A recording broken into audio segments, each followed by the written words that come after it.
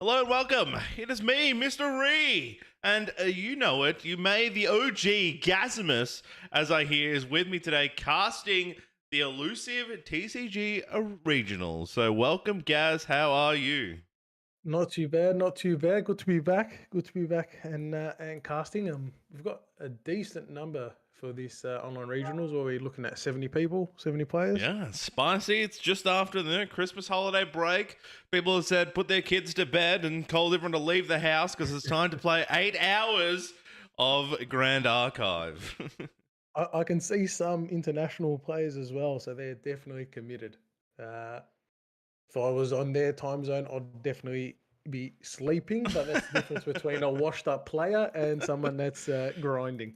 Do you want to tell us a bit about yourself, Gaz? I know from whispers when I've said, look, Gaz has cast me today, everyone's like, Gaz? Gazimus? The Gaz? Yeah. So tell us who you are, and people already know, but let's hear it. Okay, so I guess I got in the game very early, pre alter release when it was only like a 140 card pool. I did some content creating, got my banner night frame as an ambassador, and then said I'm done. No, no, life got in the way, but have made some time and now back in casting and playing a bit casually, enjoying the current meta. It's definitely enjoyable. I had one top 8 ascent, but the community's gotten good at the game. They've gotten very good at the game, and I've made the educated this choice to cast and not play anymore, or not play Yeah, I competitively did at that. least. I did that quite early in my gaming career. I didn't make an ascent, but I quickly knew that casting was more my thing than playing these big matches. Mm.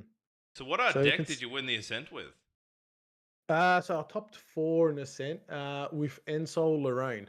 So that was my, I guess my what I was known for. That and playing a bit of Rye, but unfortunately, Rye does not seem to be playable at the moment. Yeah, RIP, right. But I am still sad about that.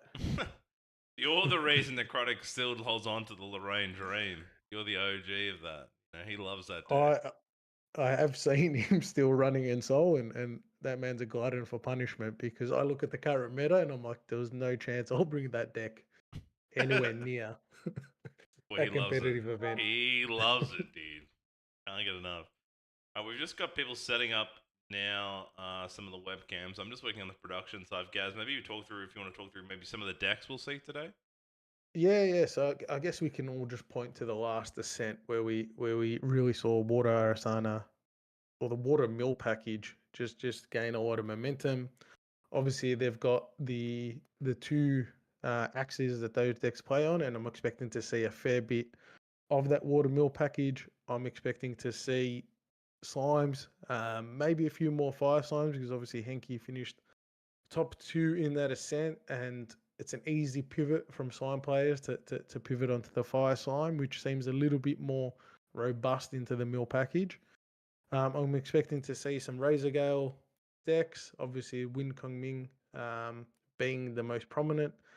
I'll expect to see allied decks of all varieties, and I'm hoping to see some cheeky just Arasana decks in general. Not the mill package. I like that wind one that I think Limbo was playing at Ascent, and I think he went on to win a very big regional in Taiwan. So I'm hoping maybe to see that deck because I do enjoy the negate package that Astra has, and see what else we get. But I'm expecting those 4 or 5 decks to be present and heavily present. I mean, it's super exciting to see Arasana coming out, as a playable character, really, you know what I mean? Like that card has Yeah, been it was a meme deck for quite a while. correct, and now we're seeing it in the pro play. So looks like I am set up here. Hopefully I've got everything right. We're going to transition over now to our first match, I believe is Aqua versus Liim. I also, if you check, we've also been sent the deck lists. Gonna have a look at Gaz, but we'll transition over now to our first Yeah, match. looks like I'm getting my. This was not planned, but the first deck is a Wind Arasana, so that's going to be quite fun. Also, he's playing the Astral Seals, and Spell Shield Astras, and let's have a look at the other. Okay. Going up against Razor Gale Kongbing.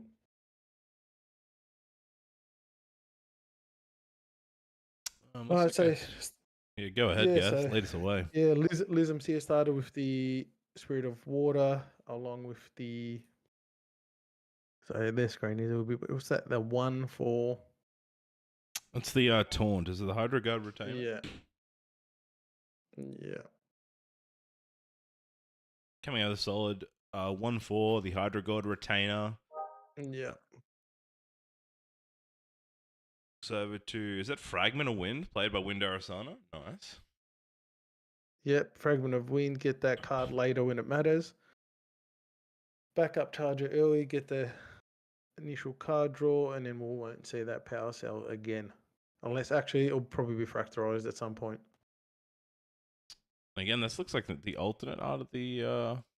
It's a different style, that power cell.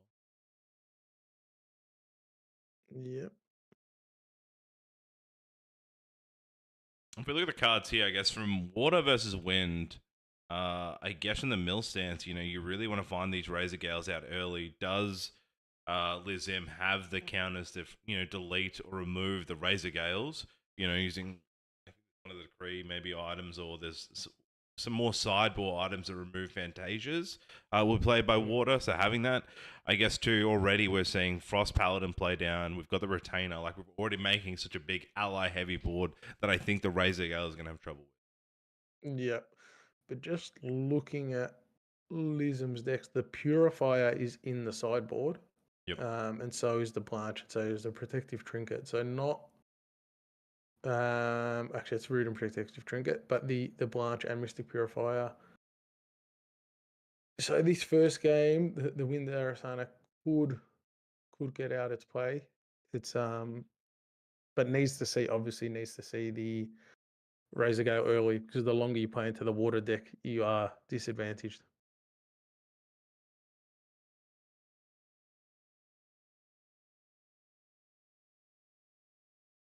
So Sidious was played.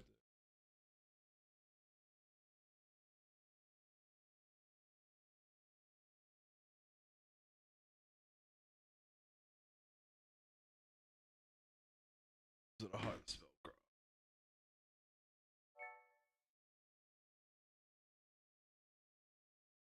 Yep, Heisen Soulcraft is fast blood deck with the empowering and also the floating memory of after fractorizing the power cell, which you called. It's hard to see the wind cards going on here. Looks like a lot of counters on. So you had a fast cure, fast play, and then a level up. Gathering herbs. They must be the 2 herbs tokens. Polaris is coming out.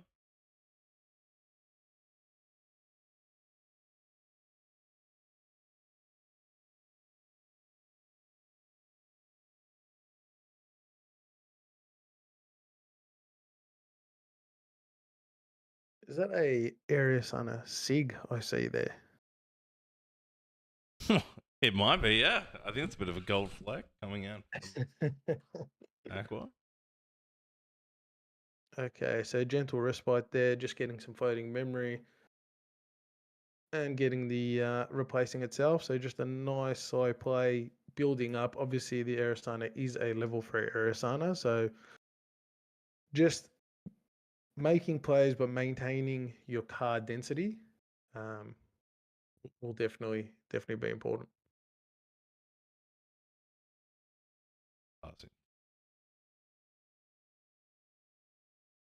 You really want to get these suppressions out, try and stop that. Suppress is going to be really strong here. That Frostwind Paladin has the buff counter. Suppress is going to remove those counters, make them a little bit weaker. But again, until we see the Wind Arasana come online, what they're going to do, they'll be able to use the Tempest Downfall, they believe, is the suppress and do free damage. You've also got, being able to pop those Razor Gales, those 1-2 damage at a time after you cast spells. You got to build to that. So hopefully, you can get to that stage before lethal from our Water deck from Liim. For sure.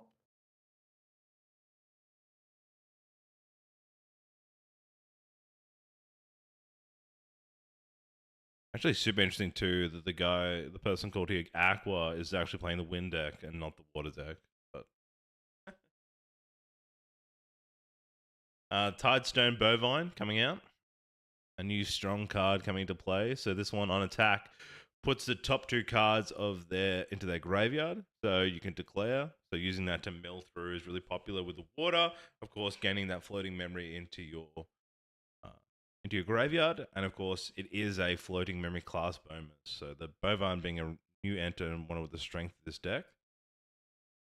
We can see a new Fractal of Insight being played, imbuing with a Refracting Missile and Tidal Lock, another great card.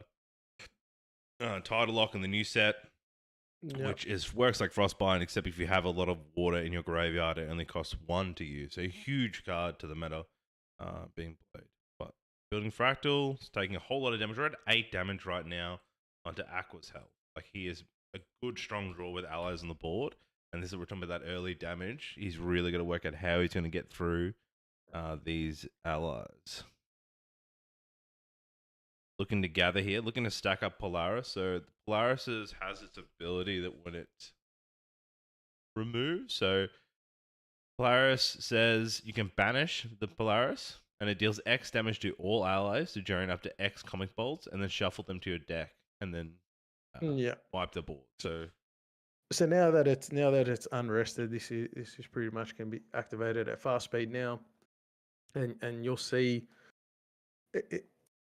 Is Aqua going to wait for more allies to be on the board to prioritize that? But has already taken 8 damage, so he's going to come a point where might be taking too much damage, where you kind of need to prioritize clearing the board.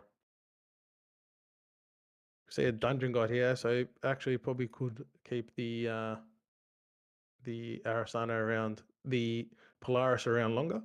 Showing off all the foils and SIGs here that Aqua has. You're talking about earlier. He's showing the money. This is someone, and I don't know if you've noticed, also wearing an Arasana t-shirt. This is someone that is committed to Arasana. Has finally ascended to the dream of Arasana being an OG, and now has time on the spotlight to show what it means to be an Arasana main. If they've been on Arasana for a while, most of these SIGs, actually, no, Arasana SIGs have always been a bit pricey, but I can even see foil. Yeah, that is a foil route there. The I'm assuming the level 3 I can't really see is Arasana the Astral Zenith, which of course once per turn you may cost 0 rather than play a star card's star calling cost, which will synergize well with the Cosmic Bolts, and then shifting off to Kong Ming across for the level up for Aqua. Now, Gaz, you know why Kong Ming is favored into this wind deck? I'm going to assume because it can it can set it shifting current and just continue to. Yeah, so one of the big things, of course, is the shifting currents. And what happens is you can place it west, and therefore your Cardinal Fate is a 1-cost win card, and that lets you glimpse and draw a card. So, of course, it synergizes well with the idea of a low cost. So this deck is built around low-cost win cards, because every time you play a low-cost wind, you deal 1 damage or 2 damage, depending how many Razor Girls are on the field. Shifting Currents gives you just an additional 1-cost Cardinal Fate, which gives you to glimpse and draw. So just a free. So they'll use that to set it west and just leave it west for the whole match. But where the Kongming is actually the water deck. So the Arasana is the wind deck. Apologies. Yeah. So may use them for the heal, or then use it for the west draw. But again, looks like all the gathering here has removed. He's gathered 5 times or 4 times. He'd used the 4 herbs, build up the Polaris, and then now has exploded the Polaris, killing all allies and drawing 5 Cosmic Bolts to go into the deck. I think it's an interesting, like, obviously water Kongming deck, especially when you're expecting either the water Arasana deck or the water Sylvie into Nico deck. So still playing the same water package, but obviously using Kongming because they found a few cards that you're right. They like and prioritizing it. also running like the looks like the Ardent Cloud Striker, which is like another one that benefits from the Kongming shifting currents that gets a stronger attack, hits for 6 or something, I believe. When it gets on field, depending on the shifting currents. The Hydro Guard Retainer gets the draw ability. I think Stratagem of Mirrored Ice may have an effect that links to it. I know it's usually unplayed with Kongming, but I think it does have also an effect depending on your current. Yeah. I think they're the 3 cards I can see in the deck that are relevant to Kongming. Right, Yeah, Bovine so coming in. shifting current stratagem of myriad of ice has efficiency as long as your shifting currents face east. There we go. Bovine, another swing, milling again.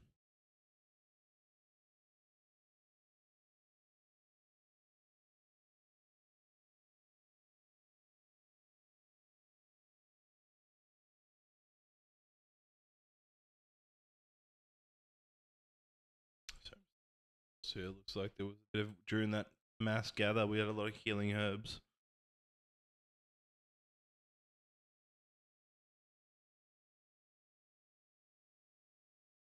Players now. I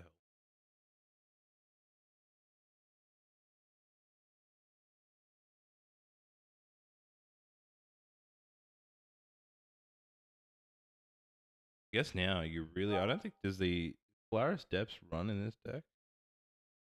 In the water, hydrogen retainer.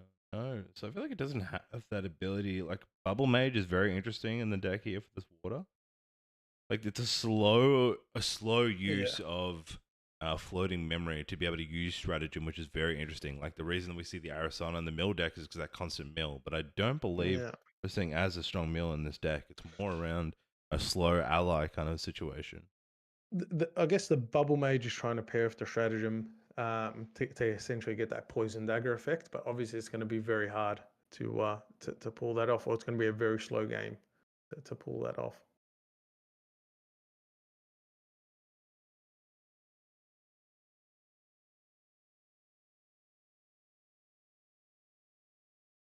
So fast cure is being played here. Influence of 4.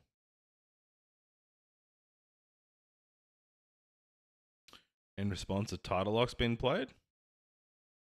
Playing it for 1, stopping the fast cure. Yeah.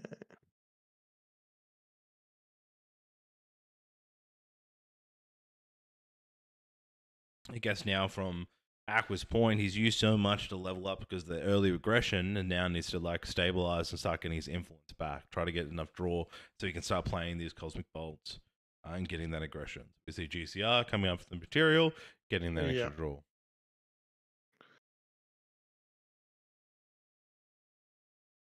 But this is where now you'd expect to see a level 3 deck start to pull away from a deck that is just at level 1. Obviously, the level 1 still has the burst with the stratagem and whatnot, but this could definitely start to favor.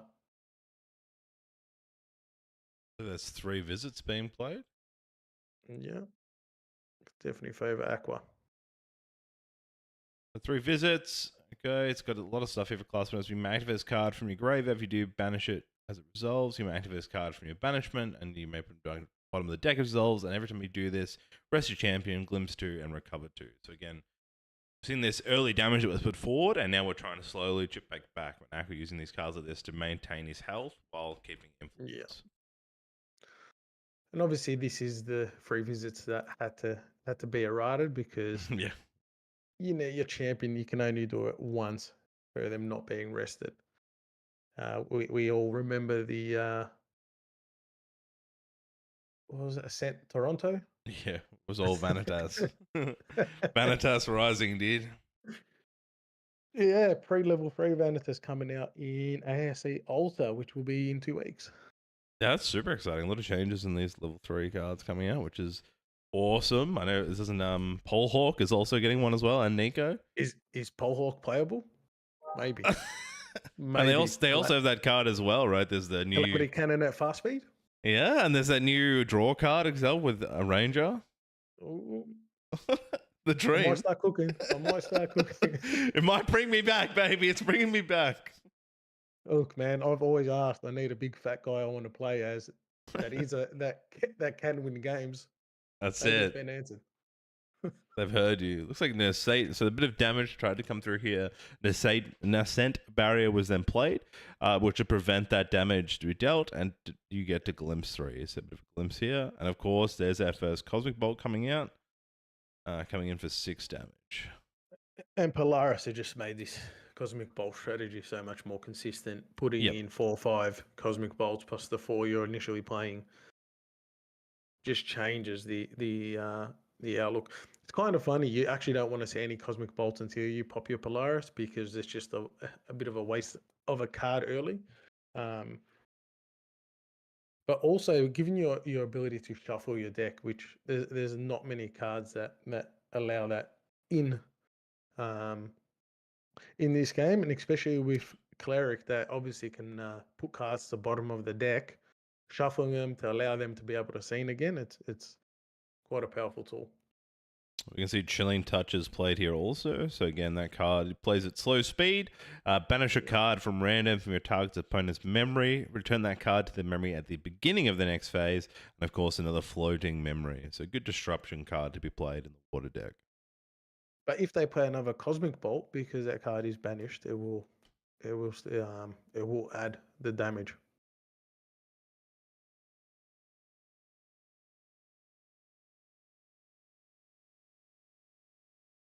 All right, players now deciding. I believe it's still our water friend's turn. Liim deciding what to do here. It's hard to see how many cards they have, but at this point of the game, they're going to have to keep some cards just for interaction. They might not even, not deciding not to make a play there. So 6 cards. You're in the danger zone. There's already 3 Cosmic Bolts in the bin here, so you're adding a considerable amount of damage to any new Cosmic Bolts. Like backup charger maybe played there? Yep, pre-rec. Another great card added into the game that really changed. Really quickly, it made it to everybody's material deck. That nice draw. Quickly made its way to the most expensive rare in the game. Was Dungeon Guide for a while, but backup charger said, "Hold my beer, and I'll show you how it's done." I mean, it's a cheaper, Grand Crusade. It gives me that free draw. I'm gonna put it every day in the deck. That's it. However, look, there is Mercurial Altar coming out May. Yep. Is that? So yeah, that card will definitely become more attainable. Is the Altar decks? Are they new? I'm like not much of a collector being the year, but were they just started this year doing these Altar versions? So there was Dawn of Ashes Altar. So the original Dawn of Ashes, but because it was like sort of Kickstarter as well, was super limited. Yeah. And then Altar came out, and they've always had that different signatures coming out with Altar. So it's still worthwhile getting Altar, even if you're an established collector. But what they're doing with Alchemical coming out in 2 weeks is that the extra card is in a separate slot. So if you're already a collector, you don't have to buy 10,000 boxes. I'm exaggerating here to get with the cards you need. You'll get it in a few boxes because there's one per pack, so it's easy to get the play set, and you always got the chance of the SIGs. And I'm assuming people are going to be hunting the Polhawk signature, and then if they'll slightly be happy if they get the Nico one. Oh. Not much was played there for turn there. I think it was really held. One card was played. Yeah. I didn't get to see there from Aqua. Damage is still... We're at the point of the game where Aqua doesn't want to waste any cards that can be countered. So at the moment, he's not sensing any danger. So he's just going to take their time, start acquiring cards, get cards increase influence. Yeah. And then if Liim gets to be greedy or has to put too many cards down, then you'll probably see Aqua start playing.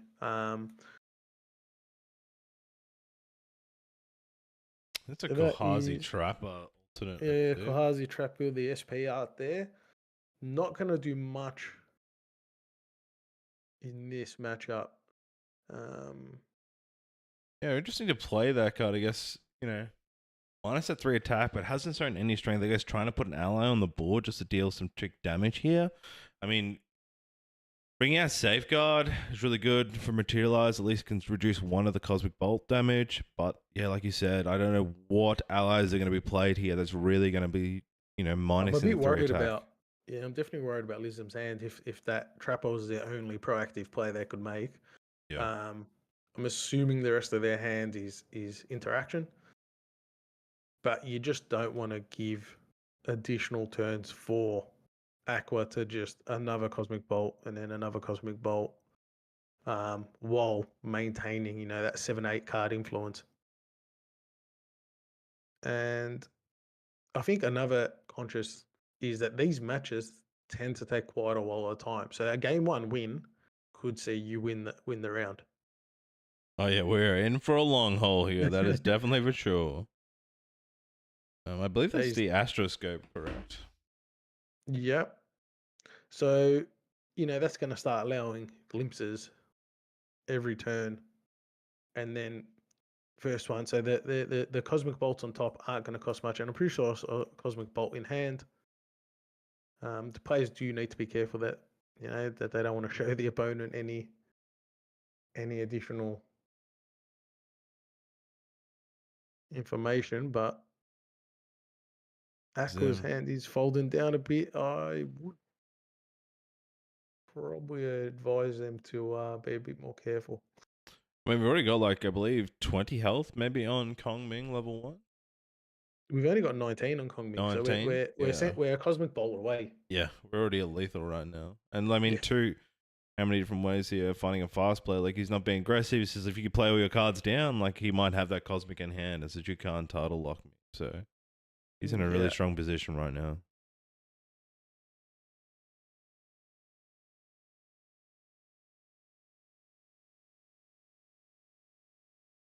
Looks like the fan is a new Kong Ming.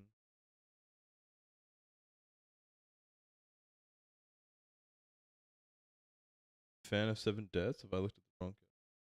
There it is. Fan of the 7 dips. Draw a card. Yeah. You can banish it to change the currents. I believe it was also a floating memory was paid from that, from the Lost Some Thoughts. Heightened Spellcraft being played here for +3, I believe, empowerment. Ooh, playing it twice now. There could be a big damage here coming through. So that's 2 empowered 3s, now +6 onto the next ability. Putting in 2 more floating memories. That was all done in fast speed. I'm assuming Stratagem of Myriad Ice now because they'll cost nothing. You can turn the shifting current to face the east, and now you've got 3 stratagems. But do they have enough floating memory in the graveyard? Bovine looking to attack to get that actual floating. Yeah. Takes 1 damage. No floating put in, which is unfortunate. Rahazi swinging for 1. What health are we looking at here for? 5v13.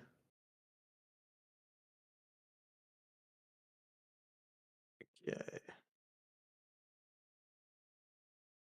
Stratagem will need to find at least 5,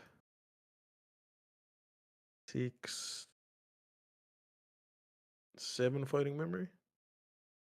Banishing the fan to shift the currents. 6 isn't enough. Yeah, it needs 7 floating memory here. Could play 2 of them. They will cost nothing. Here's the first stratagem. One.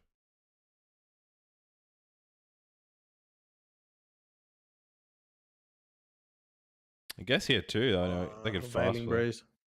What are we seeing there? Looks like a seal, right? The Astral Seal. Oh yeah, hard counter. Astral Seal being fast played here, which says that this card costs 3 less to activate if it targets an activation card with the same name. Banishment is class bonus and it negates target activation. Banish that card that has activation negated this way. But paid the free, so obviously But if they have another Astro Seal in it, Stratagem will now be banished. So they'll be able to pay the next one for free. So unless the Liim here has a Frostbind to maybe push, but they're not.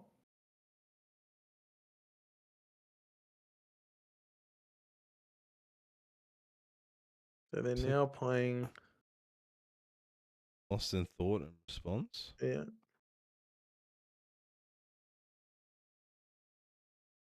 They played 2 and 6.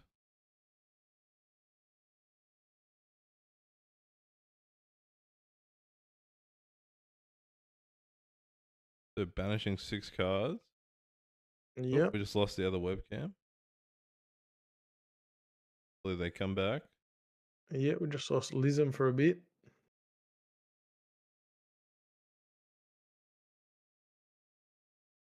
Yeah, so they paid 6, drew 6. They're looking for a.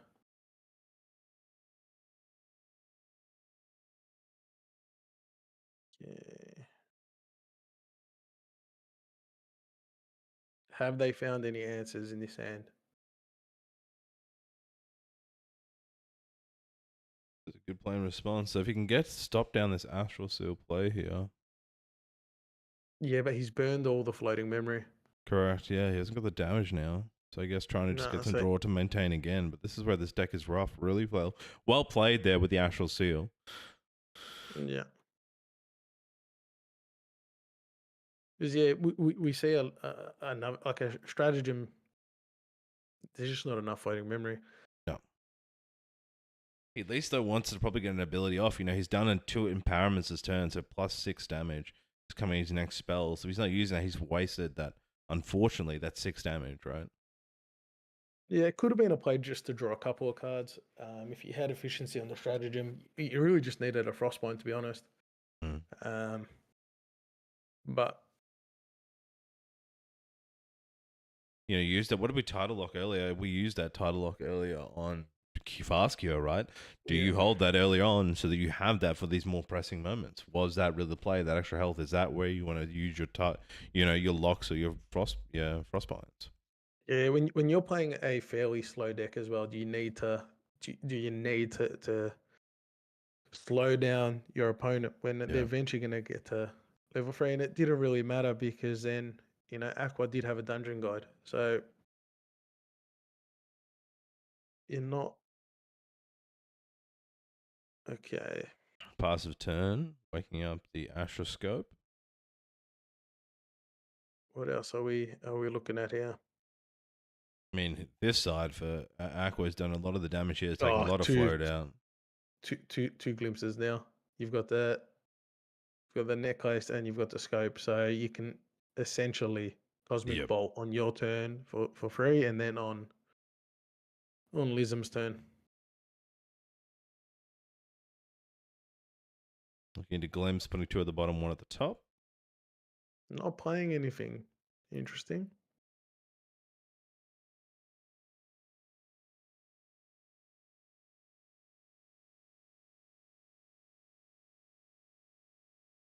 Banishing the necklace now. Yep. Using 4.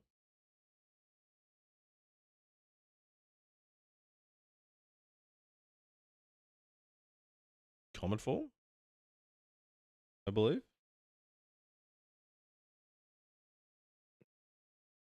Still presents 3 damage to Kong Ming and clears the board. Yep. Should do 4 with class bonus. Putting Liim at 17. He's only 2 off now. Has a very big hand now, Aqua. Yeah. Like, Cosmic Bolt isn't the cheapest of spells, but I think there's enough cards to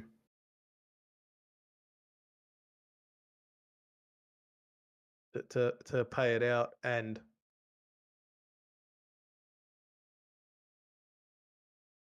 not playing it very safe. I don't know what that card is. That is the Fan of 7 Debts, I believe. Or Ebbing Tide. We had Fana, didn't I already? Yeah, it's Ebbing Tide. So it's Empower 2. It comes in rested.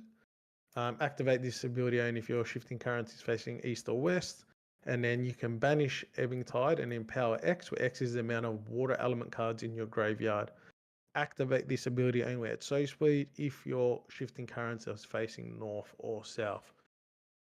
So this is just another way to reduce the cost of stratagem. However, stratagem only you need to have another way to shift your shifting currents. So north and south gives you the empower, but then stratagem needs to be east, I believe, for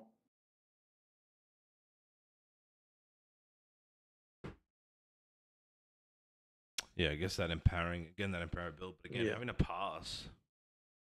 Yeah, it's a setup turn. Obviously it comes in hindered, so you're not really being able to. Ascent barrier was played there. Yeah.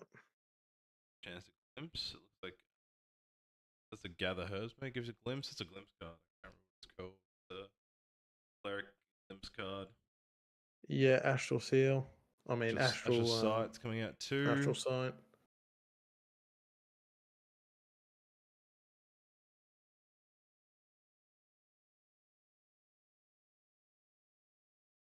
Being told you guys can hear my BattleNet tings, but I've removed that. I don't know why I can never hear it, but you guys can hear that annoying noise. We've also just like I said, we're good 35, 38 minutes into the round. Yeah. And still in game one. Yeah, sometimes these games are a best of one.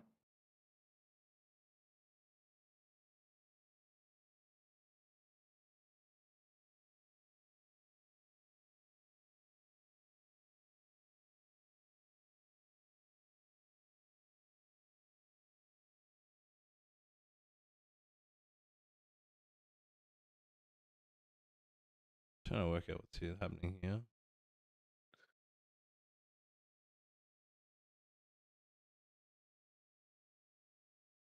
A lot of guys in Grove. Yeah, it looks like the scope has been fracturized.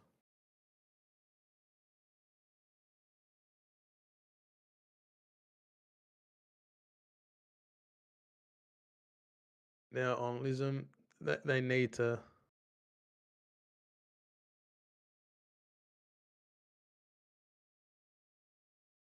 And this is we talk about these games. Like you got to, if you're going to play these decks, you really need to know where you're at because you said you're 35 minutes in. You've got to make quick decisions. Like this is either going to try and prolong. Like if you're in the negative spot here, do you scoop right? Like does them go? Do I go game 2 here? Like is this really the chance that I'm going to pull this back, or am I just going to get through one game? We've got Bubble Mage out, so that's going to rest. That's going to rest Aerosana. And now it's essentially because the class bonus is mage, Kongming is mage, you get the +1 for every damage. So you got the poison dagger effect. So I have a feeling here that Stifling trap. Oh my god. Liim thinks that there's potentially a chance to get the win on this turn, but now has to put cards down to stop the stifling trap and might not have enough cards for the damage. The shifting currency is facing north here, so stratagem at the moment doesn't have efficiency. So many strong win cards. Like we talk about why the win. Like Stifling Trap is an assassin card here, but still worth the play down because of the ability to stop on end. Like great. Yeah. And probably not saying I wouldn't think that playing Liim thinking I'm going to play that Bubble Mage, not thinking that Stifling is something he's going to come across right now, and there it is, sitting in Aqua's deck. There's so many good allies with on enter. Like most of them have an on enter. So Stifling Trap.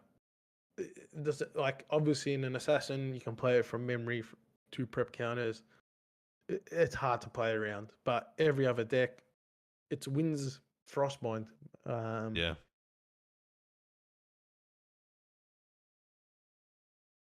And at 2 cost, it's the perfect interaction cost curve.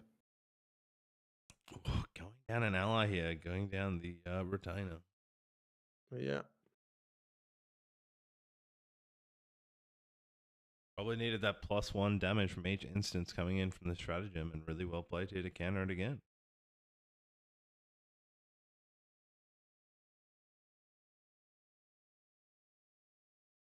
So the Hydra Guard here, of course, is a taunt 1/4, and whenever your shifting current changes from north to west, draw a card. Just unfortunately, taunt's not going to do much when we've got Cosmic Bolt doesn't bypass his taunt, so we're really looking at just The draw. a draw away. Looking at Liim's hand, I think there's 4 cards there. No, there's more than 4, but at 5 cards, you've only got 1 counter that you can play. There's no fractals on the board; they've all been tapped, so it's really only the 5 influence at the moment. As long as Aqua can pay 2 cards, and there you go, Cosmic Bolt, and got 4 in hand. This Cosmic Bolt's coming. Has there been 4 played so far? Is it with the counters on? Or like Yeah. So there's 2 in 12 banish damage? and 2 in graveyard. Yeah, and that's game 1. Game 1's played. And if we look at the clock, we've got 21 minutes left is what my clock is telling us. Ready for a Yeah, fast game 2. but like Aqua's got no incentive to, he can play at his the normal pace, and it's hard for a water deck, especially one that isn't playing the slams, to get an early win. Exactly right. Let's have a look at our sideboards here. So we've got from Aqua's side deck here, we've got 2 Blanches. Yep. 2 Blanches, 2 Potions of Healing, 2 Beseech the Winds, 2 Dream Furies, 2 Scatter Essence, 2 Stiflings, and 3 Meteor Strikes. Any of them you're thinking you put in? Maybe the Stifling Traps. Yep. Scatter Essence doesn't, like, if you want to get rid of Fractal Rains. Potentially the Dream Fairies, don't think they're needed. Beseech the Winds, unless you're trying to. I don't think you're rushed, so you're not really worrying about Beseech the Winds. Remember that early on he did DG to get out of that lethal stage. He leveled up quickly to get the bonus of Gather. Like maybe you go into Beseech because you were a bit hazy. But again, once he got through that level up, had the huge board wipe Polaris. Like the huge part of this was because he could wipe the board with Polaris. It can, I believe, be fractorized, right? Like I think it can be removed early on. It can. It's just your opponent, in response, can banish it to get some value. But ideally for you early on, and when I play Polaris, right, you don't want those Cosmic Bolts. If you he banishes it early with no counters, he's not going to get 6 Cosmic Bolts in. He's not going to get, the board wipe that he wants. Because he builds that, you want to get that off the board earlier than later. Force him to banish it, I don't care. But if you banish it with 0, Looking at Liim's sideboard, I think the Mystic Purifiers won't come in. The Blanches will probably be the only cards I'm looking to bring in. Already in Proactive Trinket? Like, do you bring that in early just to slow down the wind, right? That removes 2 cards straight off the board. Yeah, but there's a risk that they're not, that they could be astral cards. True. So that if you don't hit 2 cards in that, Viridian Trinket's the water one. It's the Crimson's the fire one, and the other trinket Crimson. is you're right. Is it the Azure Protective Trinket? Which one? He has Crimson Protective in his main. Oh, it's a Crimson. The Crimson one is the Wind one. Yep, and that was in his main, but didn't play it. I think it's a risk when they're, if we're looking at Aqua's list, fast cures, 4 dungeon guides, 4 gentle respite, 4 harvest herbs. Yeah, there's 12 cards already. Like there's just you really only want to play Crimson into the Wind Razor Gale decks. Looking at this deck here for Liim as well, like he's got so much. Like we didn't see the Ardent Cloud Striker. That's a huge ally card. It looks like he's got a lot of allies. I think his play around here is really removing that Polaris. Like that Cloud Striker is a 3/4. It is 5 cost, of course, but it can swing for 6 damage.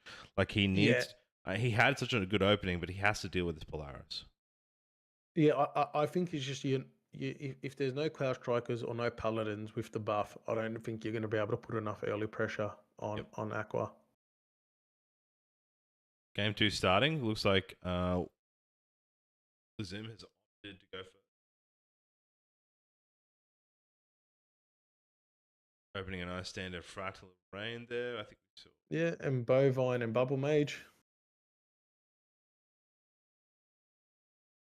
We're shown. Okay.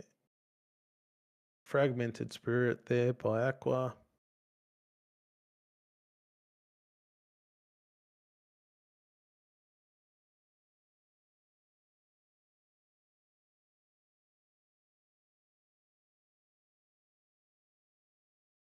I guess here too, you know, from Doesn't Aqua's like- point, do they take their time here? Have some choices. Don't, you know, can take everything very slow, right?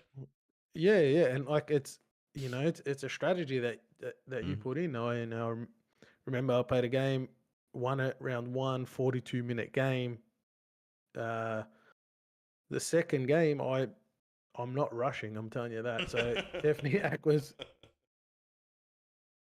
and obviously as long as you play within reason, I don't really think there's Scatter Essence being played here to get rid of the Fractal Rain, and that's going to hurt a lot. Yeah. So getting no discards off the Fractal Rain, losing the value, and there's a Mnemonic Charm. I believe that's the card. Yep. I'm like super impressed with this, like kind of knowing you're coming in today knowing that Water Deck is so up there at the moment, and like Scatter Essence is in your deck, Stifling's in your deck. Like this deck, Wind Arasana, again, we said has all the CSRs, is really crafted for his matches today, and I'm keen to see him do two well. in the main deck, and probably put an additional 2 just because hurting that Fractal Rain early. Yeah, just excellent play. And it's a floating as well, getting that full slow floating.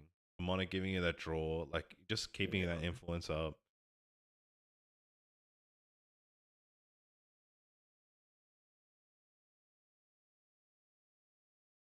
Okay. Bovine's out. Give me that mill, he says. Summon the ox. Hopefully hit some floating here. Lost in Thought and a Stratagem. Stratagem. Oh, not the cards you want to... Look, Lost in Thought does have floating memory, but you definitely want to be playing that. To be fair, it's not a great... It's more of a late game player than an early game, so the worst, but... There's a Frostborn or something here. Get in the buff counter. Yeah. I feel like... There we go. Perfect. I feel like Liim is playing a lot quicker and trying to play a bit more aggressive. Yep. But that's not always in favor of these water decks. You really need to be calculated when playing it. I can see he is in the tournament today, but if we get a chance for Quorx, because he's a very good water player, you have to be calculated when playing this deck. Yeah. Especially when you really instance of damage. You're talking about the empower early on. You got to talk about how many cards the opponent has to counter, how much damage I need to get exact lethal. I'm counting my floating. Like it's definitely a chess deck. It's like you're not playing for the next turn. You're playing for the next 3 turns. Yep. And playing it on a online webcam event also makes it hard because I personally find it hard to track what cards in my opponent's graveyard, what opponents banish. I feel like you're kind of laid back as well. I don't know what the vibes here of players. When you go to the events, you're kind of like quite heightened, right? You've been nervous. You that adrenaline running. When you're playing from home and your webcam, it's more relaxed. You're more likely to slip up because you're in that less of a... Yes, it is a regional event, but it is more casual in the sense you're not having that distress. You are looking at someone's... you can't see the cards that well, so your brain's not quickly picking up things you might have if you're in the real life. Those pressures come in these webcam events. So we can see a... I'm sure it's like Insidious, but I can't think of the name of it. So I have taken. Indolent leisure. That's what it is. That's it. Insidious indolent. I was like, no, it's in something. It's indolent leisure. So of course, it's just a draw a card, and if you've +3, you get to draw 3. Draw 2 more. Yeah. Looks like another herb gathering here. Yep, showing the dice to the camera there to make sure no funny business. And Polaris is out too now. So like if Wisdom can't fractalize the Polaris next turn. Yeah, we already got 3 herbs on board, so it's going to do 3 damage to the board. Like you have to. It's hindered, but it's hindered. So he's got 1 turn to get rid of it, and it's his turn. So, and he's got 4 in deck, so there's a good chance he can see it, and also doing the GCR. So many cards, really surely. Yeah. Obviously, you are giving a resource to Aqua, but you have a 3/4 on the field that you needs to push damage. Yep. Putting 2 down. Yep, do the damage first. See what you mill. Yeah, I think there was a Fractalize there that got milled. Can't see it perfectly. Frostbite. Frostbine's on top. I didn't see the second card. Swing again. Paladin, bring it to 8. Okay. Illusive, banish it, fractalize it, send it away. Get rid of Polaris. Come on. Putting 2 down, the magic number. Oh, imbuing. Oh, Fractal of Rain. It's a nice foiled Bubble Mage as well. So Bubble Mage and Title Lock? She's playing the title. Maybe doesn't have the fractalize. I mean, you could be. Foiled Bubble Mages as well. Nice. So rough if you haven't drawn fractalize out of the so many cards. Am I saying another Fractal of Rain? 3 title locks have been played in hand. That is hella rough. But doesn't have the ability to fractalize, man. He doesn't have it. Well, yeah, because still had 3 cards, had resources. I think we're going to level 2 here. Yep. Okay. It's Harvest Herbs that was played there. Yeah, Floating Memory together was played earlier. We're going to 5 herbs now. It's raining herbs, dude. Hit up your gardening. This is it. If you're a farmer and you loved Farmville back in the 2000s, do I have a deck for you? We'll take it back even more. This is Burke's backyard here. This is Australia. Burke's backyard, dude. The internationals going, what did you just say to the homegrown Aussies here? Burke's backyard, dude. We've got better homes and gardens here. No weeds, just luscious crops. Can you go back and make some content, like revisit already here? After this, I'm gonna look at your YouTube channel, look for the Burke's backyard deck, the better homes and garden with your face and Arizona. Holy quality content today. Starting strong. That's a banger. Righto. Yeah. This is Jan to wipe the board. He's got 3 cards in hand. It's like another herb harvest. There's so many Cosmic Balls going again. Look at time. We have 8 minutes left. Once he wipes the board, we're going to start drawing cards too. Like we can start drawing cards of Arizona's ability.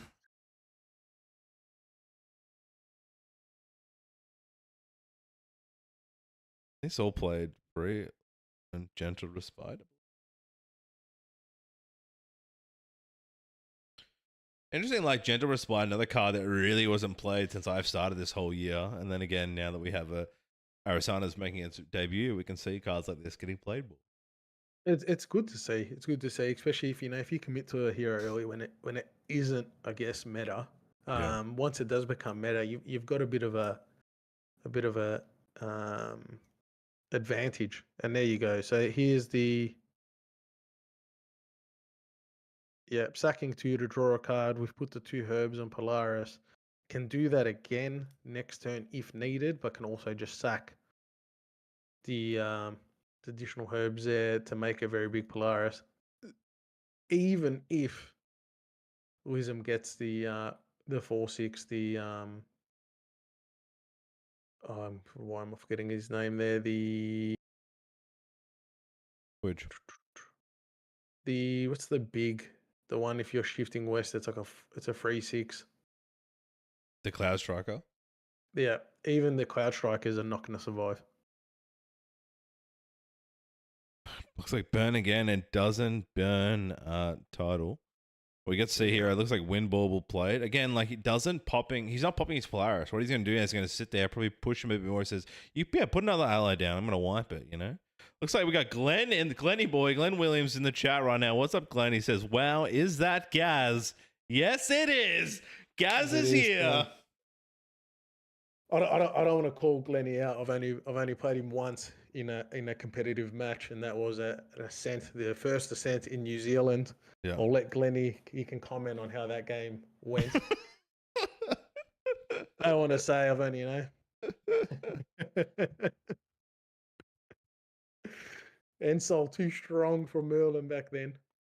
Looks like a bit of a scoop there. I think that's going in for game. Yeah. Says the Cosmic Bolt does. Oh, just a scoop here. Just like it wipes the board, sorry. Grabbing the Cosmic Bolt. 6. 6 bolts coming in, 6 damage played. Yeah, Gazimus is back from Tracy, and also Gaz Olsen, first person I ever watched in GA from level 100 Bayleaf. Bit of love to Gaz. Well, I do remember Bayleaf. We had a glorious dinner at Denny's with about 10 of us. It was about midnight. I think it was after day 1 of Ontario Ascent, and I can confirm Denny's food is barely edible. But let's go to the. So, all right, looks like we've had the Polaris played. So 6 bolts got put into the deck. Board was wiped, and we're now heading over to Liz's play. We've got 5 minutes on the clock before we hit overtime. Yeah. Level says, Denny's ain't that bad. Look, I'll accept that from Americans that haven't eaten elsewhere.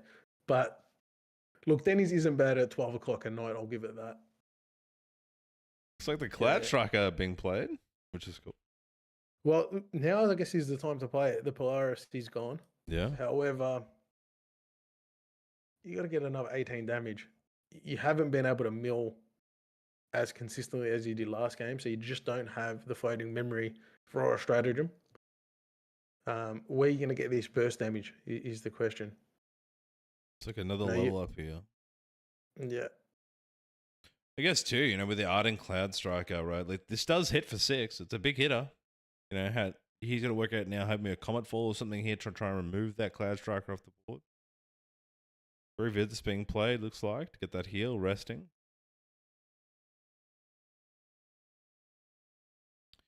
Healing 2. Yeah. First Cosmic Bolt there presented. Let the bolts fly. Currently 8 to 4 health. Champ is rested.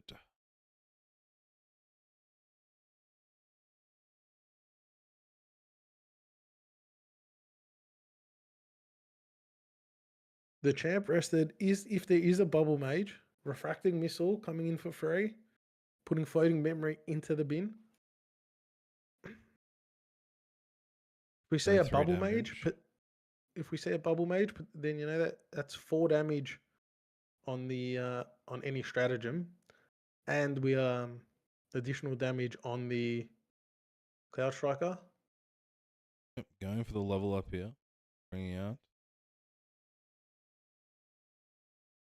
Yeah, people in the chat, same thing. That why didn't choose to Cosmic Bolt the Ardent Cloud. I think they just weren't assuming they're at risk here. They've also got, obviously, they've got Fast Cure in hand. They might have a Stifling Trap to stop the Bubble Mage. Not hitting another Fractal of Rain in the mill. And he's playing. It's another glimpse card. Comes out just Yeah. recently with Quorx. Is it Wisdom's Reprise, I believe? Yep. So Wisdom Prize of 1 cost fast play. You can glimpse 3. If you're 3+, you can draw a card into memory. Didn't find what he wanted in the glimpse. Playing Nascent Barrier here.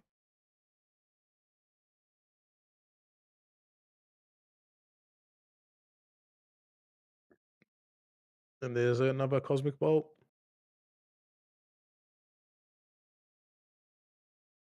Preventing 5 damage, I believe. 3.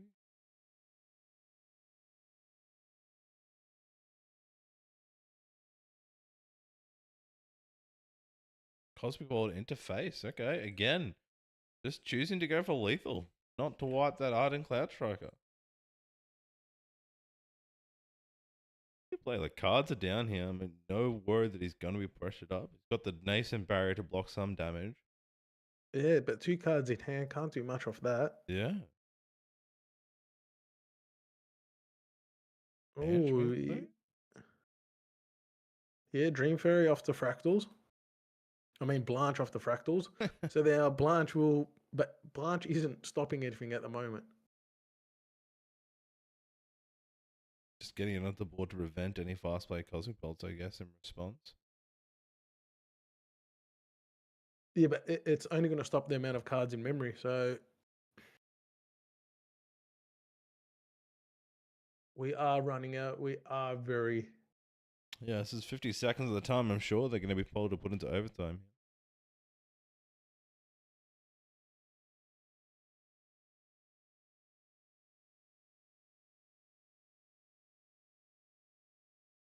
I think going face might have been a mistake there by Aqua. I think you've got the game wrapped up if you get rid of that.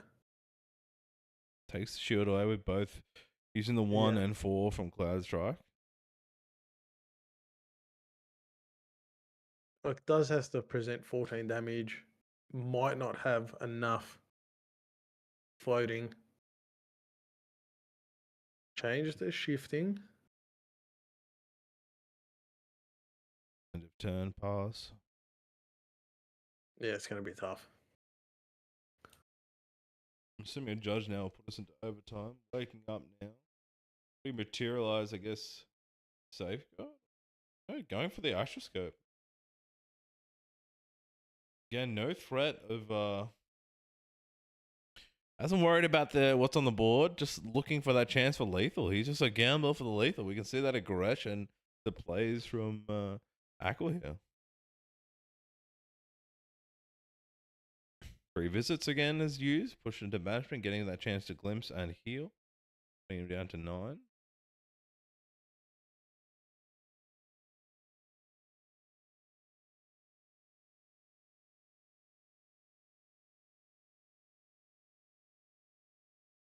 It's going to be hard. You need to get rid of the Blanche first before you can go face.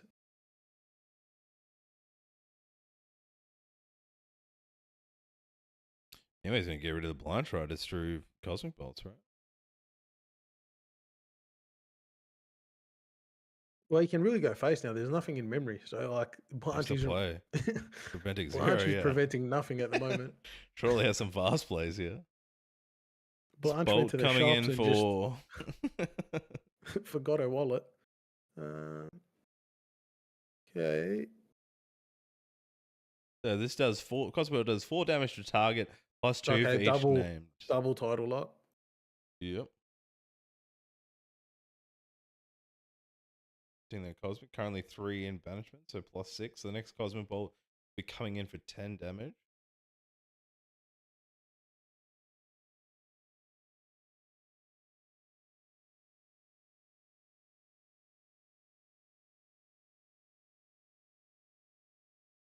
Okay, there's only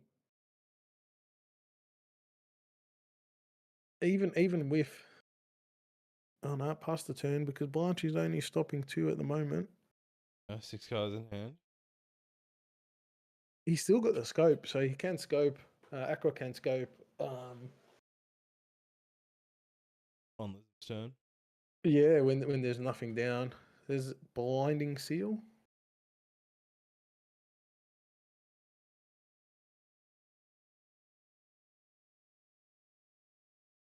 Imperial Seal. Or Orb of Imperials. Seal. It's Orb of Sealing, I think. Orb of Sealing, a new card placed in, so you can tap it to put count up to 2 target face up, non-temporary galleon, single banishment, and turn them face down. I believe it can be used on Cosmic Bolts, correct? And turn Yeah, them it face has to down be. to reduce their counter. That's the Reduce the damage if it's Cosmic. yeah.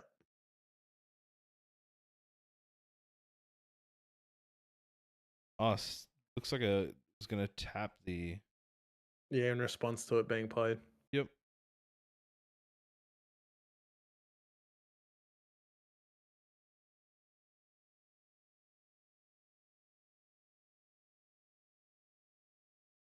I believe it's Common Fall being played right now.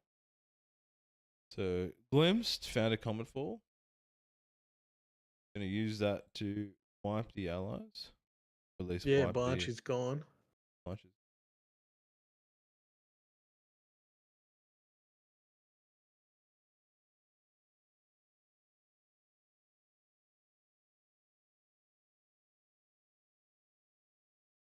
Sealing 1 the Cosmic and 1 of the 3 visits.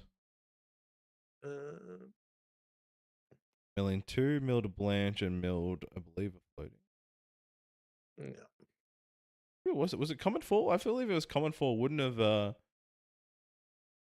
It's Common Fall, so wouldn't have our Cloud Striker have died? Is he 5 health? no, because the Blanche was still alive, so it would have been protected. So that's why he only took 2 damage himself. Right, Yeah. right. So it still negates others.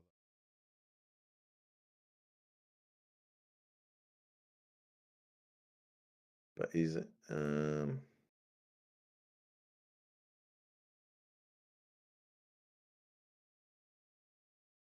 mean, this must be turn 2 here, or either they're not. No, we're definitely in overtime.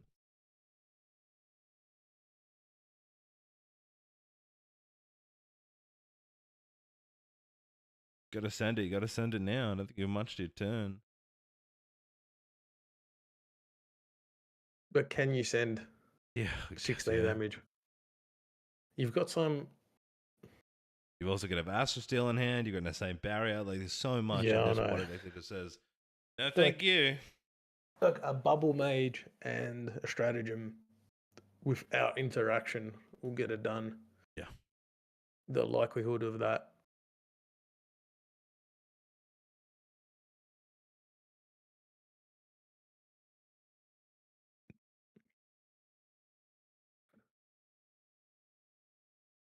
Yeah, I guess. Well, they're deciding on.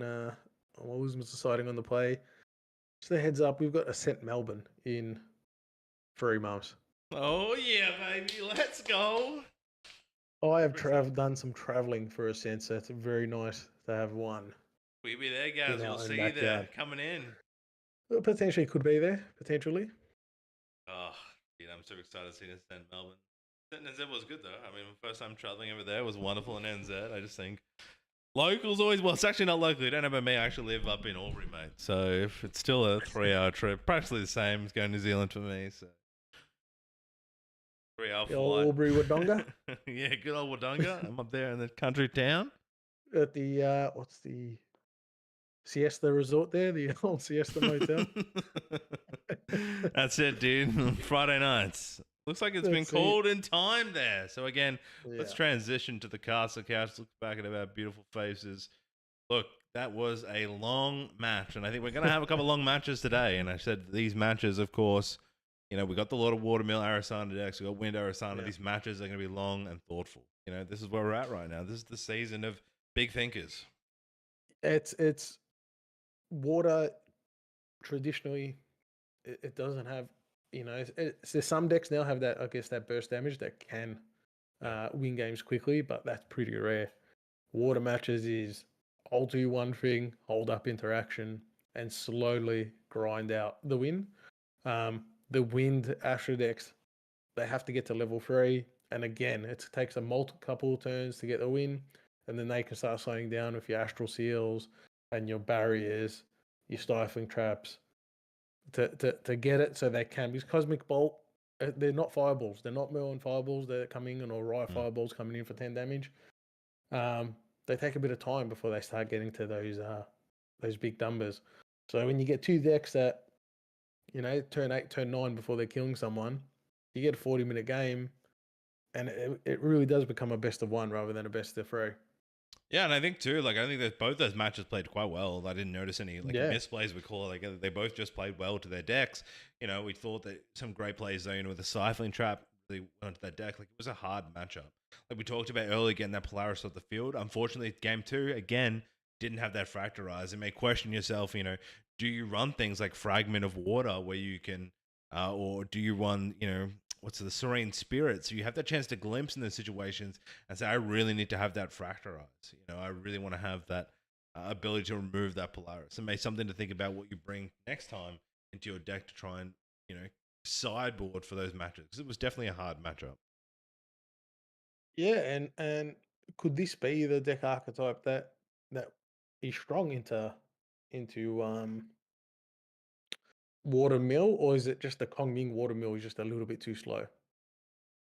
Yeah, exactly right. It wasn't alternate, like we said, alternate. I think it was more based around those allies. And I think that just makes it hard for him with the Polaris on the field. It's such a strong card. And now we've got the next match is straight just game starting 2. to straight into game 2, and it is Quorx. It's going to be Watermill. I see Penguin playmat. This could be water into water. See you guys in an hour. Cast is in for a long one today, guys. But to be fair, when I back in my day, Grand Archive, you'd be a fool to play water. So it is nice to see water having its time. It's very nice. And I think that's the true, I don't know, can't think of the word right now, but, the change of meta right now, the evolution of Grand Archive since I've joined is I love the idea that multiple decks are being played and the meta is always shifting. I think is really cool. That's what you want in a card game, right? Yeah, I just when I just got back in Slimes, and everyone's like, "No, Slimes is too oppressive," and you're like, "I don't think Slimes is going to top 8 today." So it's the meta constantly changes. GA has always been a diverse. It rewards deck building expression, and you can see that as decks. People say a 2-card combo. They say it pairs well with another card.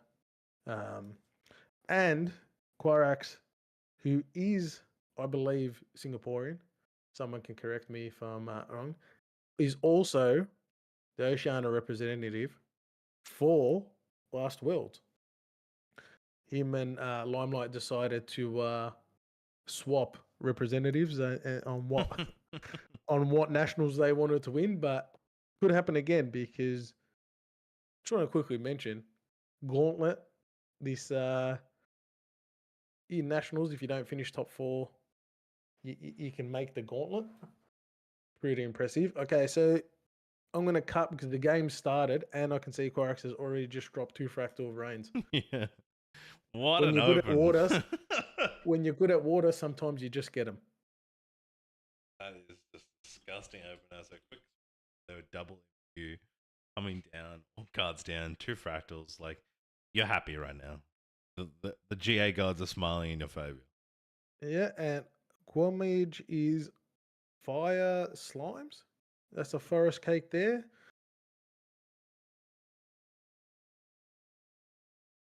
And a grey slime.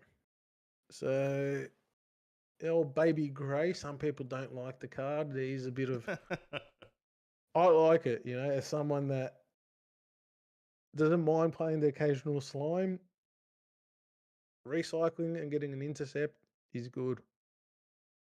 I think some great openers on both here. Again, you've got the double fractal, which is what you want, and then on the other side, you've got your baby grey and your cake.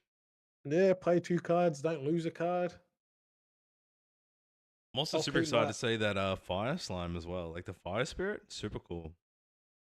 And it just makes the fire package just allows slimes to get slimes in graveyard. Your cremations, your creative shocks. You know, and I guess we can say Henke kind of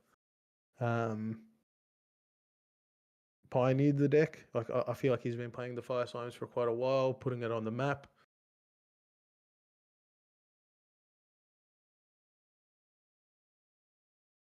I believe that's the Awakened Deacon. No, it's not. Yep. No, that's the other. So we Other don't have the cleric. deck list for this. I think it was sent through. The Bishop, I think. Yeah. But this deck, looking at Limesol Bishop, The looks like Rhyme Soul Bishop. Yeah. So banish card with floating, and if you do draw a card, it has floating. It's a 2/2 cost 3. Here's another card that you just didn't see.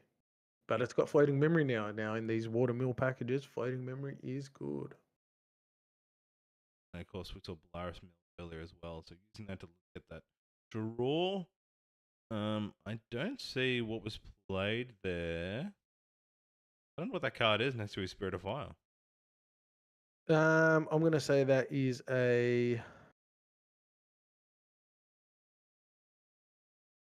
Yeah, I don't know what that is. it's an I'll find altar. out. It's one of their, it's their own altars.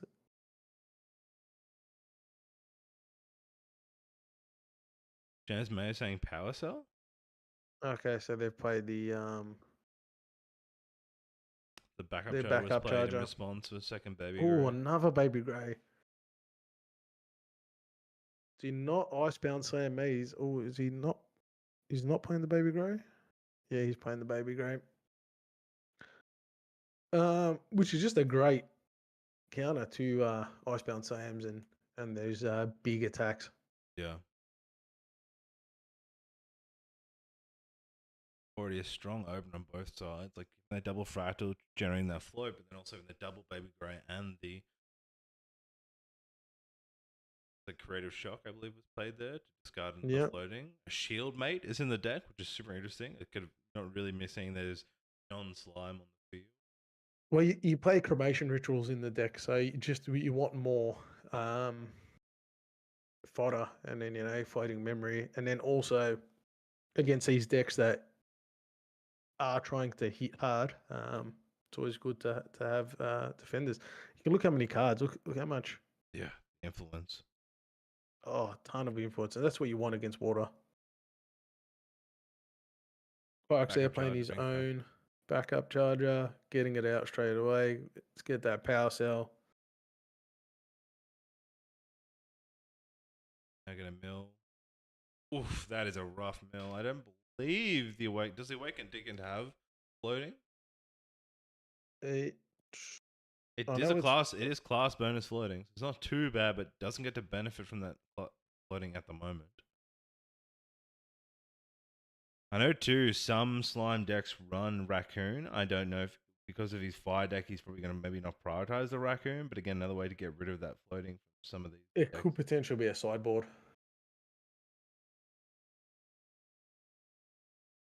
You kind of need Raccoon against these water decks just to eat that floating.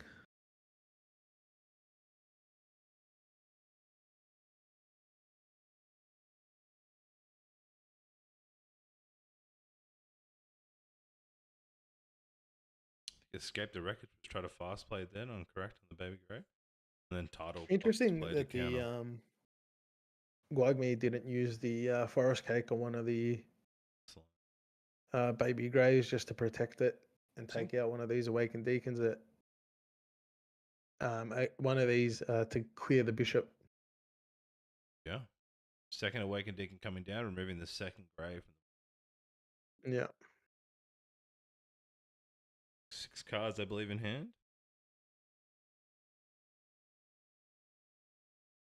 Very efficient way there, putting the dice on there, so making it very clear to the opponent. Up to Sylvie level 1. Seeing a lot more across the board. We're seeing Sylvie being played.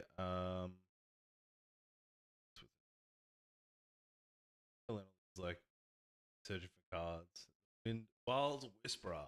We're seeing it also in water decks because they're just having that buff counter on an ally is so strong. Yeah. On. I'm assuming here we're going to see the baby fire sign. Yeah, maybe we can wipe the board. Mm. Oh, there's red slime. Talking about here, like that red slime, super strong with a fire deck because, of course, it's going to wipe the board. So currently, it's on death. It's deal damage to all allies equal to its power. So it's now a 4/3. You cremate that board, bad boy. There's 4 damage and a draw. There it is. I'm not sure why he didn't attack with it first. True. No, pride 3 can't attack. Yes, pride 3. Yeah. Okay. Let's do the 6 cards in hand. I don't know how many he had left there in case of a title lock being played or whatever. It's kind of rough to use, I guess. The plus, like having to lose that Sylvie 1 bonus. He really didn't need that +1 bonus from the red slime, but needed the cards to play for a Frostbind just in case. But then use that to win a shield mate. Leveling up there. See what we get. 3 and a 6. Summon the herbs. See it. Do you have to play? We're going to. Alright, so as they like their veggie patches. And ooh, Icebound Sam there gone. And Cerulean Decree. That's the variance of these water decks. Yeah. It's not like they're hard to pilot. Still has 4 floating with allies, which is good.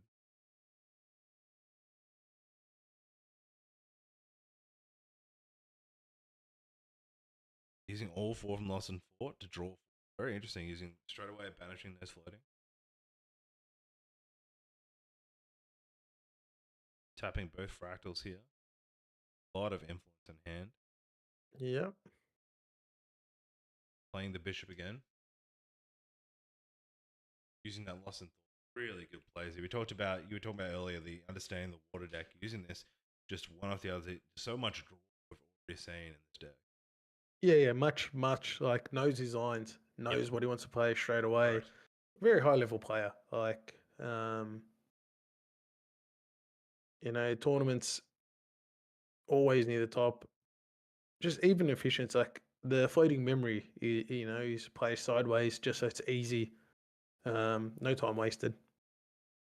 Yeah, I can see this water deck is very difficult and how quickly he just made that play. Like Quorx then just being able to go, I'm going to Lost in Thought 4. I'm going to be able to draw 4, play 1, maintain the Lost in Thought to get the draw, then do it again with my Frostball. And I'm sitting now with 2 stoked up allies. Like, and that's some of the thought process is, okay, what can I draw? How much floating memory should I keep just on based on a card I do draw? And then Fractal of Rain, your game plan is changing as cards get milled. If they're floating memory, great, it progresses a game plan. However, if you lose, your Icebound Sams, the Penguins, you've got to change your game plan. You've got to see what's on the board. Are there interceptors? Are there not? Do I have time to progress? And also, let's clear the board. I don't want level 2 Sylvie to be able to draw a card.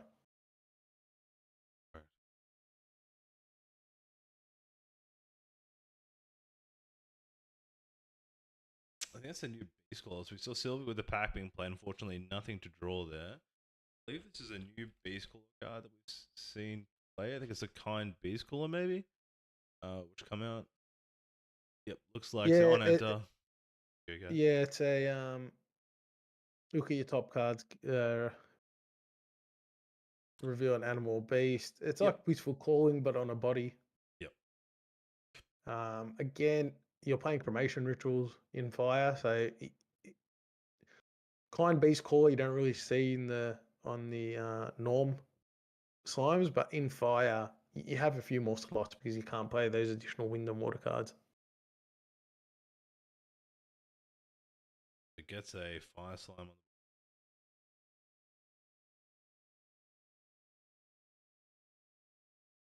maybe some response here.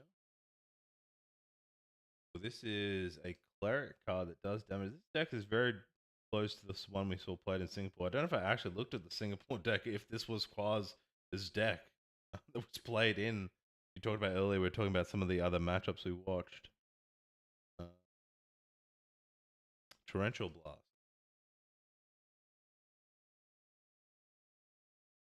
So, of course, this card here, put 2 cards, so class bonus, put the top 2 cards of your deck into the graveyard, deal an amount of up to 1 target ally equal to the amount of water element cards in your graveyard. Yeah. So just deleting. Of course, again, I talked about this in one of the recent videos I made around Null Lantern having so much potential, should be played. All these decks, and these water decks are going to be versing today. They're going to be based by water and graveyard. Tidal Lock, Torrential Blast, Sacrificing Cleanse. Yeah. Icebound It's, Slam. Polar Depths, all these water cards, they all rely on cards in graveyard. They're, like you don't stop the Floating Memory plays, but you do stop a lot of the damage. Yeah, we got Tidal Claymore got played out, which is crazy. I've never seen this played on an Arasana deck. The additional cost of this weapon for an attack, pay 10, reduced by 1 for each water card, and it's a 5/3 hitter. I guess it's a good card to amp up your Icebound Slam, but also to clear allies. He's just swinging for 5, doing in the 10 damage there, which is crazy. And I believe that's Stratagem coming out.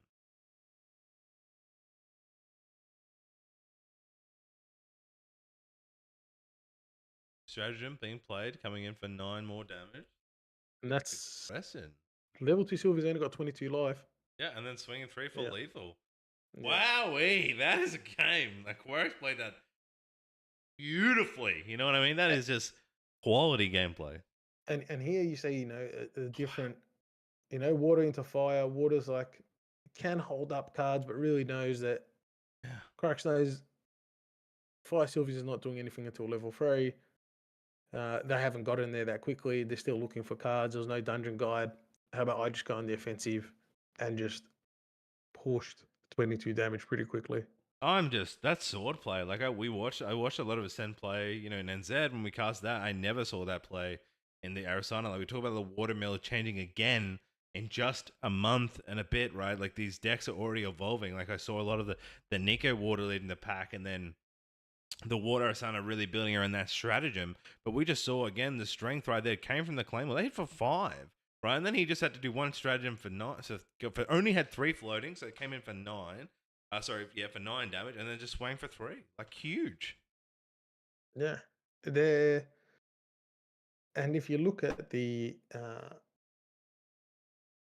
those decks, how many of them were running the sword? Probably none.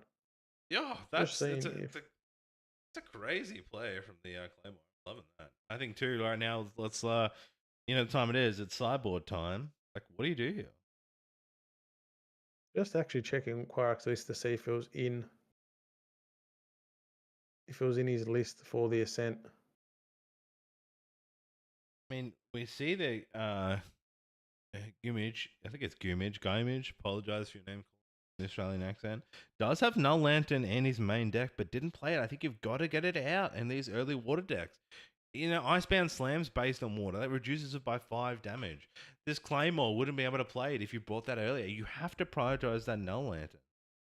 I just think you have to. I'm just a caster. I'm not a player here, but that's what would be my call here. I think you got to stop that damage. So yeah, Quorx was on the Sylvie Nico at Ascent, where he finished 7th. So trying to tell you, very good player. Oh. And an Oceania native by all accounts. Oceania native.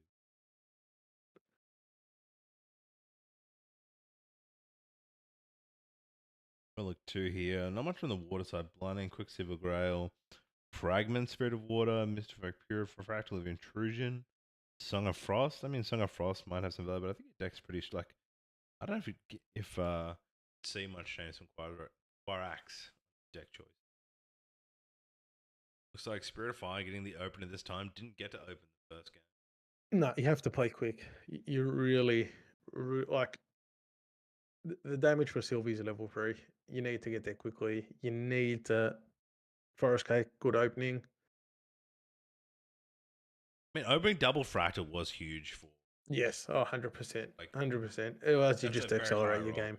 You know, and that's what we got. So we got 2 Forest Cakes here into a shield mate. It's a very strong.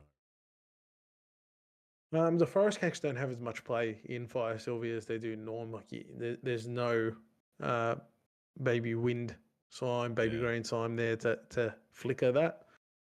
But they do push damage later on. Slam off the band. Let's go. But there's a shield mate, so just wants the mill. Oh, that is, I believe, only got 1 out of 5. There is floating. But again, there's 6 water cards straight into mill. Level up. I guess here there's interesting. Like, I know they run a bit of a water deck, running the Serene Spirit, giving the chance to draw. But a lot of people just opt for that. That high roll chance of Spirit of Water, right? If you have it, he's luckily drawn 2 fractals and an ice plan to get that opener. If you don't have them, that's why the Serene gets sometimes played in these water decks, right? Because you want to have them early on. You can get really behind if you don't have those fractal and you don't have that slam to start generating that floating. You can really find yourself in a hot spot.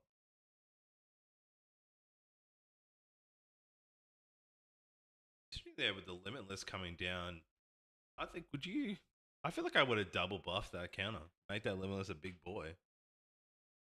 Potentially, but I feel like Midge, I'm sorry for the name, but I think he's just planning for those Forest Cakes for late game, which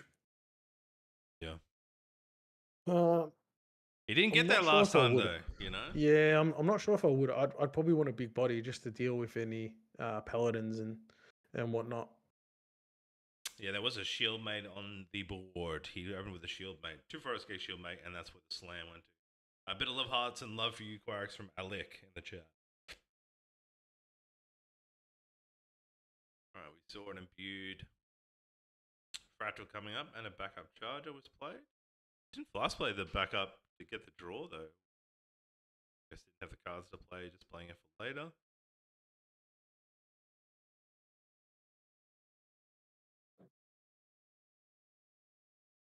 As a fire player, it's sometimes you have to play quick, but then there's so much patience, and I feel like you always need to respect a Frostbind. Yeah. Because that one time you're like, nah, have to go for it, they're gonna have it. But now there's like Frostbind, Tidal Lock, the new water coming out in ALC Altar. The negate and alloy if you don't pay 4 is really gonna hurt some slime decks. I guess here too, like you were saying, like you're thinking about that slowish play, then why not strengthen that slime on the board? Make it a bigger threat. Let us, instead of swinging for 2 right now, I would have swung for 4. It's such a big threat that he has to deal with, and then less chance that he's going to frostbind or he's going to use cards to get rid of that huge slime, which is only going to get stronger. You get to level 3 now, it's got the +1, +2 health. Like it's extremely hard to kill. I think I wouldn't be worrying. I would have put it on like an interceptor. Just making a big interceptor, just making that harder to get rid of. Yeah. So it allows you to get those extra turns to get to level 3. That's why I probably wouldn't put it on the Limitless. But we haven't seen any other creatures yet. Do you put it and then, do you start sending a very big Limitless that is only going to get bigger as the game progresses? And and if you do put it on there, at some point that's going to be very hard to get removed. I guess too, we saw, what damage you intercept you're going to prevent, and maybe an Iceman Slam. We saw the Claymore did a lot of aggression last game. You've got, of course, there's allies, the Awakened Deep, and the Bishop, Frostwind Paladin. Like, there is so much allies this deck plays with. Double 3s with the Gather, which is always good if you're running level 2 Arisana for that double up. Consuming this 2 for the draw. I'm going to assume this is only a level 1 Arisana. Obviously, we haven't seen the deck list, but I've got a feeling it's probably not going to go to level 2. Nice loss. Especially if you're running like claymores and that in your material deck. How much space do you have for?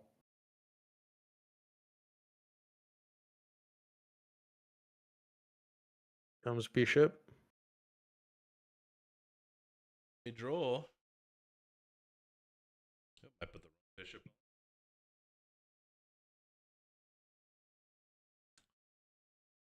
Nice 2/2 cost, 3 cost, 2 attack, 2 defense. It is you manually banish a card of floating and draw a card, which was done, and then also has the nice maintain this kind of card. Yeah, replaces itself, 2/2 body, and floating memory. So just everything that this water package wants. Getting rid of our limitless. Bring out Polaris. Yeah, obviously you don't really want to shuffle in Cosmic Bolts into this water deck. The water deck just feeds only off water cards, but it is a board wipe. You know, a tool Aerosana needed, and you know if they want to print a cauldron for Rye, I'm not going to complain.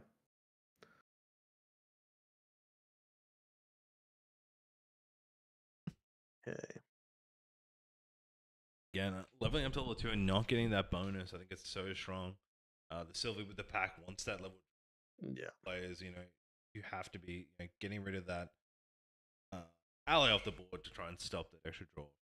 Could have used the Forest Cake to make that Limitless big enough, but then also may have wanted to get rid of the Limitless to use for the level up. So all in all, the card advantage stays the same.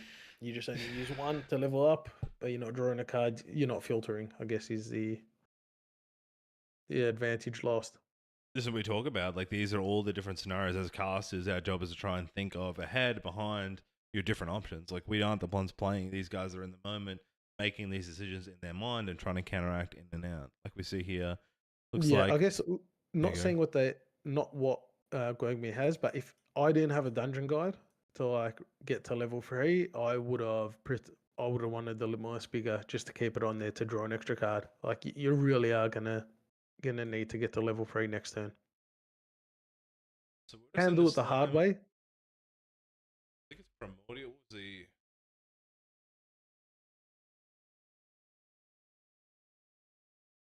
Yeah, it is searching correctly. So we're just in the Baby Red that was declared attack onto the Deacon.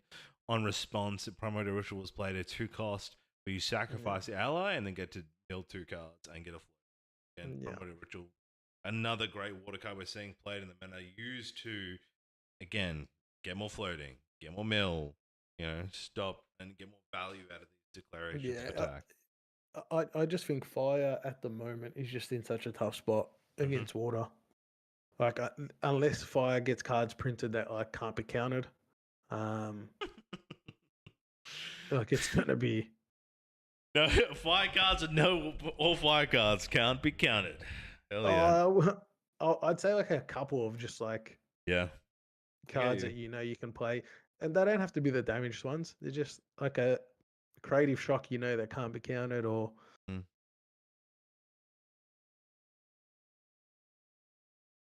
Some allies, new champion that first spell card, everything can't be negated. The Viridian Trinket that you can just bring out from material deck without having to materialize. Yeah, something like that. I'm a fire main at heart here, so obviously I'm a bit biased. Here comes a stratagem. Is that enough for lethal? Gonna be a lot of damage. I think it is. It's lethal. Second stratagem. Yeah.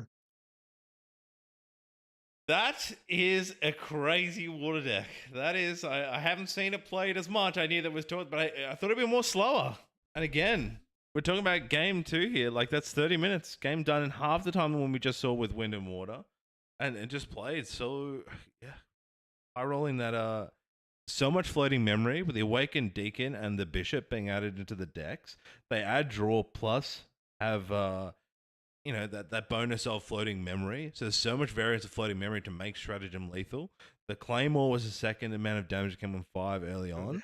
And just was able to say, look, here's stratagem, here you go. And like, what I do believe, I'm going to shift us over to the casting couch we're talking right now, but I do believe Safeguard Amulet is a really strong counter here for this deck card, right? Because I believe it's every instance of damage. So Safeguard is probably one of the biggest way to counter that, right? Which do you bring out more aggressively? Yeah, I think just the problem is that they're material cards they have to materialize, and the only way to get quick materializations outside of wind cards, where you can play the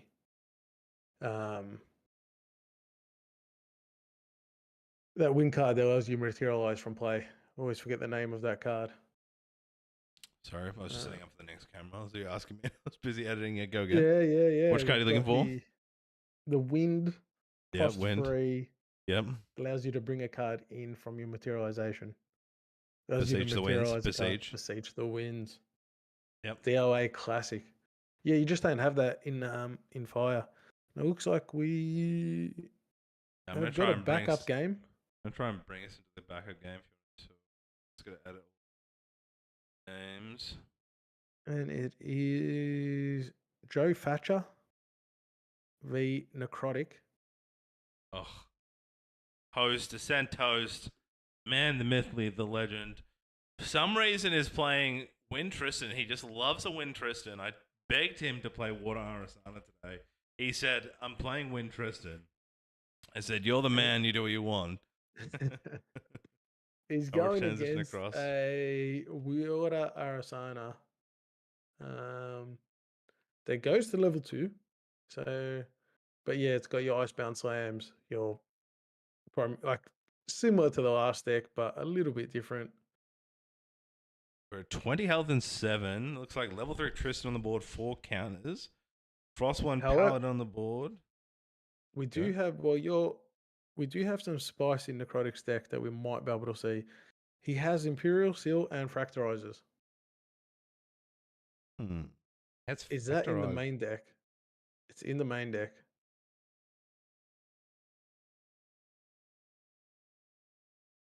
This is a interesting. So he's using the Imperial Seal so that he can fractorize. Okay. Correct. All right. Are you cooking? He's trying to cook, man. Let him cook, dude. Let him play. Let him play. I'm trying to look at what's on the board here. Like, I believe there's a horse on the board that we've never seen play before. There's Windmill Mangia. There's the Broker.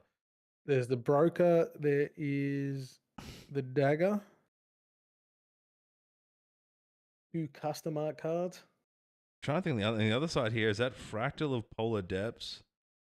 I'm assuming they're the clones. Obviously, yeah. So Necrotic deck. Yeah, Necrotic deck has the 2 clones for sure. I'm trying to look now on Jafatch's side. I'm trying to. Are those fractals? Has he already got a couple of penguins up? Yeah, so he's got Frostmourne there, Fractal of Rain, Polaris. I don't know what's underneath that, the multicolored card. I don't know what's underneath that. That's a fractorized. That might be a fractorized. Oh, yeah, underneath, yep. And lot of Polar Depths, but a lot of like Fractal Rain was just played imbued. Is that why we had those 2 reviews? Yep. Blinding Orb is played.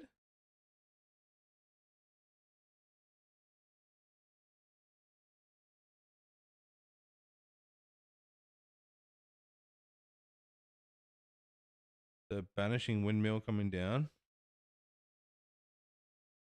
Can we know how game 1 Necrotic went? No idea, but can Necrotic push 12 damage? That is the question. This board is crazy right now. Let's like pass it. We don't have a turn 2 here. I can't see what is that an alternate art on the hero card here? Like what is next to the power cell? What is that card? The card next to the power cell is what ally that is that card? So on response here is use the blinding orb to make the put cards in the hand of their memory, and then draw. Is there a new Bubble Mage art?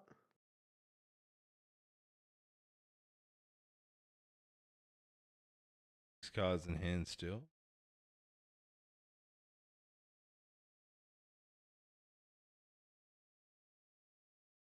We're trying to. Yeah, we got the shadows from Tristan. Yeah, we're talking the other side, underneath. The water ally next to the power cell. Yeah, talking about Joef. We've still got the keyboard, these headphones cord over the cards. It's like Shadow Strike's been played here, coming in for 4 onto the attack. I don't know what Shadow Strike's base is at 7. Cell converter. The Shadow Strike coming in for 8, I believe here. Which also shadows.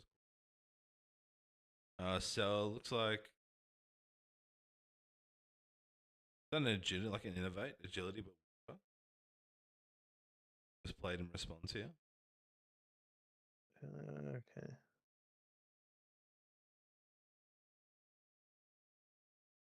Frostbind played down to counter the phase 2 to try and stop that response, which I can't tell what it is. All cards in memory now are down. This is coming in for 8 damage, I believe. Maybe 9 damage.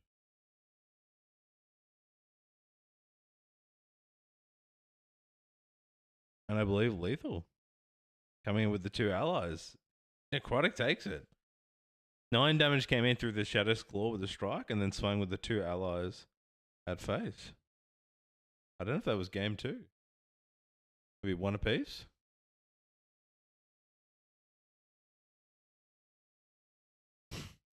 Casting halfway through, very hard, guys. Okay.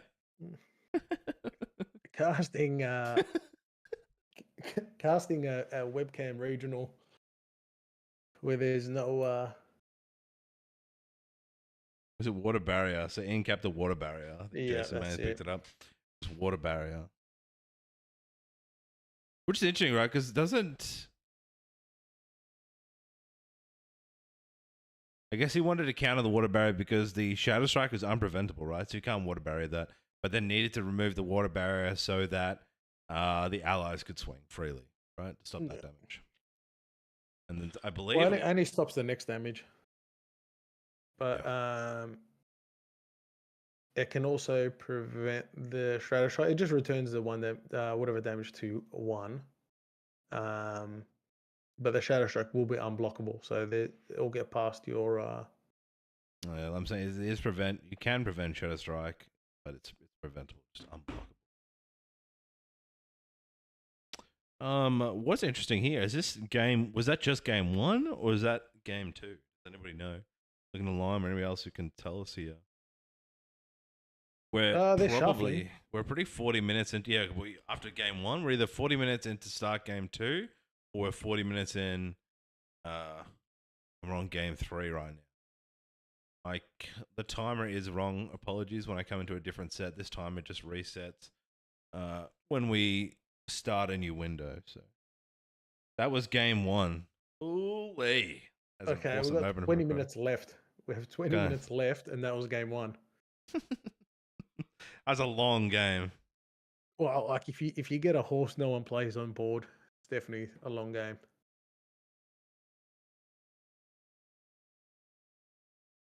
I want to know what that horse was that Necrotic was playing. It's just a basic horse, right? It's the steed or something. It just didn't look like it was a water horse. The infamous water horse. I don't know if anyone believes Loch Ness Monster, but Unbroken Mustang, is that it? It's just 1 card? Yeah, Unbroken Mustang. Yeah, he's only got 1 of it in the deck. 4 costs on anti-destructible to 1 item. Destroys it. Cost 4. He just don't worry about a cost curve if you're necrotic. Just play whatever. This guy's trying to subtly cook on the side here, man. He's ludicrous. I haven't spoken to him in a while, and I think he's going off the rails. Anyone have he won game 1? I'm very see if he's coming in game 2 hot and spicy with this deck. I don't know how he's cooking. Like, I feel like he's getting a rock, leaving it out in the sun, coming back to it, and seeing just what he can cook He on put there. in one Mustang, and I would love to know if it actually popped off that game. Like, it did actually turn the table. He has one in the deck. You know, he's just feeling it. All right, let's get to game 2 here. We're hearing from Liim that it did break Polaris. Holy. He drew it and it did it. What do you want? Broken the meta. That's what I've heard. This is the deck. I'm calling it. This is the deck. And I know he's a fan favorite of mine, but of course, like, this is the deck I want to see a Tristan freaking win. He's got Fracturize and Imperial Seal in the deck and an Unbroken Mustang. That horse cannot be tamed. Necrotic's deck building cannot be tamed. Looks like Water Spirit coming out. Yeah. I guess what's interesting here as well, like, just not knowing this deck, the first time this Fracturize come out, now you're going to play around that. Not knowing the Mustang, you should be trying to play around that as Patrick. Yeah. Bishop comes out, and then Spirit of Wind.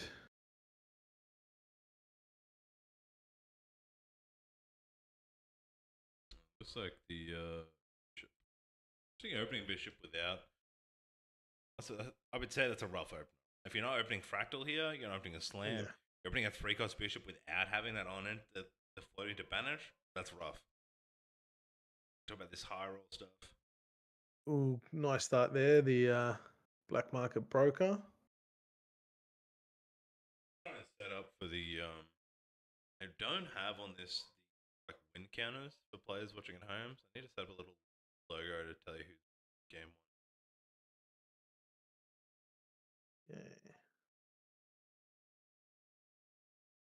one. Yeah. Getting rid of the bishop there with retaliation that's going to do nothing, but just a little bit of respect there. Going straight away to level up. Yeah, straight leveling. I think once I get out the Polaris. Yep. Get it out. You know, if the Polaris got broken last time, I think this time, once I get it out early, but if we see another Mustang, we might get a table. We might get a table flip out of Joef. Yeah, he's bringing out the Polaris. I mean, we talked about too. Like, the problem here is that he needs to not only just bring it out, but he needs to get the herbs out. It has to be, last long enough that it's not going to be taken out early, so that he has to pop it too early and not get those cosmic. Yeah, it's got to survive a turn. It definitely has to survive a turn. And gets that class bonus. So again, getting the chance to buff on that floating for each Frostborn.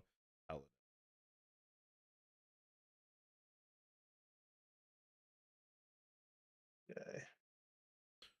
Just gonna let you take the reins. See if I can add. Yeah, we're reclaiming there. The broker does he have a Frostbind? He's holding up here, so he definitely looks like he'll have a Frostbind or a title lock. Could be a big play here. You're essentially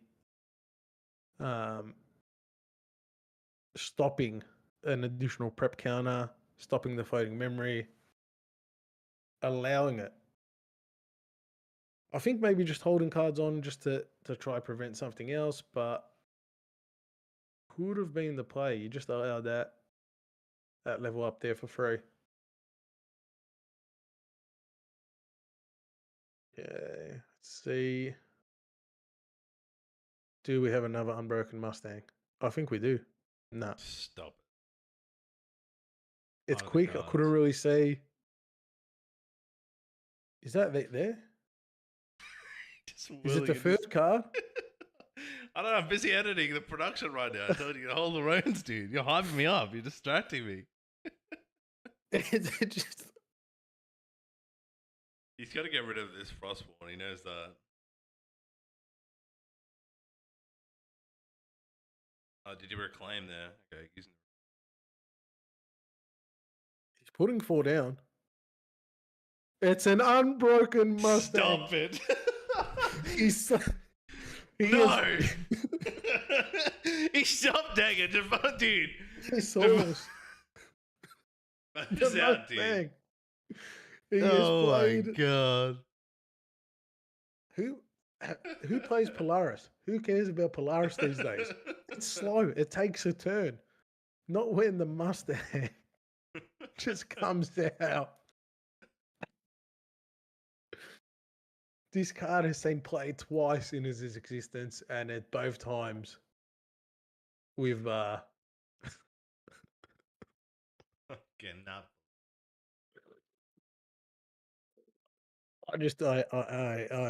I apologize to Necrotic.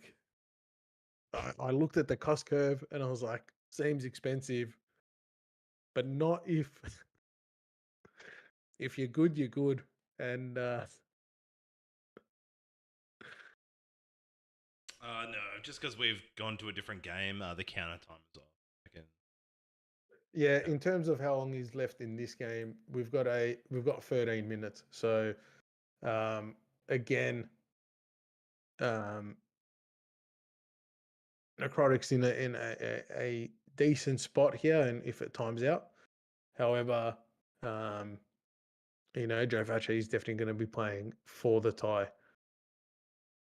Try get this win. But with no fractals out, it could be hard. It could be hard to push the damage. Not milling as often as you're needed, especially in these water decks. You want that early fractal of rain.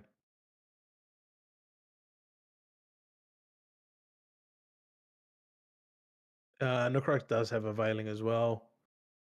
I can see here a title, so all damage reduced by 1. Oh, Conjure Downpour. That's another card currently played.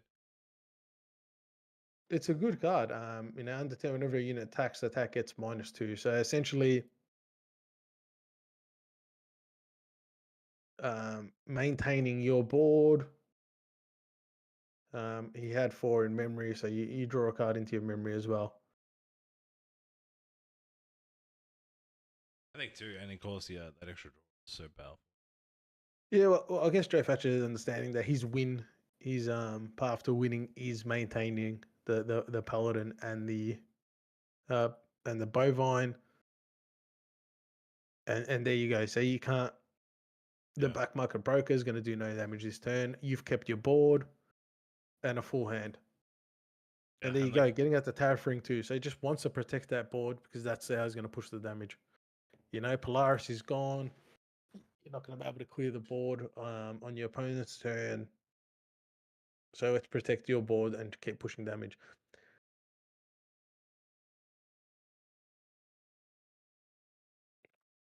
Attacking face.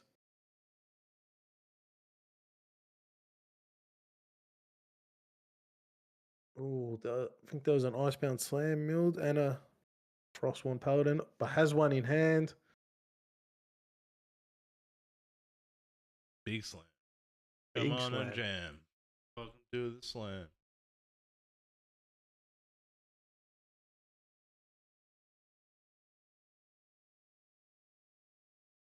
So it would cost 2 less if Guardian. Unfortunately, not Guardian, but still coming in for a 7 cost. So you go to put top 5 cards into your graveyard. It's a great way to mill. And then if they're more than 5 water, you get +5. So it comes in for 8 damage. No lantern on the doesn't get that bonus. I talked about earlier about I think it's so important to have that no lantern. That's why.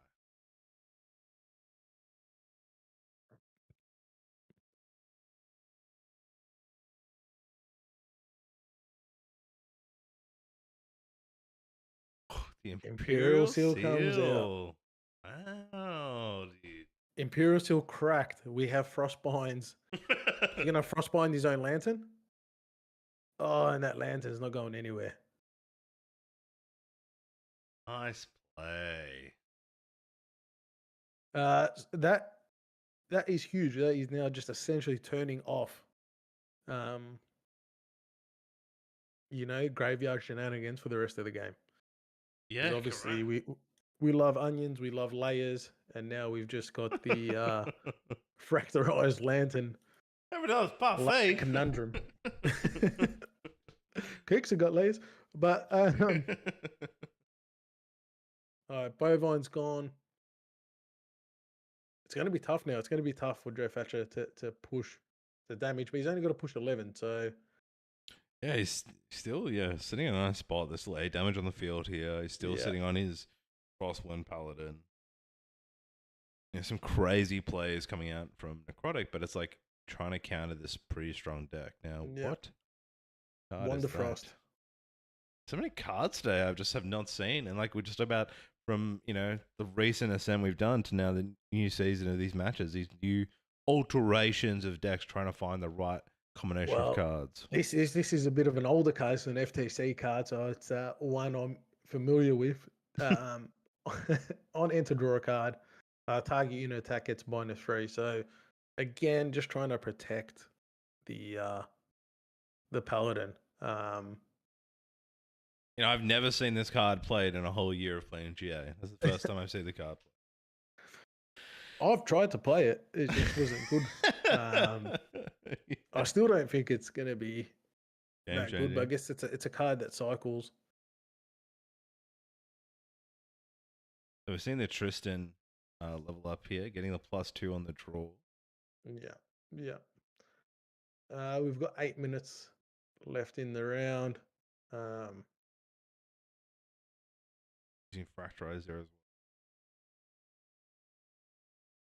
I guess we talked about this earlier about that play style. Now you're in a good position. You're not really in a good position in the sense of you've got 11 damage on you, but you probably just want to get to level 3, start preventing damage and gaining prep and playing on the defensive Necrotic, right? Yeah. You don't want to be too aggressive. You've already got that win under your belt. You don't want to go to a draw.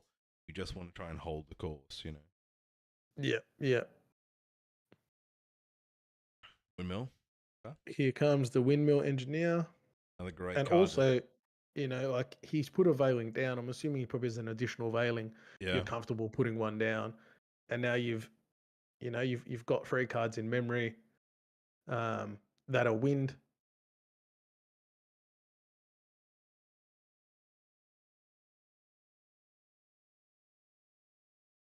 And going face.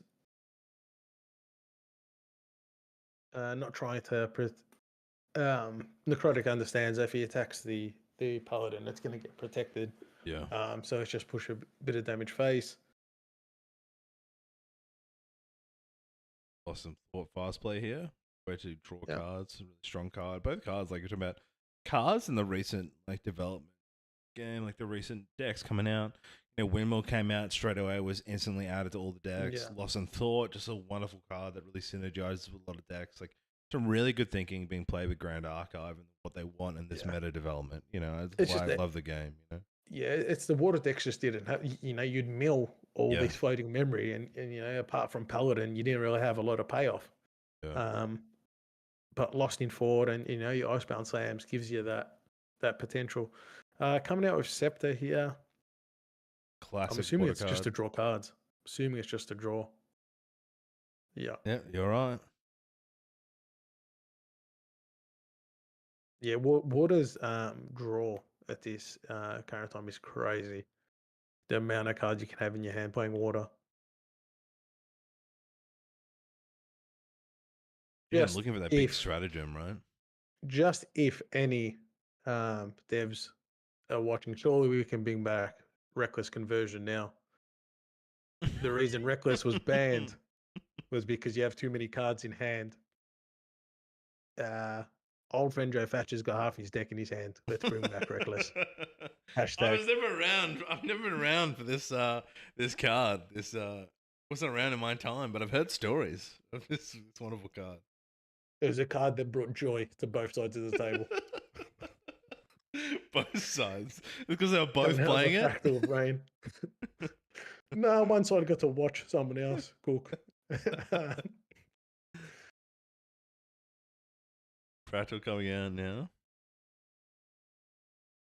Interesting play. You drew all that cards and just Fractal? Like, send it, man. Send it, brother. What are you holding on, dude? Like 12? It's the nullifying lantern. Like what your Icebound Slam isn't coming for, 3 damage. Your stratagem's ineffective. That's just based on floating, I guess, right?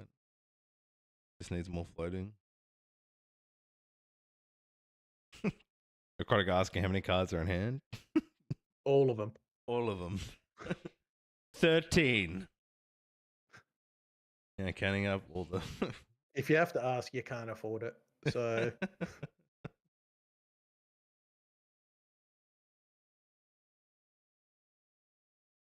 I don't think so. I don't think the prep counter is Windmill on enter going to gain a prep counter because he was originally on 4. So I don't think he has gained the Windwalker boots. It's the beginning of your end phase. ooh, Dungeon Put a Guide, counter. nice. Hasn't gone to end phase yet. Yeah.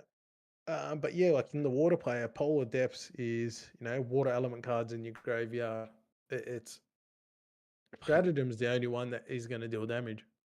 Is this going to be like 4 title locks? Because that's what I want to see right now. Or 4 Frostbones. But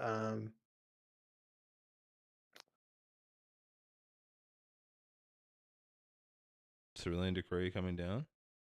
Year 3.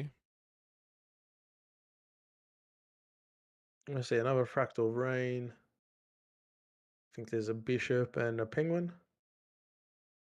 None of the cards that are really going to end this game. Just forcing the Necrotic here to probably put cards down he doesn't want to. Yeah, it was like, do I incap, right? Yeah. Does it do? He's got too many cards. There's going to be going to be more interaction then. It's going to come down now. Could be potentially another one. No, Frostbind. Yeah. He still Put has down so 2 many more. in hand, yeah. Still has 5 cards. He could Frostbind again, yeah. Yeah. I mean, he has got a the lot of cards cards, to pay yeah. it, but you're just not going to do anything else this turn.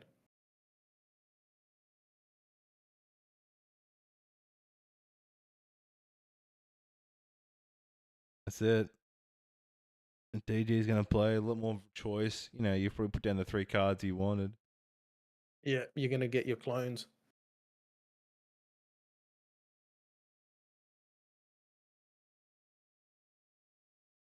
Three coming on.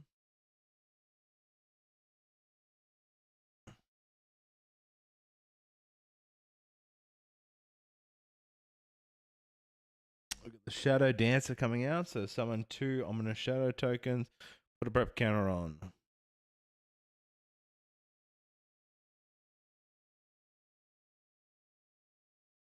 think at this point you just swing for the ally, right? You need to try and just make him forced to use the wand, sure.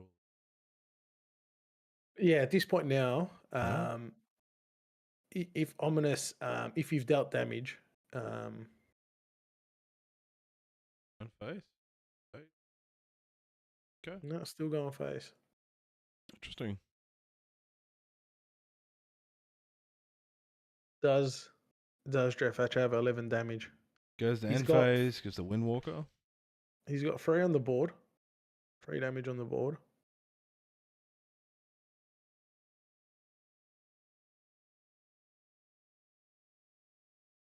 Yeah, I guess that's the high cost of stratagem here. It's a 6 cost, but he had to use, he's still maintaining a lot though. Like even if he Frostbinds after, still cards in hand can stop 1 frost. Like you can try incap, but then frost. I think, stratagem's your easiest. What is this played in response? What is that card?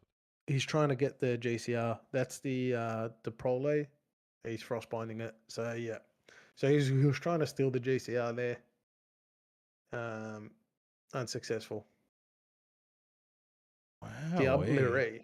Yeah, so we saw that. I think Limbo did that in Kara, but obviously had the frostbind. This deck has so many cards he's cooking with today. We talked again, like the Bore played it isn't a Vanitas, I guess, for the Bloody Miriam, but just trying to use the steel. I think he might have lethal here. He'd be pretty close. Yeah. Fetcher. Yeah, so Fractal hitting for 2 there.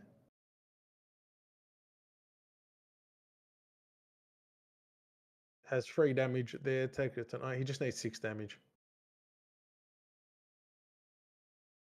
6 damage, 28 cards in hand. I mean, he just needs a stratagem. I don't think stratagem comes out, that's enough, unless he should have enough floating, and then needs 2 floating to come through. Unfortunately, there's no safeguard on the field. Yeah, but even like a nice bound and just another ally. Yeah, but he can negate now with any attack. He can start using his prep counters, right? Yeah, And shift them onto his shadows. correct. Surely there's a stratagem in play. Oh, I know. Let me have a look at the deck. Does he even have it in the deck? Surely. Is it not a Yeah, 4 stratagem? stratagems. He has 4 Yeah. stratagems. Overtime's just been called. Still playing at home. It is overtime now.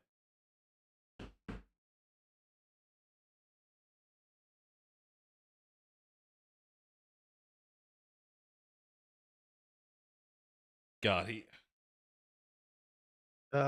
Soul is play. not going to do anything. Was it the nullifying lantern? But I guess he might have another fractal. So it plays down Fractal Polar Depths, so this card's reversible. You can sacrifice, puts X cards from the deck to go where X amount of water emblems in graveyard. It doesn't matter. He's got none. Matter. Correct. It's just using reversible. So just doing it to get a second reversible and then playing down Awakened Deacon. He must not have. The only thing I can see is he's got missile. So getting that just adds damage now because it's a fractal. Yeah. But again, is your issue here that you don't have stratagem? I think you could have played it then. I think that was perfectly good play. Yeah. I can see one floating, maybe doesn't have enough floating. Yeah. Like now I'd use the wand, just start pushing damage at. Mm-hmm. Got a full hand now. Like he's used already some counters. I guess right now, if I was necrotic, it'd be all about just clearing the board and saying you need a stratagem to kill me. Yep. Shadow Squall coming out, of course. So as long as you have 4 more prep counters, you can bring it from your chill for free. Here comes. And here comes the Shadow. Big Shadow Strike. So this is going to come in for 4 damage plus 6 preps. So coming in for 10 plus 1 for the core, 11 damage. He's going for the win here. This could come back if he's not able to close out the game. Pop boots as well. Yeah. Song of Frost being played? He's got Playing the Incap. He still has Wonder Frost. He's got 2 Incaps. Playing 2 Incaps. Into 2 Song of Frost. 2 Song of Frost into 2 Incaps. He's still got the attacks with now all the Shadow Reavers as well. Yeah, so it's gonna come in for 11. Yeah. Oh, 6, 10. It's gonna subtract 3. Yep. And then he can attack. Now he can also attack with his tokens. Yeah. Is this what a game, man? Necrotic cooks it up, brother. Like what? That is so. I'm gonna say played well by Necrotic here, but Joef losing to the Mustang, the Mustang coming out.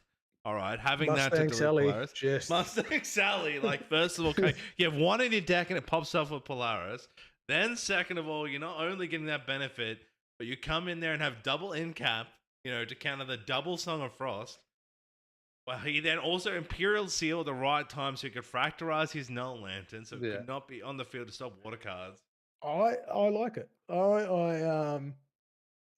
1 of 1 in a deck, get hit it both times early on. That's skill. Definitely skill. Yeah, skill diff. But this win when you're playing Assassin, the win cards, the most decks play them, but when you're playing them as Assassin, you get the class bonus as well. It makes sense to play Stifling Trap. It makes sense to Encap. You've got all these interaction, and you're not playing water, and sometimes the water players forget that Wind Assassin it's got some party tricks.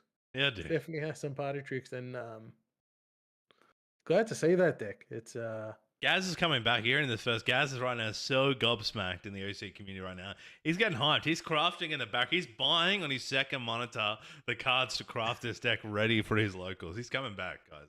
We've done it. To be fair, if I think the next deck I build will probably be a Polkork. Just What a Imperial guy. Seal. Have some Frostbinds out there. Just start cooking. Well, it's been a great 2 games starting off the Illusive Regionals. I'm MrReeeee, this is Gaz. We're going to have a quick walkie break and stretch our legs, get some water and hydrate. Make sure you're hydrating at home. And we will be back for Game 3 probably pretty quickly. They started Game 2 pretty quick, but I think it's well-deserved break. So we will BRB for Game 3 of Illusive. Don't go away.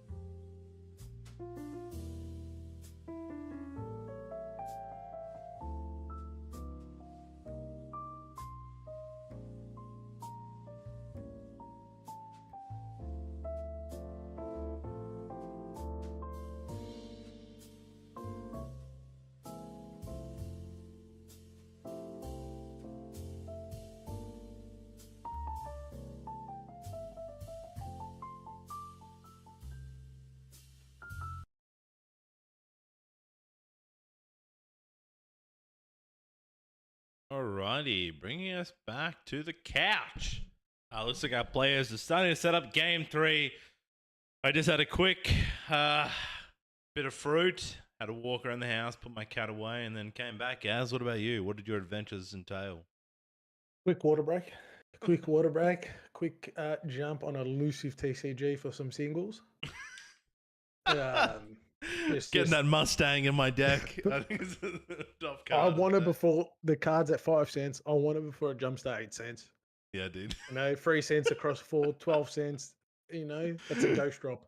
Got to get what I can. Anyone watching at home just for card collecting wants to know the the stats of price management. Gaz is your guy, dude. He watches every day. I could bring the Gazimus channel back and just be market watch of horses.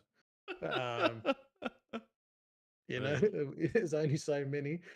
We've actually got a interesting match coming up. We've got Jimmy Lee, fan favorite of mine. I've had the pleasure of meeting. Really cool dude. He loves playing, your big warrior type decks. Big Tenoris fan, and now he's a big Jin player. Meta, not meta, he'll play it till the day he dies. It's awesome. So I'm very excited to see that. And he's versing another Win Tristan. Unfortunately, I've had a look at the deck. There is no Unbroken Mustangs in the main board. Okay. However, there are 2 in the sideboard. Yes, dude. The Mustang meta, dude. This one I call in the video at the end of this, all right? Get your Mustangs out. And match has started, and also something that's pretty spicy is that Jimmy does use his Affine Spirit of Fire. And I'm just going to do a self plug here. I've also won one. Just saying. Just saying. Well, okay, I've never won one. Hopefully one day be able to win a store champs, maybe. Okay, I'm trying to win something, all right? No, thank you. All right? How many casters have won one? Let's just don't ask me for credentials.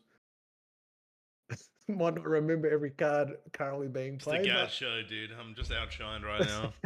I'm huddled in the corner and crying, dude. I'll do it for Gaz. Sable. Turn 1 Sable. Interesting. I actually versed Jimmy Lee in the recent one of the online regionals I played in.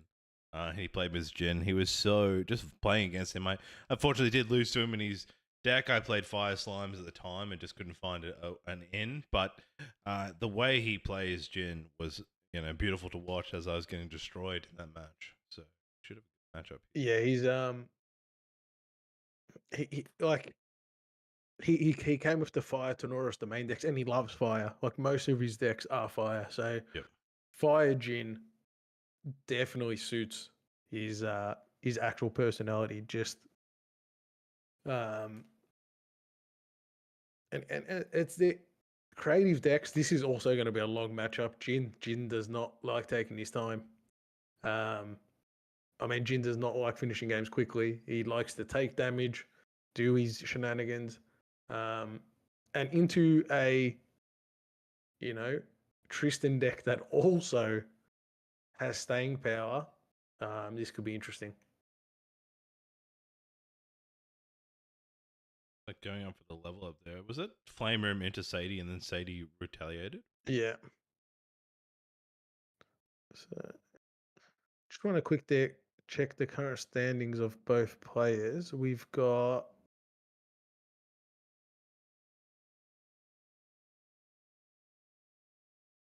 Gaz is like a crowd. Another one, Cordial's coming in the chat saying Gaz is back. Yippee, dude. Gaz is fan favorite. Well, it was early on, made a couple of videos. Yeah, dude. I have to both go back of these and watch are 2-0. Both of these are 2-0. None of the decks would still be relevant, but if you want to see... I just want to hear your voice, dude, again. And what it goes myself to sleep. Actually, you can see the early videos much more editing than the final face to cam videos. Bit of effort was made, in the early days. You can see as my life outside of the game got busier. But Sadie's back. What a wonderful card. agility ability of Sadie is crazy. One of Such a good card. One of my recent friends got into the game and like loves Tristan, wants to play Tristan. Yeah. Was like, oh, can I, I want to upgrade like a standard deck, and I was showing him lists, and he's like, why, there's so many high value cards in this Tristan deck. Like if you're someone actually Yes. collecting cards here, like Sadie's one of them. Like it's a Yeah. must have for your deck. It's so strong. It's just the ability to just bring it back to hand. It's a very good card. Game prep. Yeah.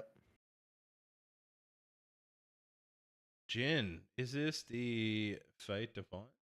There it is, level 1. So Jin, what's interesting about Jin is his inherited effect, where I think we don't see much Jin played, and it's great to see Jimmy Lee playing this deck. And hopefully, I think in this match we're gonna see some of this unblockable kind of attack. I think he finds it much harder with water decks. I guess Green Sign probably isn't played here, but of course, a lot of ways to deal with him is removing his breastplate. But again, that inherited to get +1 throughout the whole time on an ally if you have a polearm is super strong. Some players kind of miss early on. Yeah, look, to be fair, Jin level 1, Jin level 2, they're not. No. They're not like a Lorraine level 2 on Enter or Tristan, they're draw kind. 2. Yeah. You're really not playing the game till level 3, and your level 3 is also just yeah,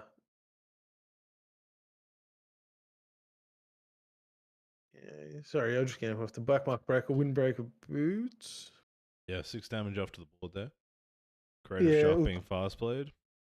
We're not going to see much in this early game. This is going to be a level 3 game, and it's going to be how much does the Tristan play around Jins? Because the Jin does have certain life thresholds. 35, I think 24. Yep, 28. Yeah. I guess what's interesting here is really what is do we have any fast plays that Wind has here? Like really for this deck to be able to do that fast play damage? Not really. No. No, there's not like, yeah, you really don't have any way to deal with that fast play here. So it's going to be a hard matchup, I think, for this. And I guess from the Tristan's perspective, you're not really coming into the match to verse, a fire Jin. And that's where this Jin should take, I think, the advantage here, right? Like he's hard match of the water, which he's kind of playing into, but these matchups, he probably has the advantage here. Yeah, I feel like some of your damage cards have to get around the clones first. So you look at the big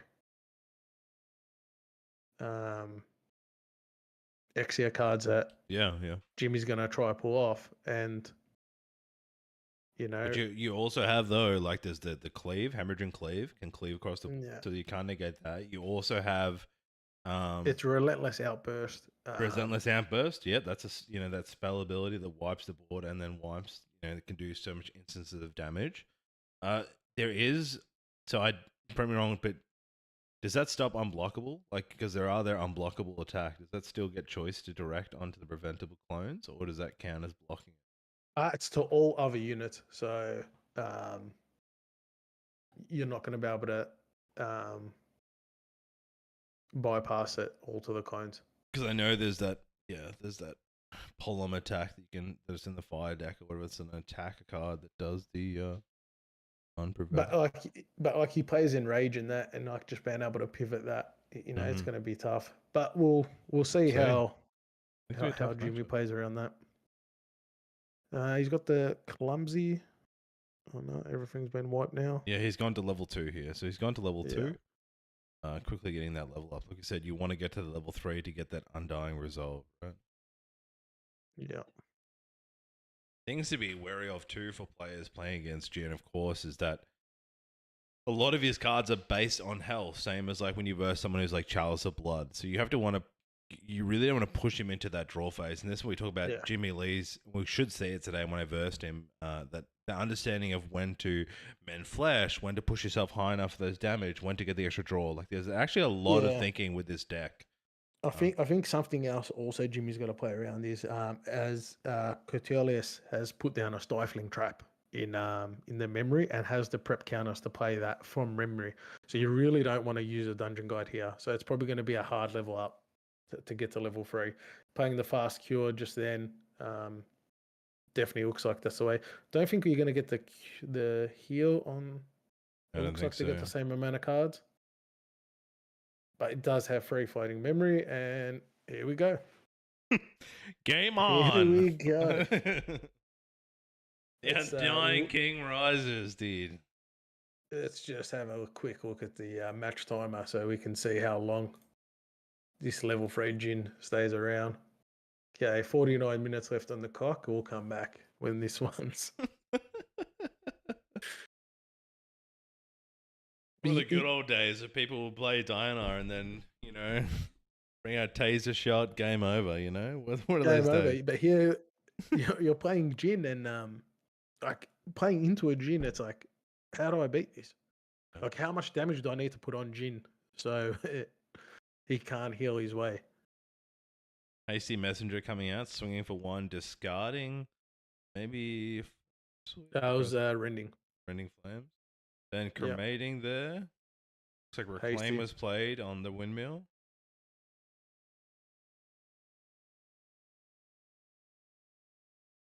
Asking how many cards. Playing the cremation, so drawing the 2 cards, has about 8 cards in fire. Does Kutos have a nullifying lantern? Because that is a decent play to shut off the Rending Flames. Another one of my favorite. I'm so happy that there's a deck still playing Rending Flames. It's one of my favorites. Really? I love fire. Like it's so nullifying lantern. Incap is in play. in. There you go. Stopping the draw. Interesting. Do you say? I feel like you say. Yeah, Kurt's got a nullifying lantern. I guess stopping draw at all possible. If you have a couple of incaps, why not stop that 2 draw? You don't need to hold it. Going for level up here. Losing Mastermind Scheme, I believe. Yeah. Has a ton of counters here. Gets a draw 2 on the draw. Which is great. So many cards. Oh,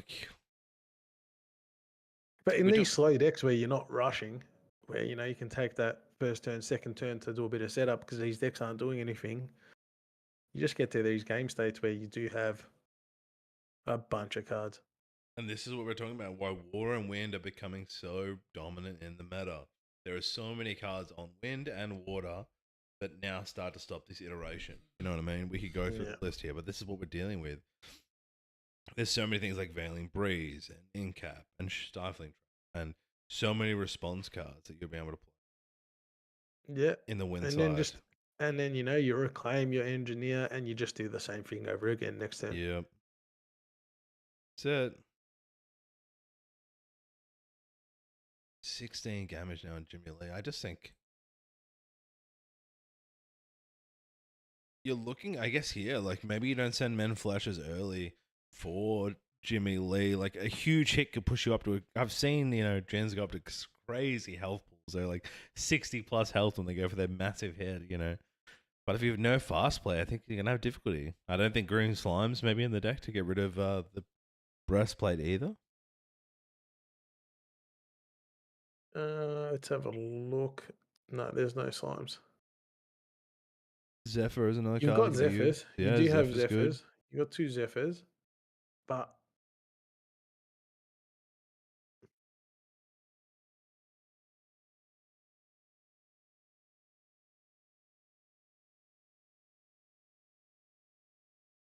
I feel like deja vu because when I played Jimmy Lee like a month ago, it's exactly the same deck setup.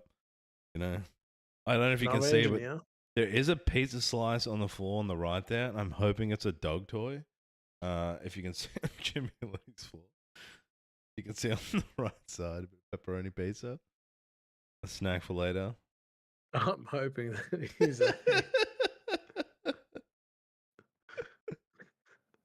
Oh, you can't. It's cut off for you. Hold on, I'll show the viewers at home. It's because I've edited. You can't see it. Apologies. If I just shrink out for a second here, guys, you can. Oh, there it is. There's the pizza slice. I'll bring it back to people know, but he has a pizza slice there. I'll just bring it. I'm sure that's doing. We'll say that's a dog toy. We'll definitely say that's a. I don't know, man. I'm hoping it's a dog toy, dude. Yeah, I mean, you all saw it there. You guys can't see it, but I can bring it up again. But yeah, there's a pizza on the floor. Questions for Jimmy Lee later. Look, we've all been there. Is he gonna tell me? we've all embraced floor pizza in our time. You got to put it on your table. A bit too oily. You're like, oh, we'll floor it. Give it some time. Let the pizza mature, and then we'll bring it back to the table and finish it off. Yeah. Oh, looks like I've lost the cameras. It's almost able to technically do it here. What? Okay, the powerful pizza has definitely curtailed. I can still see the stream table, so I'll just commentate while Yeah, it's back. while you're fixing that. So yeah, Katus is leveled up now to Shadow Dancer. Was it? Guys, I was just in a laugh there. I look like Breastplate was played there as well. Yeah. Wow, going the Shadow. Is it the Shadow Dancer that takes the cards off the player? Yeah. It's a Shadow Reaver. Shadow Reaver. Yeah, so you can level up in the champions, banish the top 4 cards of target's opponent deck face down. As long as they're banished, you may play those cards. So I feel like he's trying to get a bit of damage. So, getting the 4 fire cards, maybe you get some quick damage on your end. Yeah, so banish 4 cards target's opponent face down. As long as they've banished, you may play those cards ignoring their. And it's a bit of a punt. It's a bit of a punt. But yeah, now giving the win deck some early fire damage. Or even extra damage. But I can't see what 4 cards They'll have to play it up in webcam. were turned up.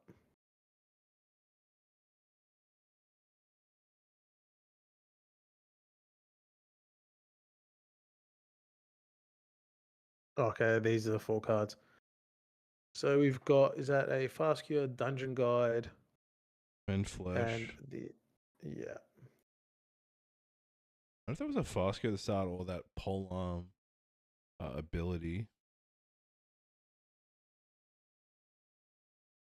Fire deck. No fast damage by the looks of it, but. That could have been a Savage Swing instead of a fast cure on the first one. I think it's a Savage Swing. Yeah.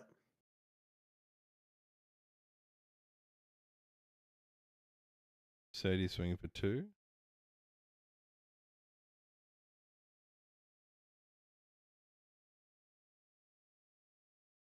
Altogether in the event, there's 75 players in today's event. I think there might be. No, there's 90 players. Oh, wow. Yep, 90 players. And we've had, after 2 rounds, we only had 1 drop. I'm not going to say who dropped, but it appears to be Dylan. Well, I'm not going to dib dub here, but. I remember, I know him. Now I took a little break. I came back. Not much has changed. Not much has changed. Play plus 7 feels pretty useless and more only played for the draw. Yeah, that's exactly what it's for. It's for continuing and maintain of influence. I mean, plus 7's good. You're at 35, but you're on a higher ability, so you can have that more of a leeway in your men flesh. And also makes it harder for players to fast play and kill you.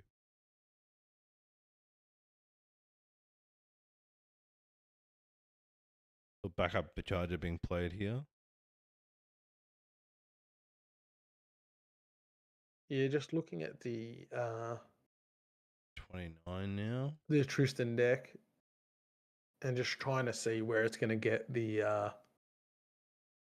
surprise kill. I mean, this is what we're talking about. You're sitting at 29 health here, right? Like you're at 35 because of the breastplate. You know, a quick Zephyr here, you're back to 28. That's endgame lethal, right? You have to be worried about sitting at 29 health.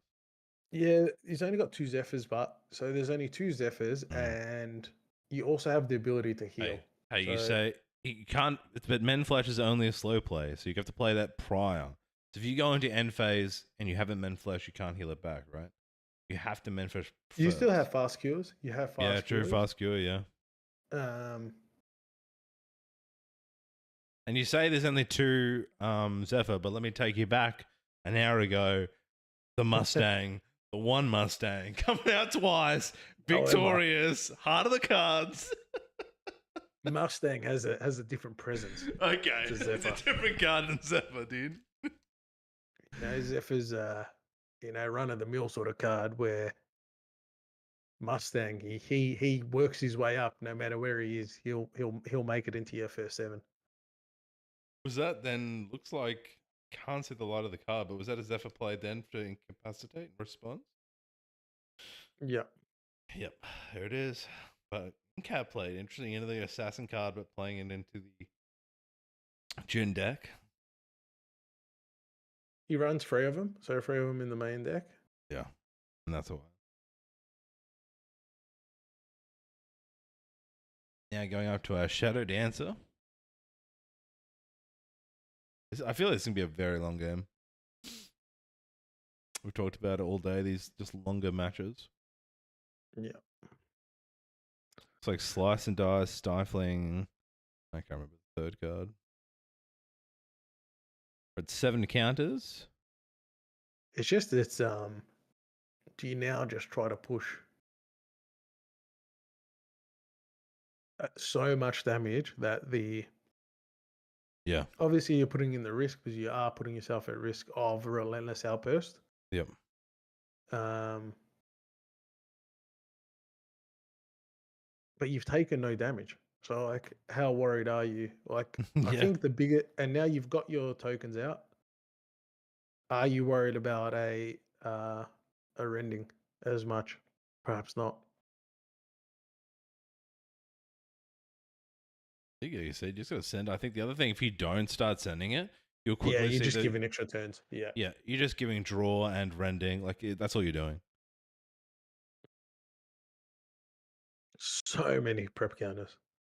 So many prep counters.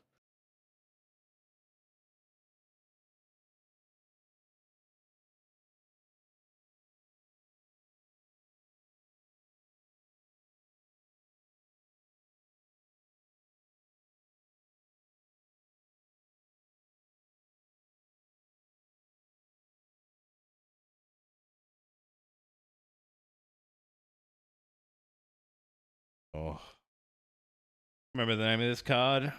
I can never remember these names. Shang-Chi of Sacrifice, I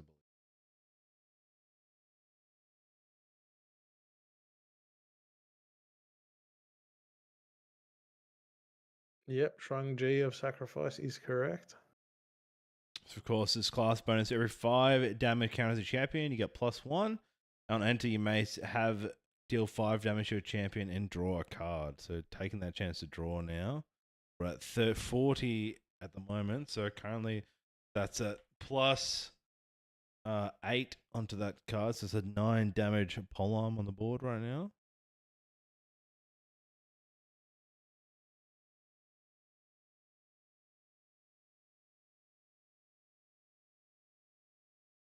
And cards in hand. Yeah, and obviously Jimmy loves killing with one big attack. It's kind of his. He like if you remember his Tony's the main decks, he'll do 1 attack for 40. You're looking at this polearm plus a rending sort of finisher, which is extremely fun to do. But at the moment, it's just so hard to make these decks consistent. But he's 2-0, so he finds ways to do it. I mean, he was playing that Tenoris deck that was off meta for such a long time, and because he's a master of the deck, there's a huge conversation there around mastering of deck. Like you come in as a new player, you bring in a meta deck, you're probably not going to be doing well, right? Even if it's a meta deck. you're going to lose to people who master their decks. They know what their win conditions are. They know what cards, and he knows when I'm playing Tristan, these are the cards I'm going to look out for. He knows what to hold. He knows what it is, and he can consistently play that way and has those more opportunities to win those matchups. And that's what he does. He knows this so well. All right, looks like we've had Clumsy played here into Relentless.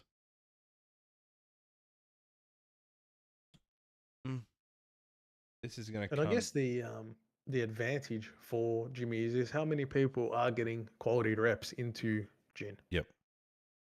Correct. And know what to expect on what turn or how to play. They're right. And has that dark, cloud of interesting.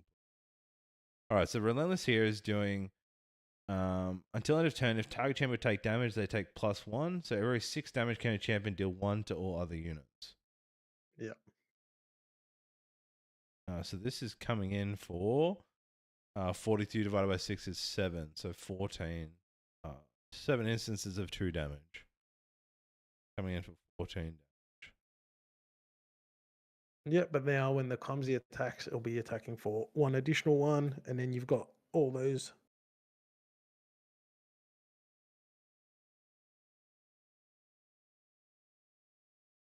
And a rending.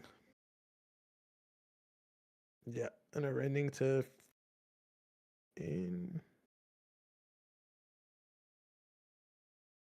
And then coming in for a rending, so he has 14 gone to face there. Rending's coming in for 3, plus the Shang-Chi for 9. And then coming in for how many fire cards started doubles the damage. So a lot of damage taking lethal there. There you go. 1 big turn. You just spoke about it. Yeah. So that was Banner. You may banish 3 Emblem. If we do the attack, we get double. So he was sitting at 9, 10, 11, 22 damage with that swing. I'm assuming the Relentless Outburst wiped them. Killed them all. Yeah. The Relentless Outburst first for 11 damage across the board. Yeah, Relentless Outburst. Then swing for 22. People playing Shadows don't die here. They don't die to that attack.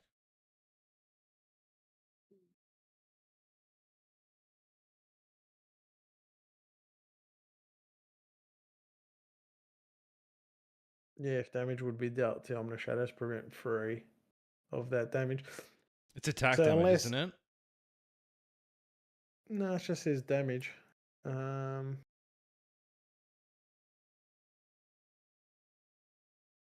Yeah, because they're separate instances.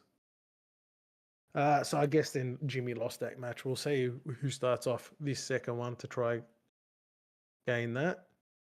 So over 2 things happened here. Jimmy just scooped. He showed the Relentless as this is all he had.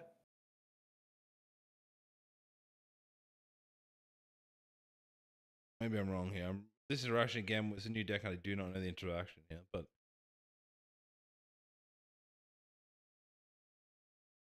don't you can see you can't defend? Do they not count as other units? The 1 damage to all other units?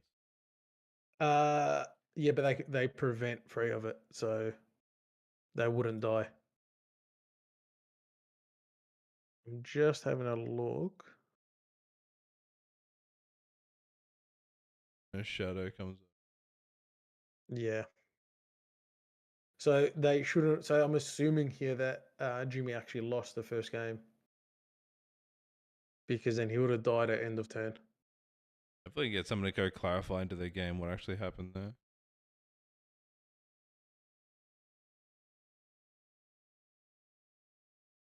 You're right, because Relentless came out, did damage to all units. It did 14 to him, but didn't kills all the ads, but doesn't kill the Ominous Shadows because each instance is 1, not 14 across the board. So it's 2, 2, 2, 2. So each one is prevented 3. It does none. The 2 Shadows is rise. He then swings in with Shang-Chi and Rendering, and then can still prevent and could redirect. Yeah, so he didn't up his life from the 14, so I feel like he actually won game 1. Apologies. There you go. Jimmy scooped? Oh, I think he just played out his head. Yeah, Jimmy scooped. Yeah, I felt like Kurt won that game, and I think just Jimmy was showing Just this is what he had. Well played there from Kurt. Great round one. Great use. Like, again, that Shadows, he's going to have a hard time. We talk about Jins. It's a hard matchup. Played, like, insane amount of damage that turn came out. So it would have been 14 plus 22, 36 damage in one turn. But again, because of the legalities of the Shadow, yeah, he has to Flame Sweep or use a Hammering Rend to cleave them. And it has to be a big sweep, It's got to be a sweep for 7. Yeah, has to be a big sweep. Yeah. Which isn't, that I don't know if is he running cleave, because he did have a +9. He had a lot of cards in hand, and he also he is the polearm he had was already at 9. The G of Sacrifice was already at 9 damage, so that could have easily cleaved it. Yeah, but this is the problem with predominantly the decks Jimmy plays. They are big attack decks that need to hit. And a lot of the decks he's playing, a lot of the decks now, they have ways to redirect attacks or prevent attacks. It's, Water, Song of Frost, Interceptors. It's like why Diana can't be played as well. Same Finland. There's so much things to stop the guns and counter. 100%. Yep, same principle. Zephyrs, and it makes so hard for these kind of weapon-using champions. You look at the best decks at the moment, they're split damage decks. Yep. And like looking now at his sideboard, this is why he hasn't got any. He's got 2 hemorrhaging ranges in his sideboard. He doesn't have any other AoE clears. No, you'd probably bring in the extra incapacitate. And... Yep.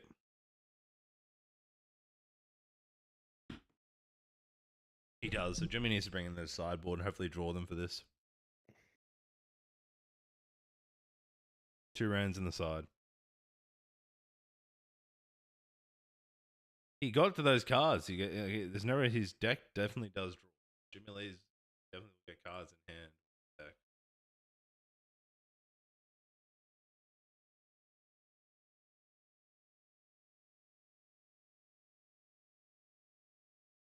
So a couple of hasties played, just really get open up. A couple of hasties, clumsy, just needs the filter.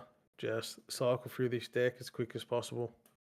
And surely looking for that hemorrhaging rend in his deck. No. And the black, we've seen 2. I'm only seeing 2 Tristan decks is pretty awesome as well here. Win Tristan. We've seen the Black Market Broker, a favorite of both decks. Such a good card. Also see a lot of disrespect to the original art of Black Market Broker there. Everyone's using the alter art, but it is what it is. Is this I'll switch it down here. This is the OG, I guess. This guy with his little cape. Hello. He's just trying to make a living. I'm telling you, he has to work a lot harder to sell than the new Black Market Broker. Yeah, that's it, dude. Especially with our community. It's like losing Scheme here on the level up. Yep. Going to 1. 3 prep counters already. Super scary. Going straight to face. Not dealing with the pasties, I think is super interesting. I think it's just not worried. Slice and dice? I think just not worried about the...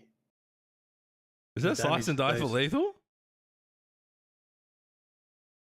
How much damage is slice and dice doing here? It is. He just sliced and dice for lethal, dude. It's over. It just came in. Jimmy's out. Jimmy is done. I'm going to casting cast, dude. Straight to the slice and dice. What a... God, I love this game, man. We just this incredible first game. That shows he greeted up with the clumsies, took the extra health damage, and then because they says, "Oh, I'm just gonna slice and dice you." Here you go. The slice and dice gets it done because of clumsy. And you know what? There's a risk Jin plays. Early clumsies put you at 13 damage. 13 damage for the kill. So people playing at home, slice and dice prepare 3, which he had 3 prepare. If a slice and dice are prepared, you may have the attacker declare an additional attack. If you do, create a copy of slice and dice, and the attack is 10, except it is prepared to gets +3. So 3 the first time, then do it a second time for a 6. Yeah, So it comes in for 9 damage. Black market broker gives you the prep counter you need, and pushes it pushes 2 damage. It's a decent body. That is absolutely gobsmacking, I think. Producer Liim here is just saying, boys, no rest between games. I'm sliding another one straight in. Holy and God. we have Azul versus Gufaros. I believe Gufaros is American. Azul is Kiwi. He is on. Let's have a look what this matchup is. Gufaros is on Water Arasana. And Azul is on Water Xander. I'm assuming allies. Yeah, Water Xander allies. Geez, no rest. Okay, if we're going to jump into the next game, I'll bring us down. Straight in. Here we go. I'll edit all the names of Jimmy Lee and Kurt, like they're so quick. Yeah, I know. Don't even get a. That is. I'm also getting added in the Discord, which says that he had an in cap in his hand too. Yeah. Okay. Hopefully. Enso is okay. Azul is he is on the Water Xanther. Gufaros is on the Water Arasana. We can see there a custom spirit, not custom spirit, custom scepter, and that is by Chuck Felicity. Oh wow. Making some alts. All right, where are we at? So this is game what? Game 2? This would be. Damn, that's a lot of Gilders on.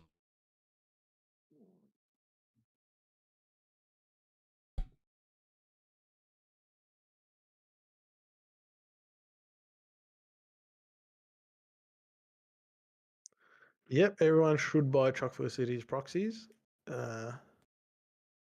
A regular in the Melbourne scene, and I also has done some traveling to show some art there. I believe, I don't know, I'm just making a call. It might be true, might not be. I'm sure someone will correct me. Might be at a set Melbourne. I know it wasn't a set Auckland. Does great I understand work. she might be busier too at the moment, but I'll put some pressure. I'm sure she'll be at a set Melbourne as well. Unconfirmed, but you can take it to the bank. Gaz is willing it. Just like the Mustang, you just got to believe and she'll appear, all right? I'm a firm believer in peer pressure, so let's just... Everybody message her. Okay, so we got... Am I playing... Is this Wind Arasana here or Water? Is it Water Arasana? Water. And Water Arasana versus Water Xander. Okay, Water so allies. Water allies, Yeah. right? Yeah. What is this Gilders doing on the side there? Is that because it's been chilling touched? Assuming chilling touch. Right. And this, you're talking about the alt, so the card above Gilders is the alternate, is that what we're talking about here? Is the Scepter of Luminar, yeah. Correct. And then to the left of that? I'm assuming is their alt Spirit of Water. Okay. And it's signed too? Is that a signature? Which also appears to be a... Custom made? Yeah. By Choco Felicity as well, maybe? Dagger coming out. Not So sure. how does custom cards work? So can I just ask you to custom make me a card and you just draw it? I think so. But Choco Felicity actually uses the borders and has, I think, had her own way of putting signatures in. Yeah. So they are high quality. They are a nightmare for casting. Yeah. But I feel like there's that many alters already that Weebs are putting out. What's a few more iterations? Yeah, so guys, for my next, I'm going to be playing probably Nico in the next store champs. Could you draw me a Nico custom card for me to play with? It'd be something. I'm telling you right now. I don't care. I think it'd be crowd favorite. I think maybe people lining up, dude, for your drawings, dude. I think the only problem is it's, it'll put a bit of pressure on me. I don't know if I can handle all the messages. Talk about peer pressure. I think you liked it, dude. I think that's how we do it. I think. I think, stick figure with some cannons and Yeah. people will get in line. Yeah, exactly, dude. Yeah, I think the chat would love a Gaz proxy. Yeah. Poison dagger out, so there's a bit of setup. We talked about earlier. There's hopefully Fractorize here. Yep, get rid of the Polaris. Good play. Don't want that wiping your ally board. No, especially when you're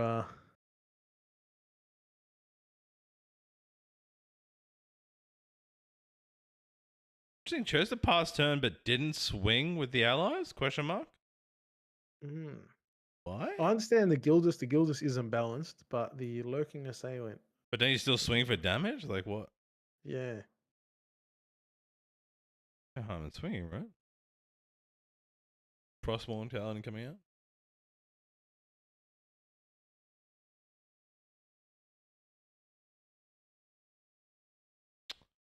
Sorry, guys. Spelling correct.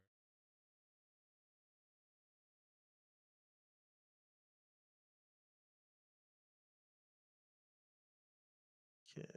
Do you find out if this is game 2 or game 1?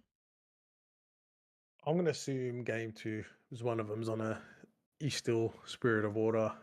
I understand water matches take long, but 40 minutes and both be on spirits would be crazy. Is that Awakened Deacon coming out? Yep. Which is live. He's now live as an interceptor.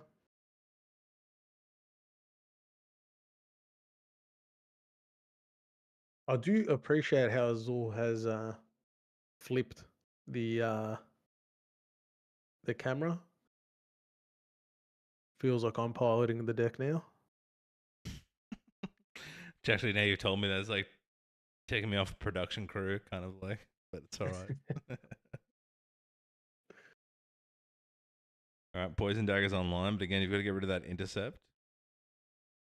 Gildas is off the board, which is just Yeah, you can't pop the Poison Dagger now. You're just not getting enough value on it.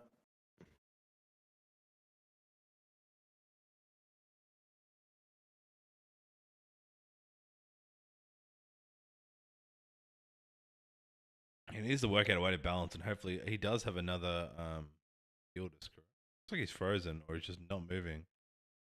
A webcam. He's back. He's back. Yeah, a very measured player. Xander coming out.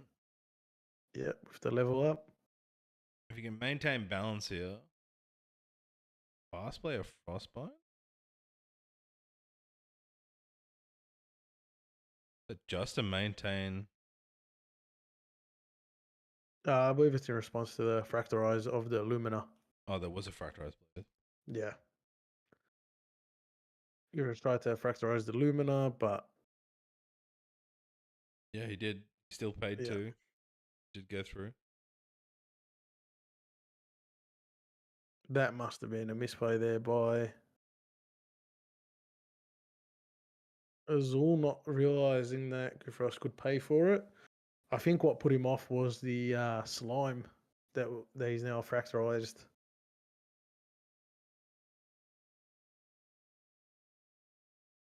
The fractorized Polaris.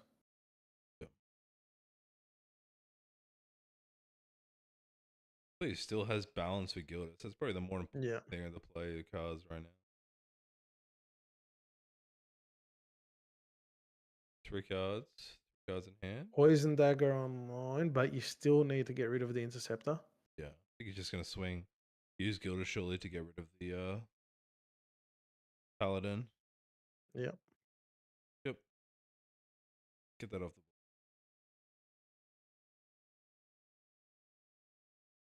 Again, surely goes for the swings with Lurk and get rid of the Deacon. I mean, it is floating, but you just... Oh, yep, could using maybe his blade here. It does have free life, however. Does it? Yep. Damn. It's a 1-free. Mercenary's Blade coming out. It's now doing 3 with Lurking and the Blade. So that was played using the prep counter to bring it out. Taking 3, now 2 allies. Good position now. 2 allies on the board. Has Poison Dagger for a bit of damage. Again, look at the cards that are in, Guthros's hand right now. He is sitting pretty. So we see Fractal Burn. Fractal Missile gets a floating. He's currently got 3 fractals on the board.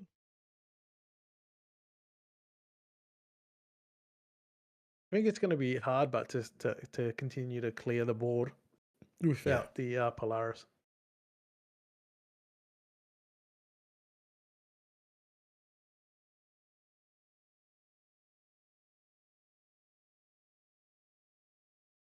But if you can keep putting up hurdles for Azul to get past, it just allows you to keep getting to that end game of the stratagems.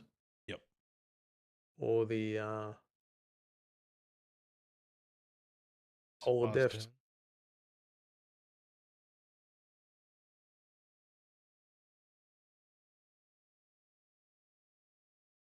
Safeguard coming out.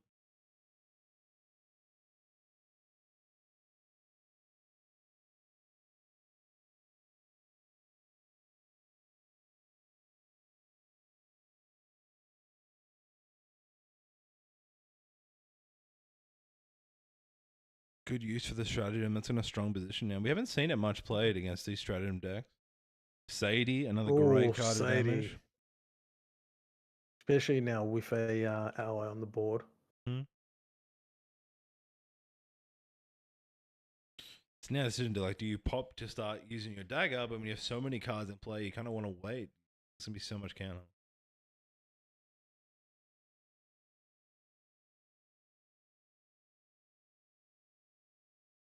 Okay, 2 fractals played in response. Torrential Blast coming out to get allied. Enough to get rid of the Gilders.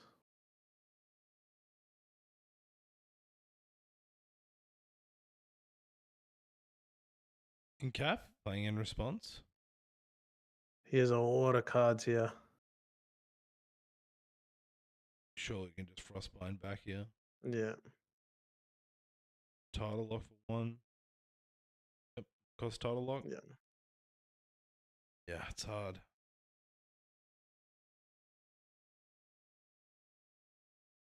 Yeah. So the draw here. I'm going to assume here. I'm going to assume that Azul's down a game. He's taking some, I guess, more risky plays. So I feel he might be down a game. Trying to make up the time. Yeah, they're just not lines that you would take, especially into another water deck that has a full grip. Yeah. He had so many cards. It's very unlikely he didn't have one of his Frostbinds or title locks to go for that end cap, trying to risk it, like you're saying. Yeah.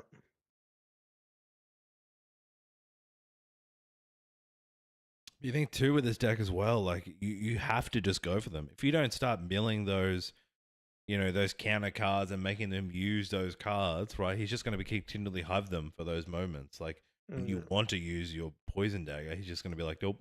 But if you try and burn them, with the time on the clock, you might be right. That's why he's being more aggressive.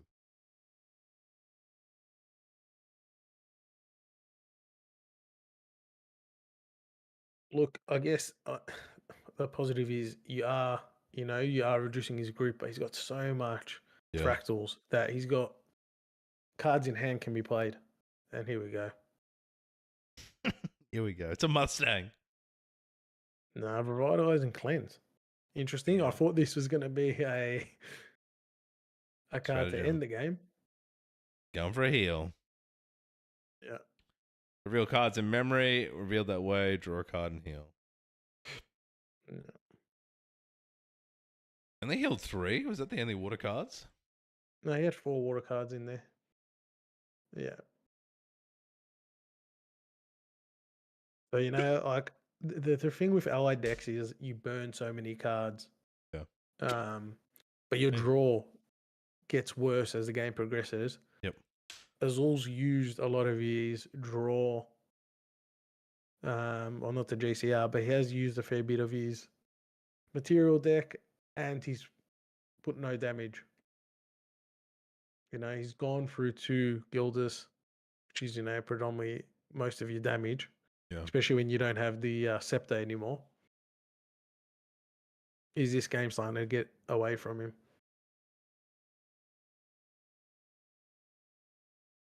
Damage coming out, swinging for 4.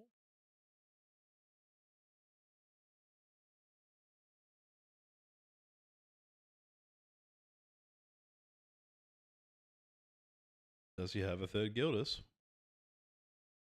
Yes, he does. Yeah, that helps if you just have all of them in your. God, I always talk about things like, we talk about the Mustang or Turbocharge, and if people run Turbocharge, and I feel like I always see it played, and it's like, they have one iteration of the card. This Gildas bring out 3 out of 60 cards is really a bit of luck to it. Okay. Is Guthros, is he... No, he decided to make play, didn't. He's waiting for the attack. And now coming after Torrential Blast. What does Torrential Blast Azul have? Now, the thing is, Azul can probably protect it, but you are lowering the damage of the Gildas. So he's decided to let it go. Or maybe he couldn't protect it. Again, does he run Tidal Locks or Frostbinds in this water deck? Surely that's one of the reasons they're playing Water Xander compared to other, like Wind Xander. I want to have that benefit. He is playing Free Frostbind, some Song of Frost. Incap as well. He could have incapped. I think he got Incap. And that's it. Maybe he's maintaining the, he doesn't want to use the incap there because he feels like he's in lethal from the stratagem. But I think Safeguard is enough for that stratagem, right?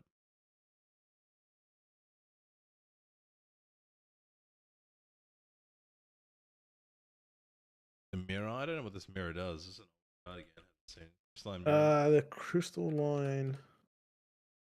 Whenever a Fantasia enters the field under your control, glimpse 1. Then you can destroy target item, memory cost 0 or reserve cost 3.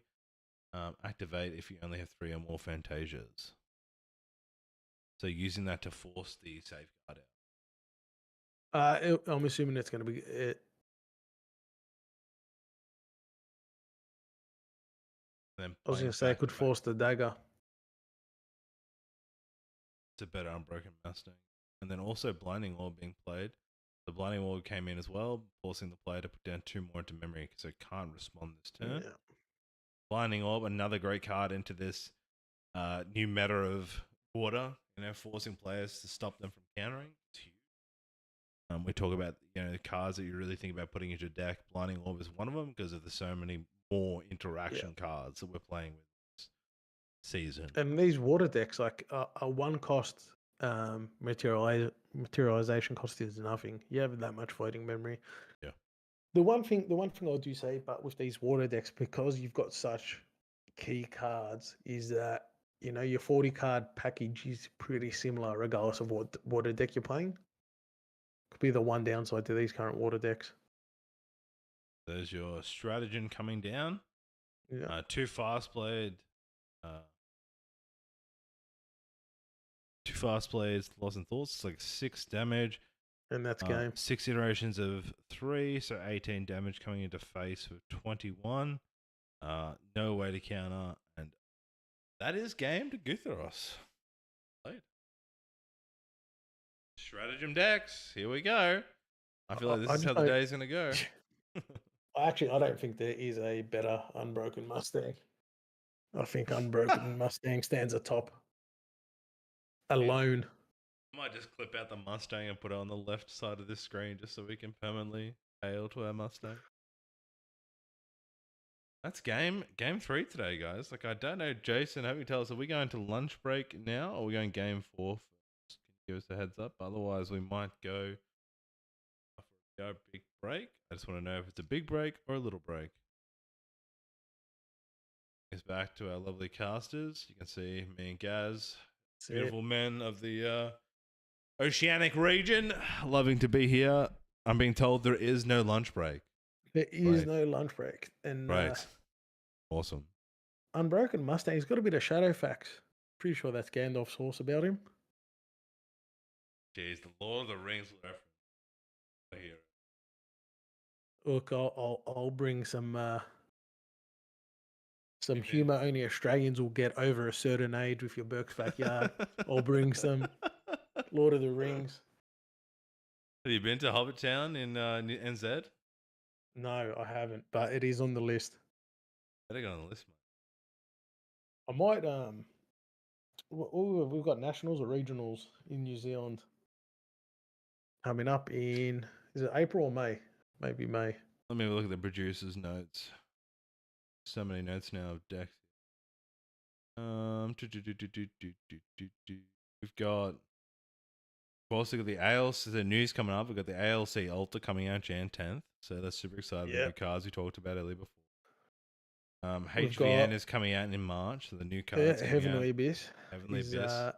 And world premiere is in at Ascent Melbourne. So get your first hands on the recollection decks, and if the first two are anything to go by, one of them is going to be meta defining for a period of time. Yeah. I'm super excited to see those cards.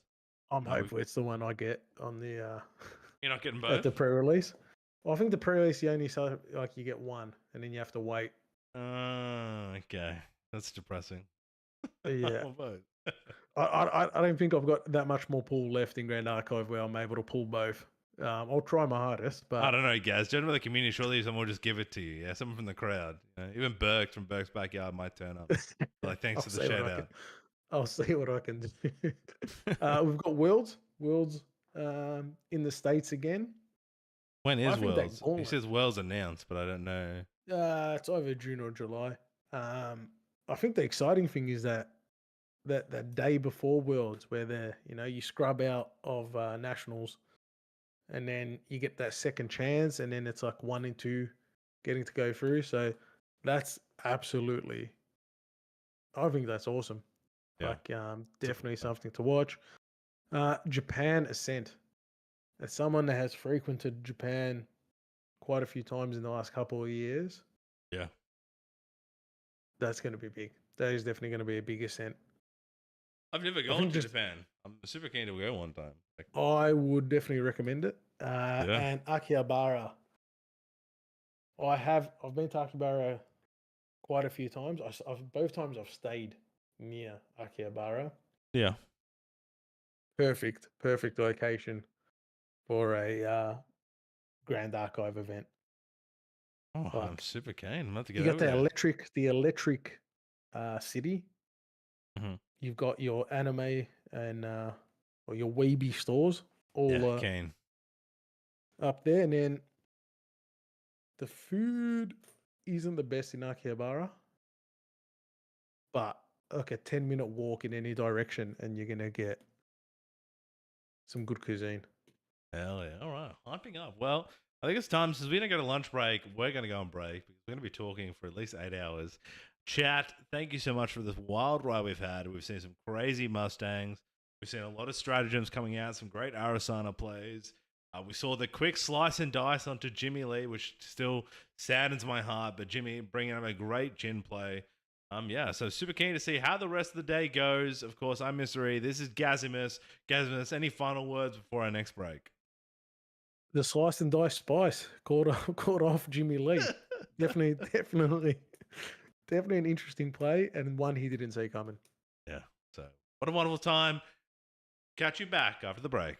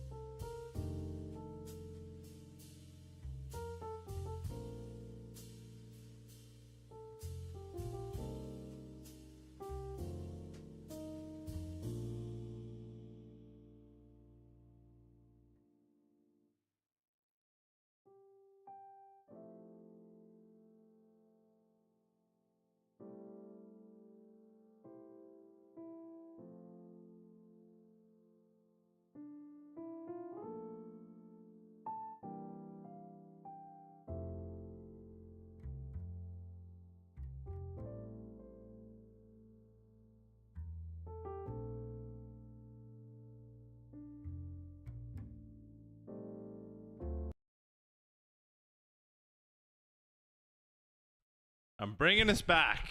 I've also opened up the spring cleaning while there's some downtime.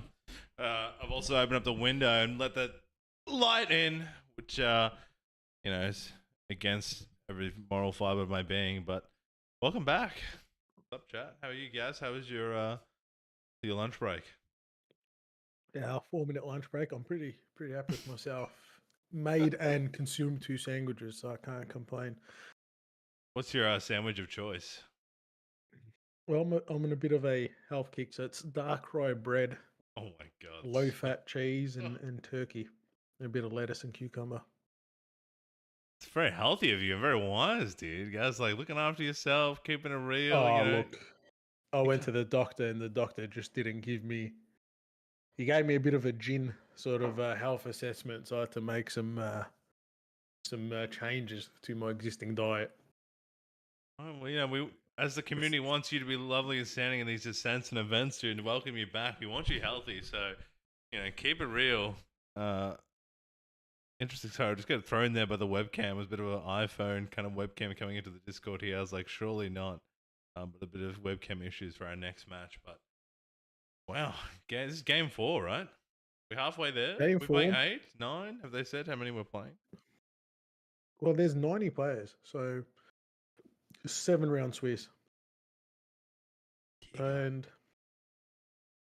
just have a quick look at the leaderboard as the players are getting ready. And we have Good for us, who we just saw. Curtilis, who we've seen on stream as well. Nathan and Zet Defex at the moment. I've got Shilu and Bob on mine. Is it we're playing Shilu and Bob? Yeah. We've got a Kongming, a level 3 Kongming deck. Oh. Set us against up a Water Arizona. It's going to be interesting. The Kongming deck has a lot of play once it's at level 3.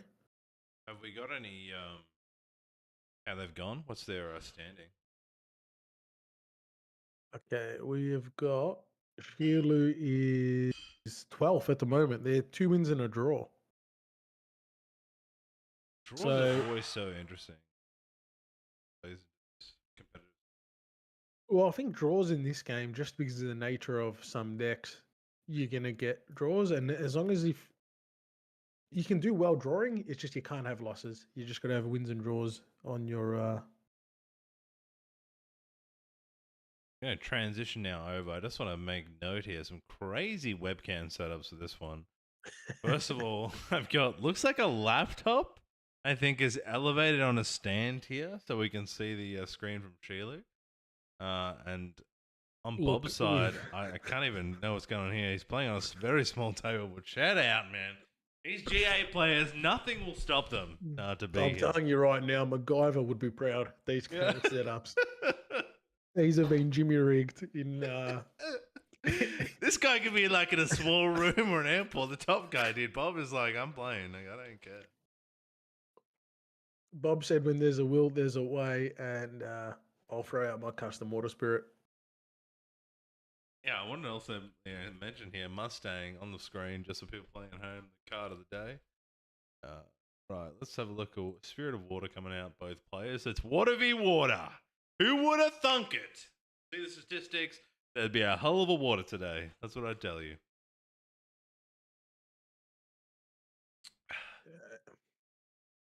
Lurking Assailant coming out. So is Shilu the one playing looks like a water ally deck? I'm gonna say that just by saying Lurking Assailant. Is that the level 3 Kongming? He goes up to level 3 Kongming, so he does have the Lurking Assailants. I think they're just to put some early pressure. But he's got your Terra spell cards. Going to... Yeah, so he's done already. Did he do the cone already for 2 damage to face? He's brought out Scepter. A lot of early aggression. Fighting Cleanse straight off. That is crazy. Like a level 1 Vitalizing Cleanse. Just throwing that down must not have much options. Is that a fast play as well? Is it slow? No, it is fast play. So fast play is the cleanse. Just try to get that extra. I think the thing that's the most interesting thing about this Kong Ming deck is it's a 62 card main deck. No. Yeah. Pushing the extra 2? Crazy. I'm not sure. I am a pretty like stickler for running a clean 60.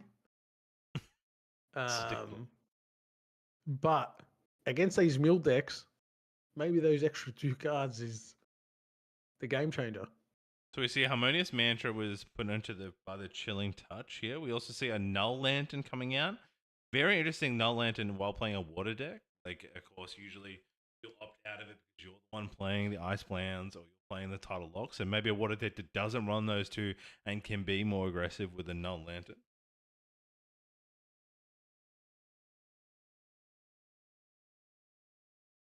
I'm just trying to go through this deck and trying to look for the Terra cards that are in this deck. Terra Sight, some Leeching Bolt. I'm going to say that's about it. I never remember this. The Retainer. Always have so many different names and so many cards in this game, man.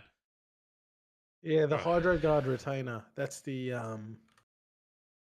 It's a beautiful 3 cost. I mean, a 1/4 taunt for 3 is really good and a draw. It's an outstanding card. Yeah.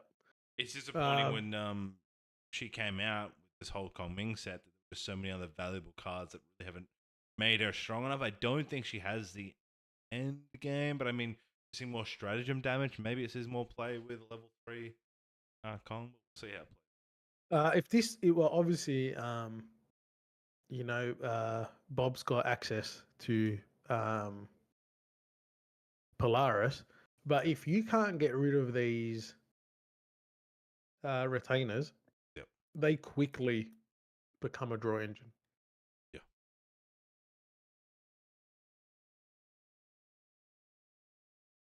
And you're not going to be able to get rid of them unless you get to level 2, because I can't see in this Arasana deck, is there any additional ways to get herbs outside of leveling up? Herbs card. No. The only ways of them getting the herbs is leveling up. Yeah, no other herbs. Actually. So these the Hydro Guards might be sticking around for a while. Second Chilling Touch coming out here as well. I believe the other cone comes back here. I don't think that other cone is from the first Chilling Touch, unless I don't think 2 Chilling Touches were just played then. That other cone should be returned to, and unless that was banished on level up, but I missed. That's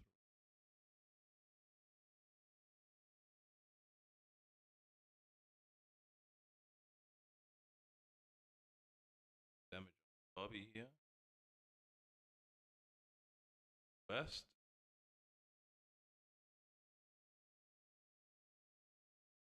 The SIGs are just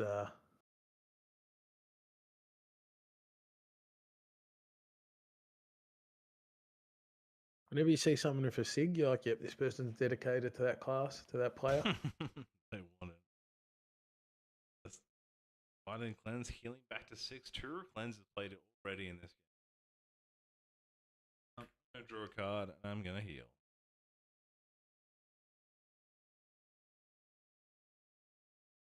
Draws the card off moving north to west with their Guard Retainer. And now that retainer has, well, it's doing 2 things. It's keeping that Lurking Assailant alive, so that Lurking Assailant can keep pushing damage, but it's already replaced itself too now. So strong card, Trinket coming out.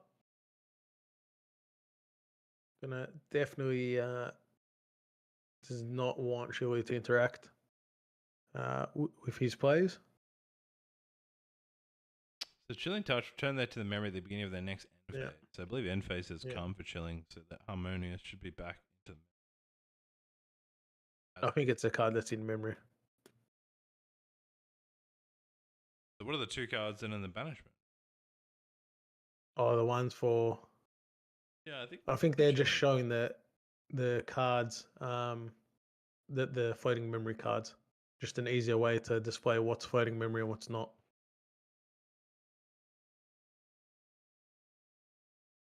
Also, when Paladin played out. Again, a nice strong card. Gets a draw, gets a strong intercept, 3-4. You're laughing. 3-4, but not enough to be able to kill the retainer.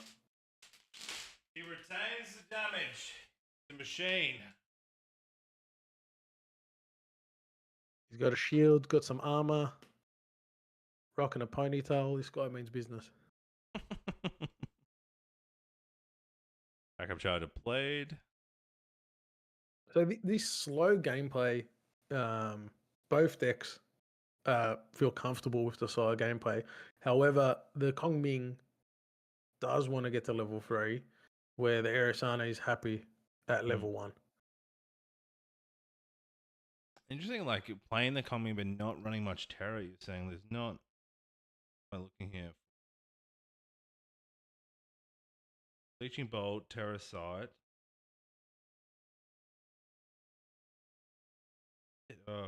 Corolius Ward. That must be that. Yeah.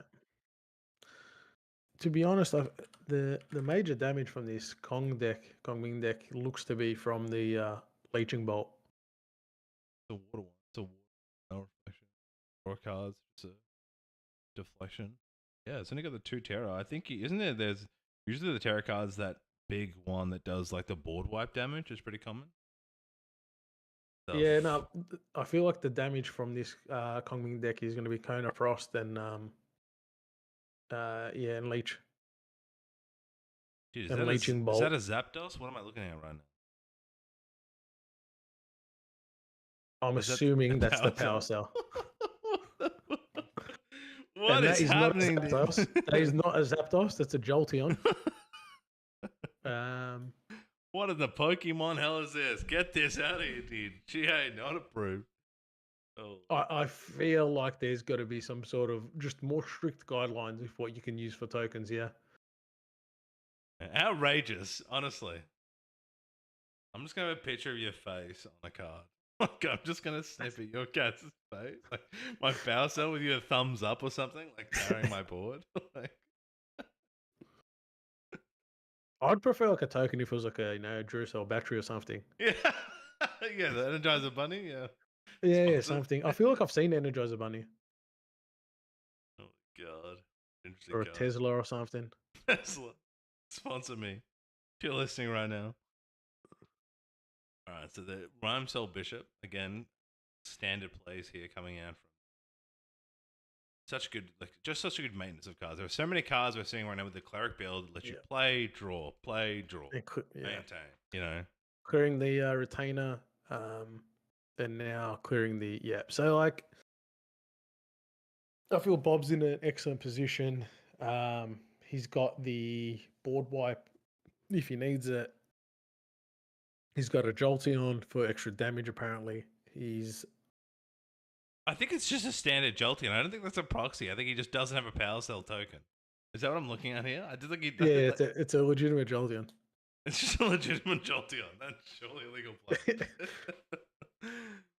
But okay, looking up for a level up here. I think going into level 2. Now, this is interesting because we haven't seen a level 2 Kong Ming played. I don't know. Maybe the Ascent. There you go. So level 2, she gets on enter empowered 3. And now inherit effect, whenever your shifting carriage changes facing north to south, you can draw a card. I feel like this is when you start playing your Cone of Frost. Yeah, you gotta get rid of stuff on the sure. Just to trigger all 3 modes. Straight to a DG. Dungeon Guide, we're going to level 3. This Kong Ming is currently level 6. Or its next spell will be treated as a level 6. Yep.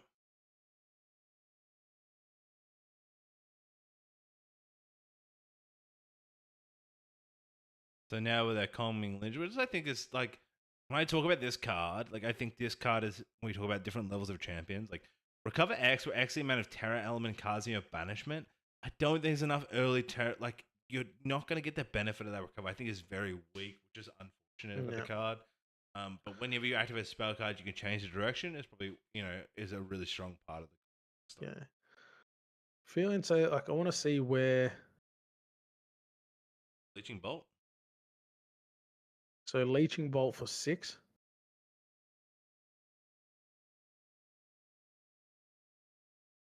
And because it's empowered, you can put it back into the material deck preserved.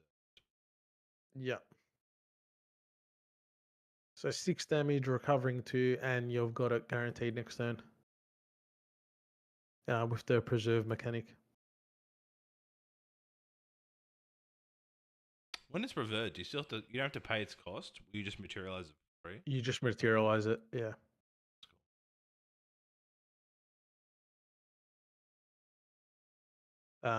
So just yes, now you've just got an infinite leech bolt every turn. Necklace of Foresight coming out there, taking the chance to banish straight away and get in there. It's free cost, of course. For a cleric.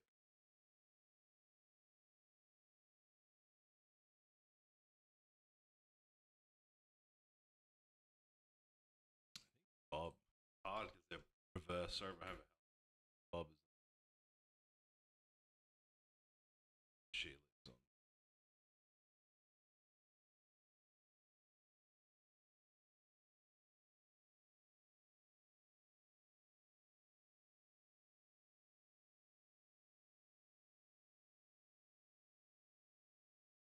Is there a fracting missile played there? Icebound Slam.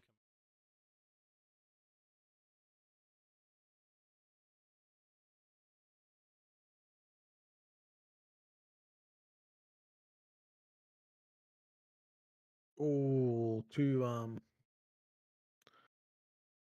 He has no lanterns. Unfortunately, it's only coming in for 3 damage, which yeah. looking for that thing.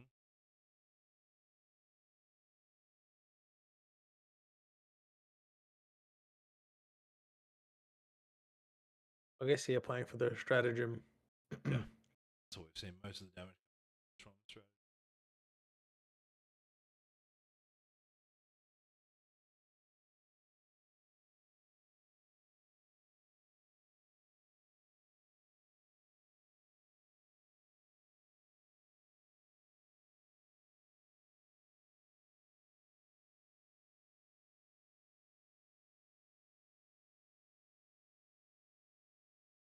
Let's talk about like win congs here for the Leeching Bolt. Like we've seen 2 reviving cleanses out, so you don't really have that much chance on Bob's side to heal. He's probably not going to have an X. I mean, he could. Leeching Bolts, they just don't do enough. She needs a lot of empowering here, and I just don't see right now the influence is high enough for Shilu to do big enough Leeching Bolts. Do the damage. What I'm talking about. Yeah. Is stratagem in Shilu's deck, because I feel like that maybe by getting the floating in, but I think this is the weaker part compared to like, when you look at Merlin or Rye. As a mage, you get to that level 3 and you don't much cards with these insane fireballs, right? You've got Merlin's got that ever increasing bonus level up, right? Yeah. You don't really have that. Like the empowers are there, but we haven't seen any mnemonics aren't down yet, No. I just don't think it hits as hard. No, you've obviously got the regalia that can empower, but you don't have its burst empower. So it's what can you do? Doesn't Kongming? I can't see the full hand, but can't really see the influence at the moment. Yeah, you're not running like maybe it's like sustained chip damage is what we're going to see here play out. That's going to be enough, but she'll see. There's a mnemonic charm coming out.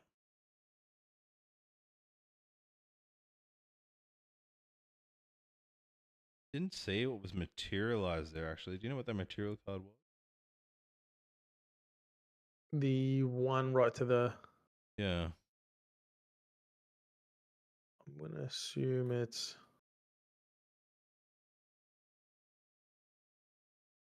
The Coronal Rejuvenation? Think so.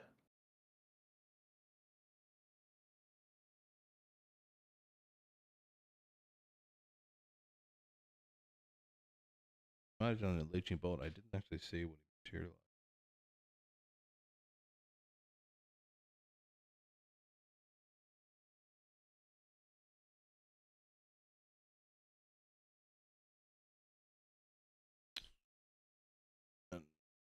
Mnemonic.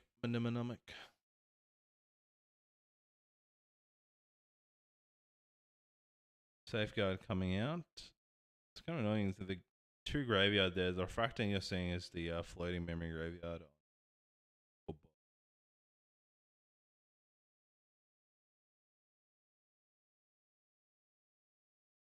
GG's on the board. 3-2. Slow turns here. Yeah. That's two water decks that are doing most of the damage later on. Talk about the difference when we see other players. Like you really right now, there's so many combinations they're playing with because it's like that slow game. It's not that initial. Oh, he's doing this. I've got to think about what's he holding, what's he playing for. It's the next step thinking. Going straight to a stratagem. Here we go. It's a lot of cards down. But stratagem is the only way you're doing damage, just because the nullifying lantern's out. You have 3 cards in hand there. Very risky to say, look, you're not going to frostbind me. He has no way to counter on frostbind. The Mnemonic Charm is placed here. Used it to empower.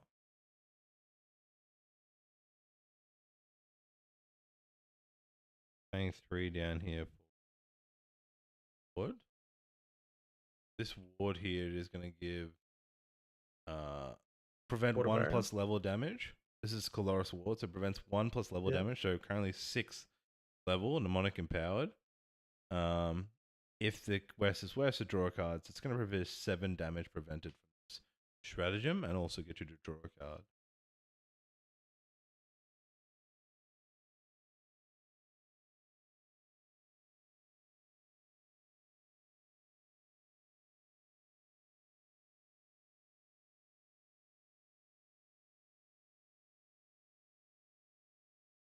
$21 damage, 28 damage coming out there, -7. So I'm guessing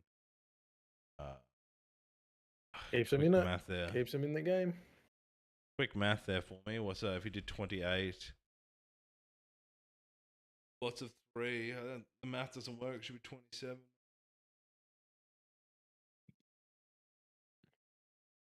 At least 7.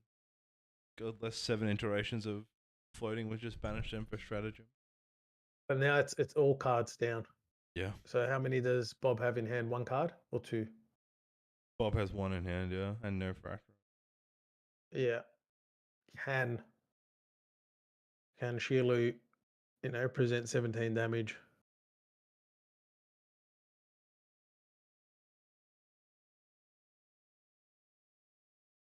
It's like Cone of Frost. Cone of Frost, if he can be empowered, will be 6 damage plus the leeching bolt, 9 damage. Time of Sorcery comes out as soon as materialized on anti draw a card to memory, and that's an empower 1 tap. Yep.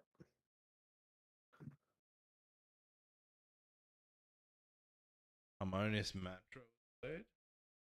So another strong card that we have seen actually played not just in I've actually seen a lot of stuff in a couple of Merlin decks. I know you're talking about Fire Merlin. This card here is a 2 cost, recover 3, and if you're shifting cards as north, recover 3+ level. So coming in there with level 3, 6 heal, so they healed back all the way back to heal.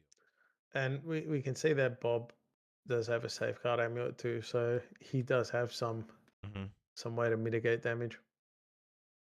Another Mnemonic Charm coming down. Cards play gets a draw.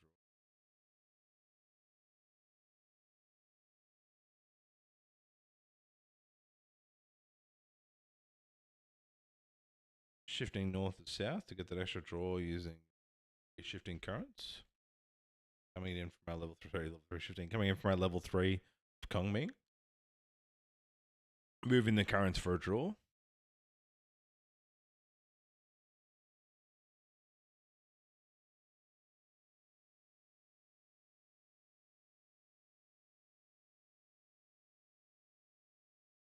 Nullifying Mirror coming out this turn. That's interesting. Cards, I guess, base. Maybe looking for a Flying Cleanse on Shilu's side, but he doesn't have it in the deck. so many cards in the field of On such the smallest real estate we've seen today, but let's load that board up.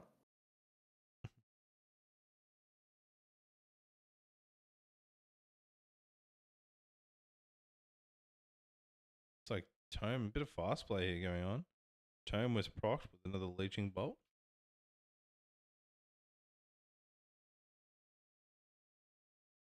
So fast played here. So this comes in for recover 2, deal level damage. So this currently would have come in empowered 1, 3. So it should come in for damage.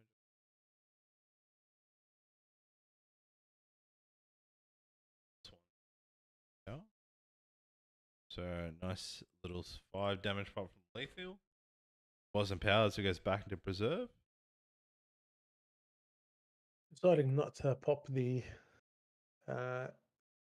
safeguard then, which is fair. Like how many more instances of damages you're gonna throw out this turn? Maybe one more. Do you save it for just the next turn when you can probably go for the kill?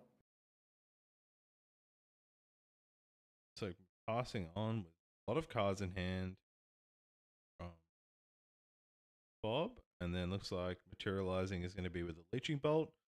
Yeah. A lot of stuff on board here to empower here. You know, another instance of damage you can empower here, 4 damage. You know, he is chipping away slowly. Yeah. And DG is going to swing in here. Swings in for 1.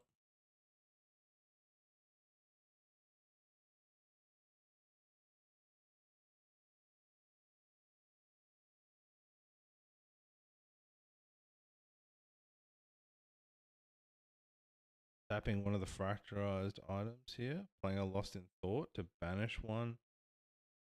To just draw 1.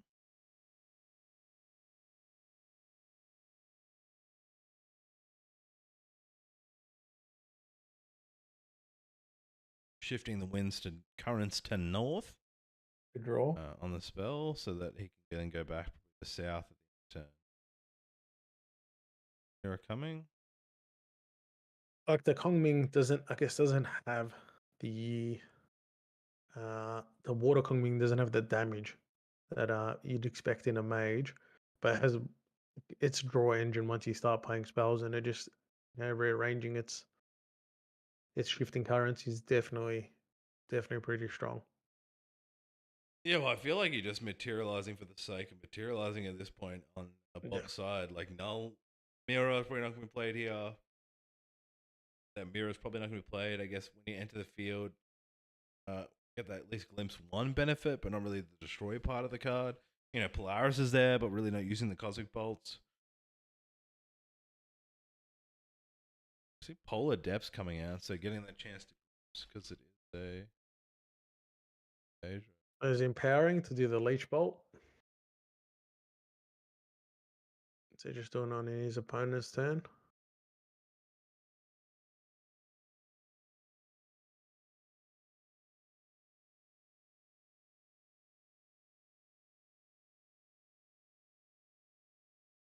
Recover 2. I think he should have gone back to. That did 4 damage, which brought him to 12, but he should have only healed 2 back. I don't think he gets an additional heal, correct? Just as recover 2, so you should have gone back to 13. Not 12 on my counter, I'm sure there. Put it back to 12. I don't people arguing there. I can't see the counter on Bob's side, so he's tracking, but I had 15.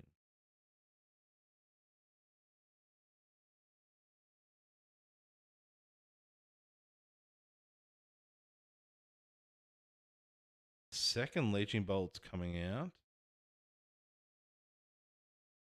Looks like safeguard was popped there.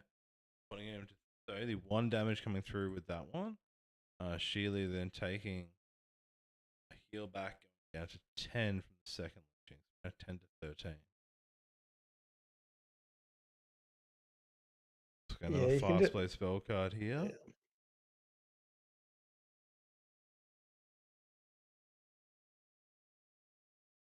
Really decree plating, countering the activation of that final card. Yep. Paying 2 with the fractal.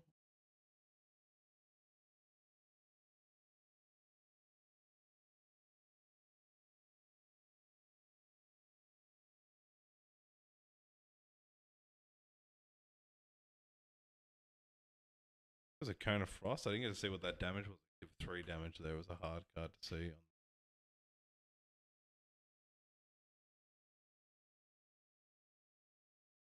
I think that goes game 1. There goes to Shilu.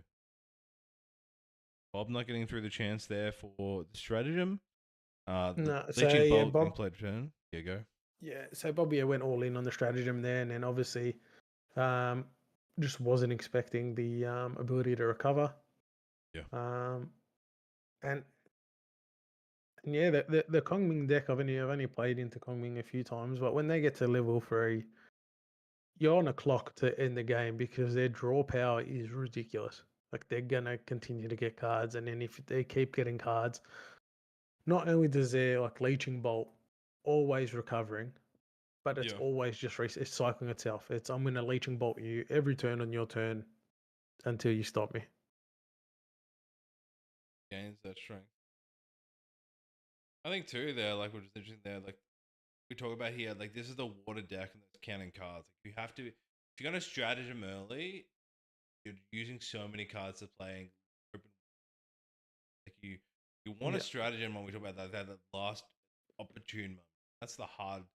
When we talk about the skill gap of players, you know, that's where you can't just come with a meta deck, right? It's understanding when can I stratagem for the best value, when do I just keep holding to counter things like, you know, the leeching, or counter things like, I believe it's kind of frost there, a bit of damage. Like that's what those we talk about, the difficulty of water decks. It's not just like play ally, swing ally. It's not just like, you know, build to this level 3, you know, shoot my gun. There's so many things that's what you're trying to prevent and say, when is my go time?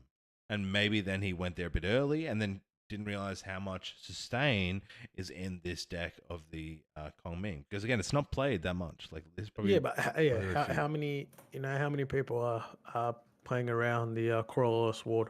Like correct. You know, it's a Kongming card, but like a Kongming level 3 card. You know, you might not even be playing it in a level 1 Kongming.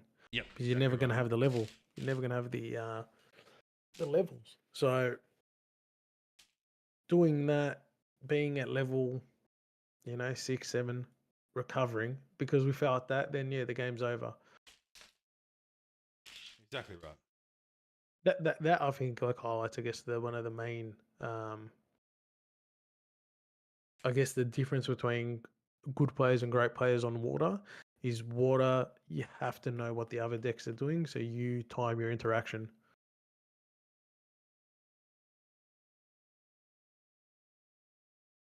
Even the water v water matchup, like I think it's so difficult playing against your same. Like I always find it hard.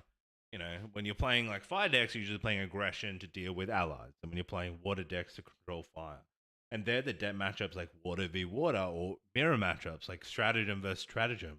The complexity of the games just exponentially gets harder when you're versing the same thing. You know what I mean? You're looking for the same windows. Who's going to pull the trigger first? Who's going to have the better cards first? Is that compared to when you're just playing to know, oh, I know they're playing this and I've got this card to counter, but if I'm playing as myself, you know, the counters aren't always there, or when's the right time to fracturize or go aggressive. You know, it's definitely harder. You see Lurking coming out and the Scepter Lumina, which is a nice opener coming out from Shilu. And then we've got 27 minutes on the clock. You probably want to be more aggressive here. Oh, is that a early Icebound? Whew, that's it.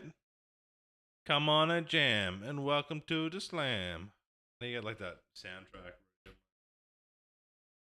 I can play it, like, you know, like the soundboard. These events. 8 damage already. Yeah. Scepter's out. Quick level up here. Quick slice and dice sideboard.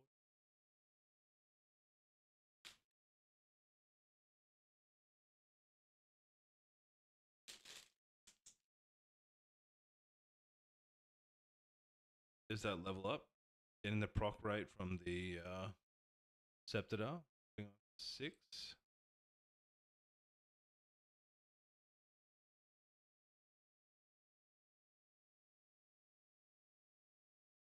that aqueous armor that he put into the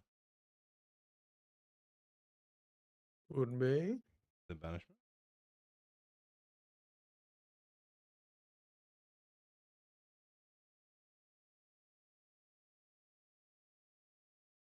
Maybe Rising Tides? I don't think that is.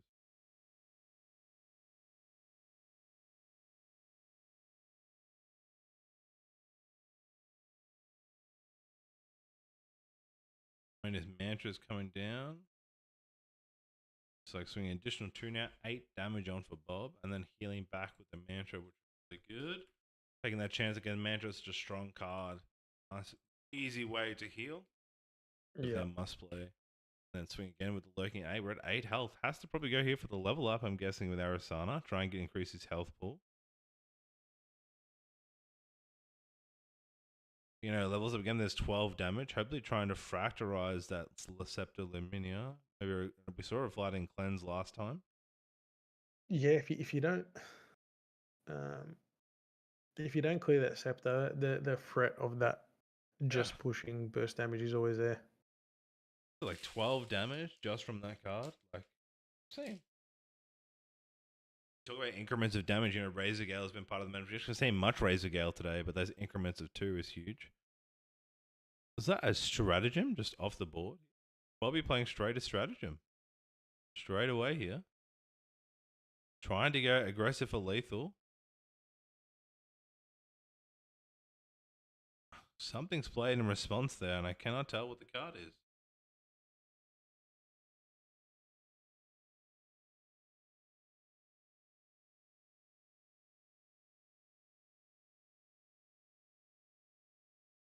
Not a revitalizing cleanse? Might not be enough.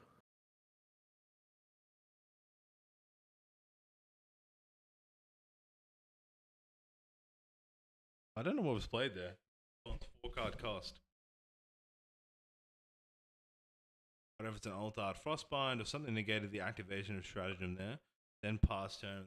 On to up. Yeah, it is hard with this. Camera angle. Yes, it was a Frostbind. It's the World's promo Frostbind. Okay. Alternate Frostbind is also played 2 extra costs because it's pretty Yeah, so play to stop the. Again, we must see risky. Stratagem coming out so early says I'm in trouble here. yeah, I think you're just trying to shoot. This is you go behind in a water match, and then the next game you're worried about time. You're playing quicker, and that's when you fall into the getting frostbind, losing value. Yeah, it's very hard. Like brought out the trinket, I guess was playing for that win. Bring out the Viridian trinket. Hopefully catch him sleeping, but you know, Shilu just kept the cards open. You know, kept the additional cards in hand and could pay for that frostbind.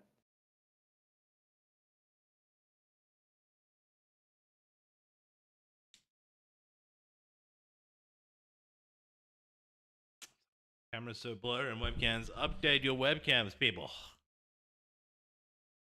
Looks like again an additional stratagem played here again. Let's.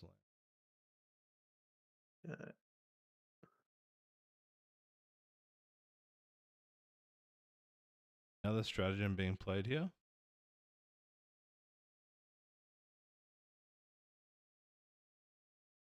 And no, game done.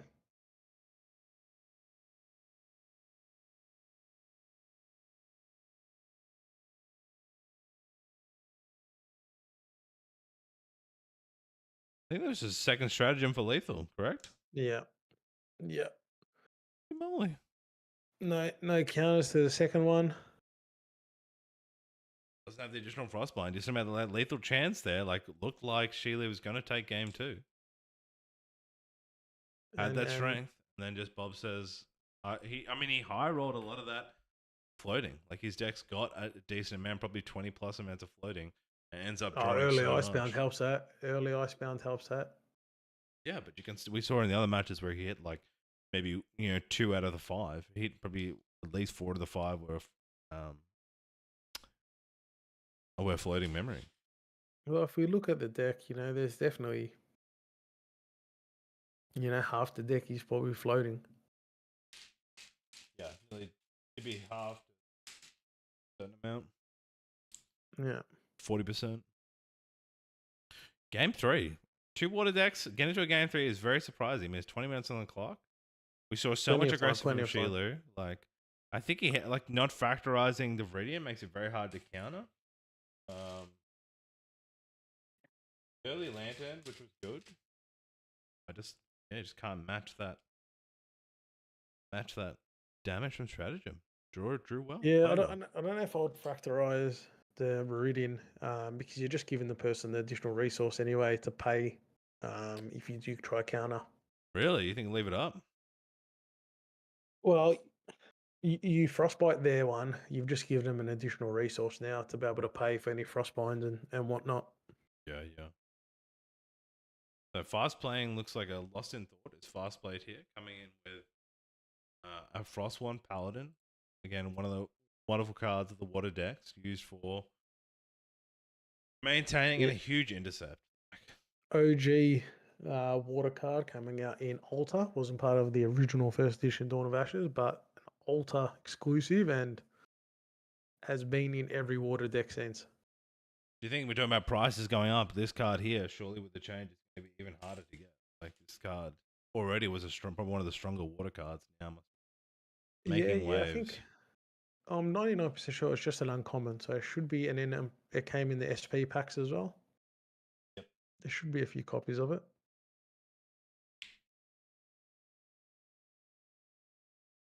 There's our wonderful retainer making his way onto the field, trying to be a Frost Paladin. I guess with the retainer, it doesn't have that instant draw that you get from the Frostborn early on. Right?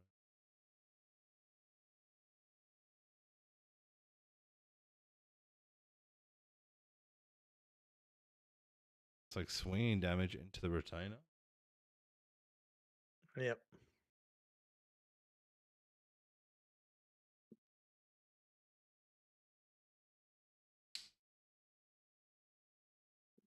Quorx ward placed onto the side there.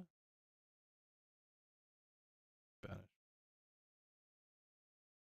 Blade in defense.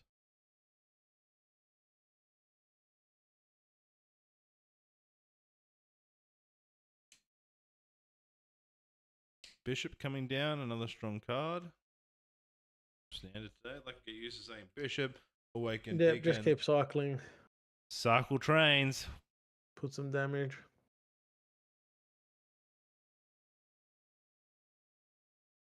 Keen to see at the end of the day, we've seen so many water decks. We're riding the players who are, playing and winning and doing quite well in today's regionals. If the water decks keep making scenes and waves, and the how are they going to change the meta? Are they going to bring in cards that try and mix it up? Are they going to put things on the bench? Like, there's a lot of talk of Baby Grey, but like this water stuff seems to be doing quite well. I guess a concern for the players is there going to be too much negate in water where water just says no to everything that you're trying to do. I understand that is a game style, but water v water mirrors, they're not for everyone. They're not also for a 60-minute time limit either. A lot of floating getting banished here. Like factorizes plays, factorizing the null lantern so it can't be removed. Yep. Keeping the board, then using Lost in Thought to banish it to draw an additional card. Yeah. Trying to draw, but again, using the difference here between the two decks is the draw for Shilu here has no minions on the board, but on the side of Bob, he's drawn and he's got 3 allies on there. That's the scary part. You feel like he's trying to cycle for cards and he's just not getting what he wants, and he's still only a spirit. So he's taken a lot of damage. And it's, Bob could turn around a 1-2 turn this into a 2-1 win coming down from 1 in a water mirror, which is something you don't really see that often. Another Paladin. with the buff counter. Is GCR there too? Needs to stop Oh, this. this is a lot of damage coming out now. It's 4 damage from death. Has to level up next turn. Lethal on the board for next And turn. before that, Shilu was playing with the scepter to generate his damage, and this time just has no opportunity to bring that 12 damage out. No, it has to level up. Well, it's water v water. You can bring out the scepter At any time, correct? Yeah. There we go to level Banishing the 1 Cone there. of Frost. And down Mantra to try and heal. Yep, healing a little bit. Just doesn't seem like enough. You still got 8 damage on the board for Bob. Taking down to 7. Yeah. Very hard game. And especially before we saw with Bob's deck that he was able to even just... He didn't have those allies on the board, but just had so much strength just with stratagem, let alone now he's got 3 allies you have to deal with. Cannot afford to swing with this Interceptor. Which is unfortunate, but lucky he gets it. And at least getting something on the board to protect his champion, plus getting that ability to draw. Which is saves him 5 damage coming back the other way, because obviously 2 of the allies need to push into it. But must have something in hand to feel the... he's offset a single point of damage now. So now he's looking at 6 damage to face, where he would have mopped up 5 and still been in a position to get rid of the bishop by retaliating against the bishop.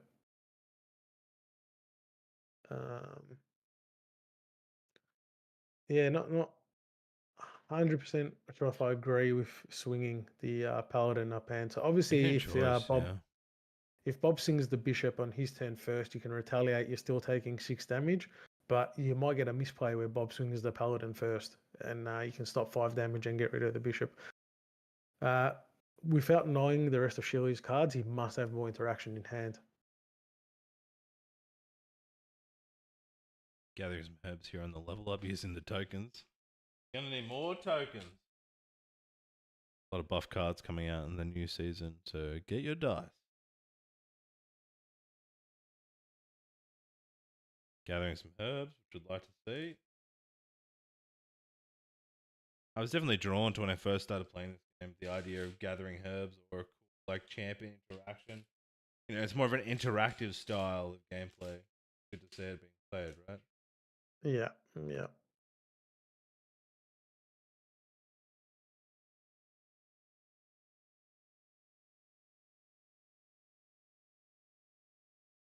So they had the Cortalis in hand.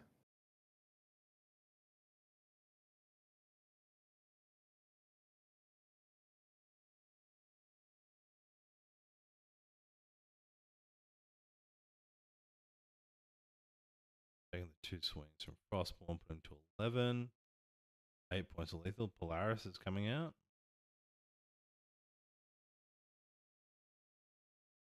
We didn't actually see Polaris used last time. Maybe try and use. Didn't need to. Kongming didn't really. Yeah, correct. Have another ally. Yeah.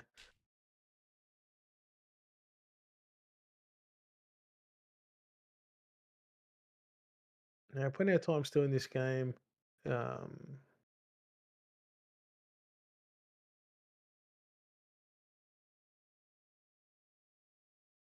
I feel like if Bob can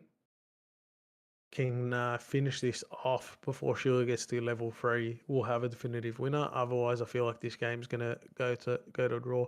So once Kongming gets that level 3, starts getting the recover, consistent recover as well, might not have enough to get it done. I said that last time though. Like she was able to recover so to a point. Like the influence of draw is what outplayed. Right, he didn't have enough to counter some of the abilities. I think that's where that influence struggles is what we're seeing. There'll be some point where he'll be able to heal and maintain, but then at some point he's just not going to have enough cards to counter the strategy. If you can get to level 3 and bring out a lantern, I think it changes a lot. The lantern's on the. You're talking about null lantern? Yeah. It's on the field. It's on the field fractorized right now. That's that fractal. Oh, that's a card flipped around.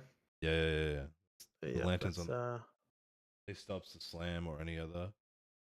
Yeah, so you really only then got your stratagems. Fewer damage here is coming from strategy. Yeah. You know, these decks don't have, people talking about like, how do you stop that damage? Well, you want to remove floating. So raccoons, more of these, Merlin has the memory thief ability, like more cards maybe in decks that start consuming floating could be more seen in prevalence in one of the cards they're thinking of to try and counter this kind of play style. I think if you're playing fire, any fire deck into water, Viridian Trinket, Nullifying Lantern, and raccoons are a must. Yeah.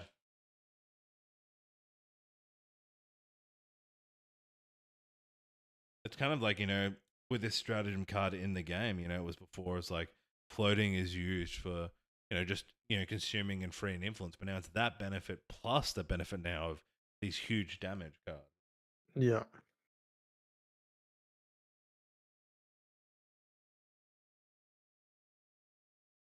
A card's good when, they're like, you're not even playing it for its efficiency.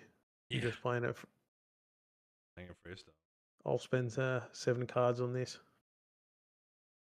So it's just pass a lot of cards in hand, keeps his paladin up this time. Still sitting at 11 damage here.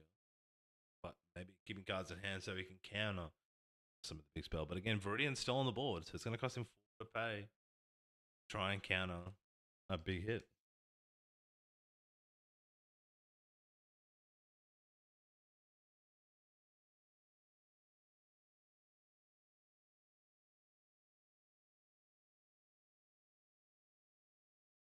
Like I'm going to have water nightmares tonight after seeing so much water today. I'm drowning. Okay.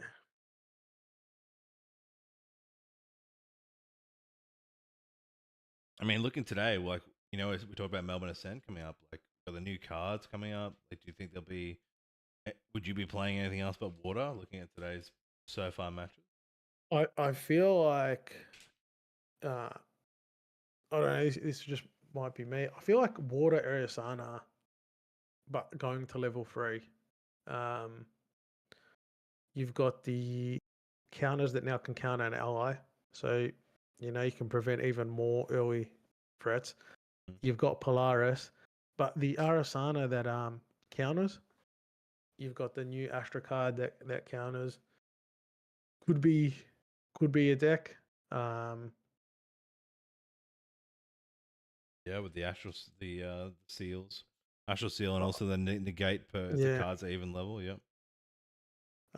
So yeah, I just think, but at the moment, you have to bring a list that's comfortable into water. Yeah.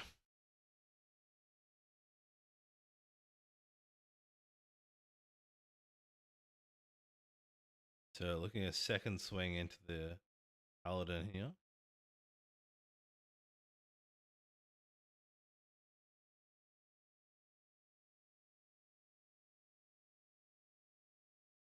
And another stratagem. That's it. Stratagem doing the work. No counter again. No way to negate activation. That's so unlucky and disappointing for Shilu. But a great game to watch. I think we're talking about 2 players here. Again, it's a hard matchup to play. Water v water. There are so many interactions with trying to bait the players out, and Bob's done a really good job to take game 3. I went to game 3 just before time, and Stratagem does it again. To be fair, Shilu's only got the 4 Frostbinds. He's got the 2 Sura and the Kree, so 6. Only 6 cards to be able to counter. When I played with my Frost Nego deck, I think I'm running a mine. Just haven't get to play it yet, but I'm running 4 Frostbinds and 4 of the title lock. You just negate and force a crease, like negate. That's what I want to do. I want to stop. That's for those circumstances. big That's why stratagems, you know. I'm surprised that Aerosana deck hasn't caught on. The one that's it counters a spell. Yeah, and The the counter negates one. what card you flip. Yeah, and you got that terror card that deals damage every time you negate. If you look at Astros, it's the Lucent Arbiter. Yeah, Lucent Arbiter. So reveal the top 3 of your deck, negate. So pay 3 and tap, reveal that card, negate target activation if its reverse cost is equal to the reverse reserve cost of the revealed card. Yep, and then you've got the Astral Seal is also good. We looked at earlier that was played in the Constellus or Aspire. Obviously, it's a bit of a meme-ish deck, but if you've got 16 counters just in water, you can play in a deck.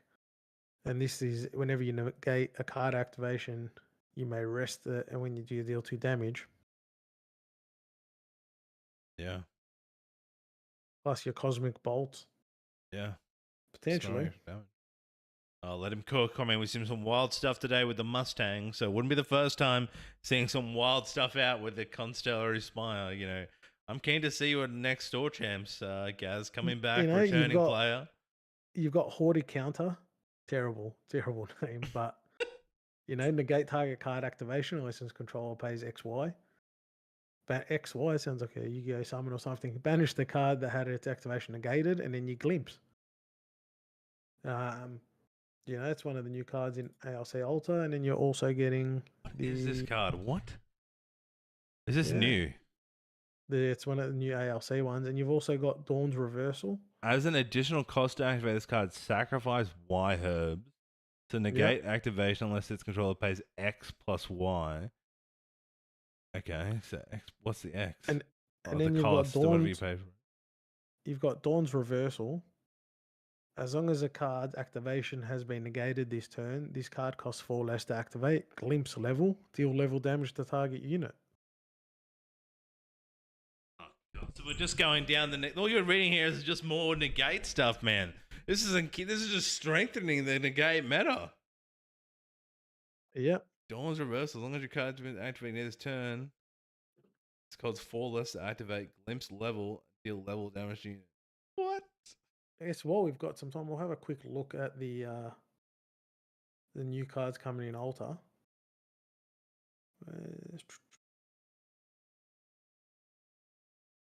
Chemical Revolution Alta. Absolutely. So I think like, you know, you got Polkork, the level 1. Is it the level 3 Vanitas? I think so. Level 1. So on enter, if there's another final element card in your lineage, the next ranger ally card you activate enter the field distance. Like I think that's like, isn't it like the Bowman or whatever? I don't know if it automatically comes like the cards like that have that high. It's a shit card, but it's Polkorks, you know. Just can't make him too good. But aggressive for fire, like that's not bad. Yeah. Like there's some high ally that could benefit from like a huge coming Bombastic Sprint. Yeah. Next range activation card you active turn can activate as it had fast activation. Pairs great with Calamity Cannon. Yep. But yeah, when I'm just looking at your actual astral cards, like you get 2 new astral cards. You get another water negate. If you play the normal negates as well, you're playing running 20 negate deck. Obviously, it might not actually be a good deck. Like, there's a very good chance. If your deck just negates and does nothing, it does nothing. However, yeah, but if you're playing water, you only need 4 stratagems, so you're just going to keep drawing for that 4 points of lethal. You know, you're negate. Oh, stratagem, right? Like I'm at that point where I can stratagem, right? Or you know, negate. Here's I've drawn a cosmic bolt. Oh, I've star called a cosmic bolt. Oh, I've star called a. You know what I mean? Like that infinite cosmic bolts. Just those long games suit the cosmic bolt because it's infinitely scaling, same as with, you know, the stratagem. It's not far fetched, I don't think, with this new negate meta. Look, I'll make a call. If I pack a level 2 signature Polhawk I will exclusively play Pole Hawk until I make it a half decent deck. Okay, I'm excited. I can't wait to see it. I can't wait to be casting while you coming up with this big Pole Hawk deck. I don't think I reckon it's got to be a base water spirit or like wind spirit. It can't just be fire. It's just not good enough. water into fire. Yeah, unlock. Beautiful. It's the dream, but like I think I'm just getting on Pole Hawk early. So when his level 3 comes, everyone wants to jump on it. Yeah, it's gonna be like ignore all negate effects as an Ant Ranger. Done. Everybody's gonna be playing him. Well, I think we get a break now, guys. So we're coming into that was round 4. We got round 5 next. We haven't got a backup game, but these games are getting longer, so hang around. Gaz is going to go and draw me a card for my next door champs.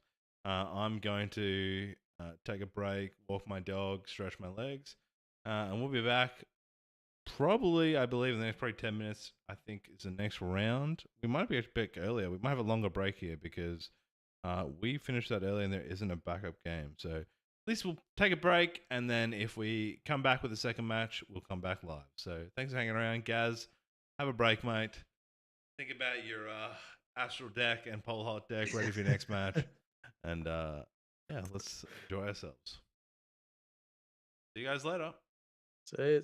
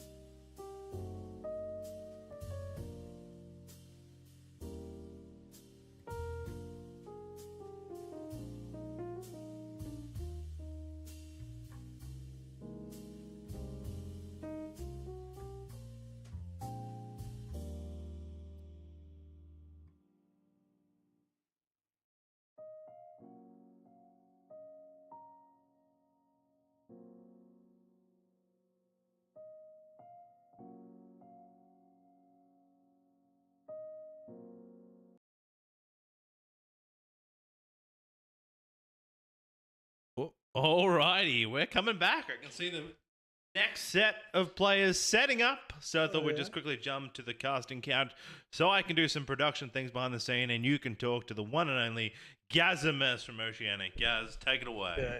Let's see what we have here. We have a Merlin Kingslayer with Fragmented Spirit of Fire. Level 1 Lorraine, not doing any of the Hongming shenanigans, and they are versing. We've only been given one deck. I think it's slime covering the lip. I don't know if that means it's slime. Potentially a slime. Well, we've got slimes on the.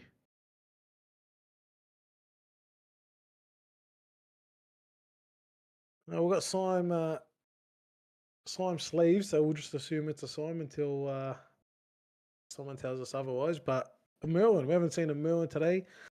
There was a period where that's all you saw. So that's how this Merlin. It's a relatively straightforward Merlin list, except playing the Fragmented Spirit, just getting that additional card draw later on. I will shift us across. I am ready. Boom. Transition. God, fuck the classic spirit. Yeah, so we've got Gearino versus True Champion Perfy. Do we know the ranking of these players right now? How they're... They are. Gearino is 13th. And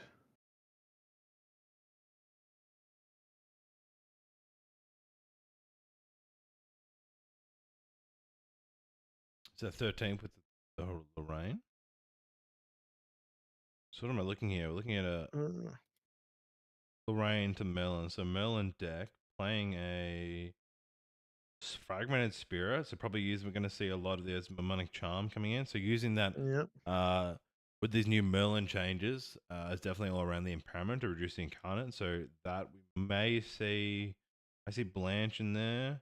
I don't know what Retold Fortune is. I haven't seen that card played before. So at the moment, both of them are top 16, and that's essentially what you're paying for at the moment. Top 16 gets you a backup charger. And let's have a look. All right, just waiting to start here.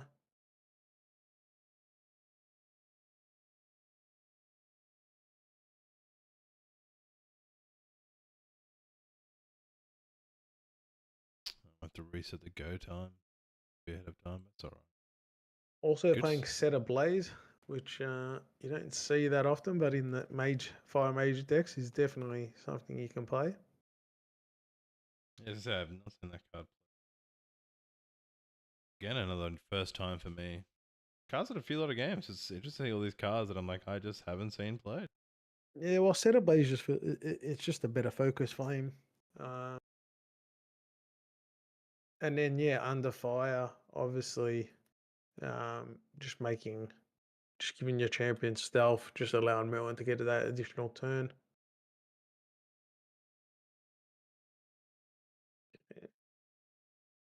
Just waiting for the go time now. I haven't got the second deck on yet. Well, we've told everyone please hold, so unless there's been some sort of issue with. Oh, looks like we have a bit of an issue. Looks like they're going back to players returning back. Uh-oh. Uh-oh, Spaghetti-O. Oh, bit of technical difficulty. All right.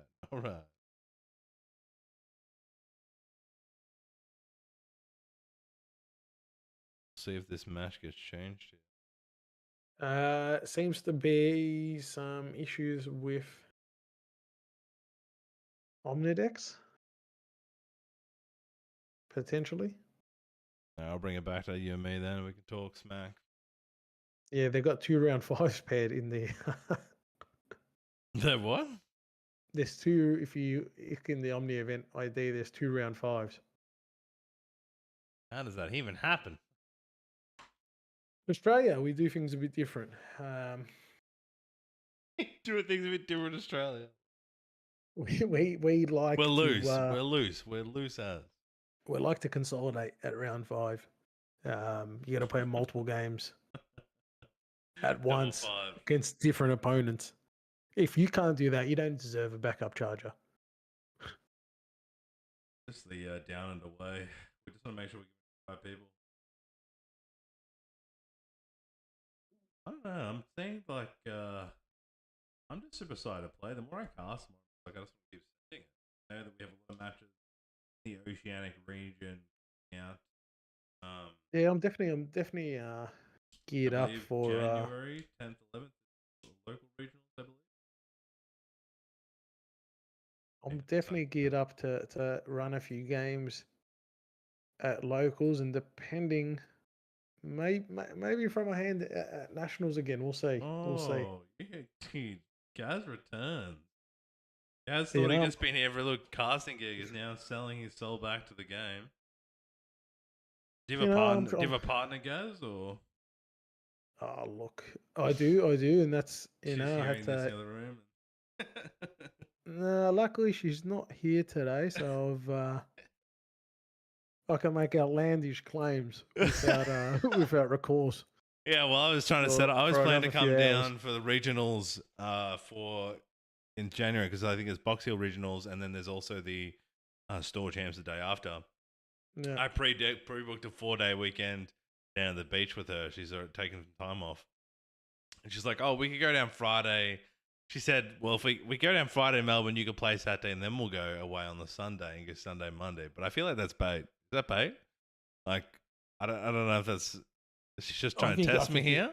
Am I being tested? I think you ran the gauntlet. I think you ran the gauntlet, and so I have no annual leave. I've used a lot of my annual leave. Well, maybe part with your travel, but I used a lot for like a cent. Yeah. And I saw a cent in Japan, and I use any excuse to go to Japan. So I feel like, bring your partner to Japan. Yeah, that's it. There's plenty of stuff for them to do. Yeah. In Japan. Maybe if I come, safe city. Our partners can go do stuff so we can game. That's what we'll do. That's right? it. That's it. It's a safe city. You don't have to worry about. Hopefully they've resolved. Chat saying go Dunners, hi bestie. Bradley coming in the chat, some support. I guess here really like we're just working out what we're doing. The Dunedin, they get around it. They get around. There's 42 watching, but they'll support their own. God, it's a beautiful day outside. Great day to be playing GA. Inside behind a computer screen. GA is just a wonderful card game. I've been totally into it this year. Love being able to cast it. Loving to see where the meta's evolving. There's a lot of water today, but last time there was a lot of wind. I think there's a variety. There is still wind decks. We haven't seen much today. There are calming decks that I think are playable. Like I think a lot of people are being influenced by this water Arasana. That performed well in the recent Singapore match. And Oceanic players are bringing it in. I think what if this tells us anything is don't like the meta will go. It's how all meta evolves. You have your one deck, your Slimes. Okay, obviously the Vanitas and the Free Visits was broken. It got addressed, but all the other decks, Grand Archive, you don't have a deck that is just strong into every other deck. Your best bet at that is maybe a Merlin. Merlin can provide some game into most decks, but a deck will always have some decks that are bad. They're terrible matchups, and then that's how you get that organic evolution in the meta. The water decks seem to be kingpin at the moment, but I'm sure deck builders will look and start targeting them aggressively, and you'll start seeing these new decks come up. That probably would have got dominated by Slimes, but Slimes are now going to become rarer and rarer, and that's what happens. I don't think. I think the if you are playing against a water deck, you want to build a you want to counter the water package. It's too hard to target the if they're going Kongming, if they're going Arasana, if they're going the Sylvie Nika. You just want a good deck that packages the stratagems, the Icebound Slams, and the penguins. Yeah. By the way, why do you call them penguins? The penguin on the art. Is there? I don't know. You keep. I looked when I was looking on This Fractal could of be like Insight. OG. You know, like I don't know. The deck's called Penguin Mill. Really? What the? So wait, on the Frostbite Paladin, where's the penguin No, on? no, I'm talking about the Fractal of Polar Depths. Is there a penguin on it? Yeah, that's a penguin. Oh, the whole thing is a penguin. I've never actually looked at it. Holy, okay. Today I learned. No, I think you're definitely right around that. This is what we talk about there. If you got a deck you're comfortable with, like say, we look back at Jimmy Lee today with his June deck, he's going to have answers in his common deck to counter Stratagem, to counter, Icebound Slams, to counter, Penguin. And I think a big thing we look at Necrotic who played today with his like weird, the Mustang. I think Wind has the answers. Yeah, like the Mustang showed a lot of time there. I think also that we also saw his using of the Imperial Seal to fractalize, like trying to find different ways to answer. We know Incap is one way we've seen to try and counter that stratagem. Icebound Slam, the way to cry for help. The one cost win card, redirect and attack. I think that Essence Scatter, Wind definitely has some answers for water, but are people building those decks yet? Probably not. I think, to be honest, I feel like some of those decks probably are built, but people are just waiting for an ascent to bring them out. You don't want to bring them to regionals where there is a backup charger on the line, but not everyone.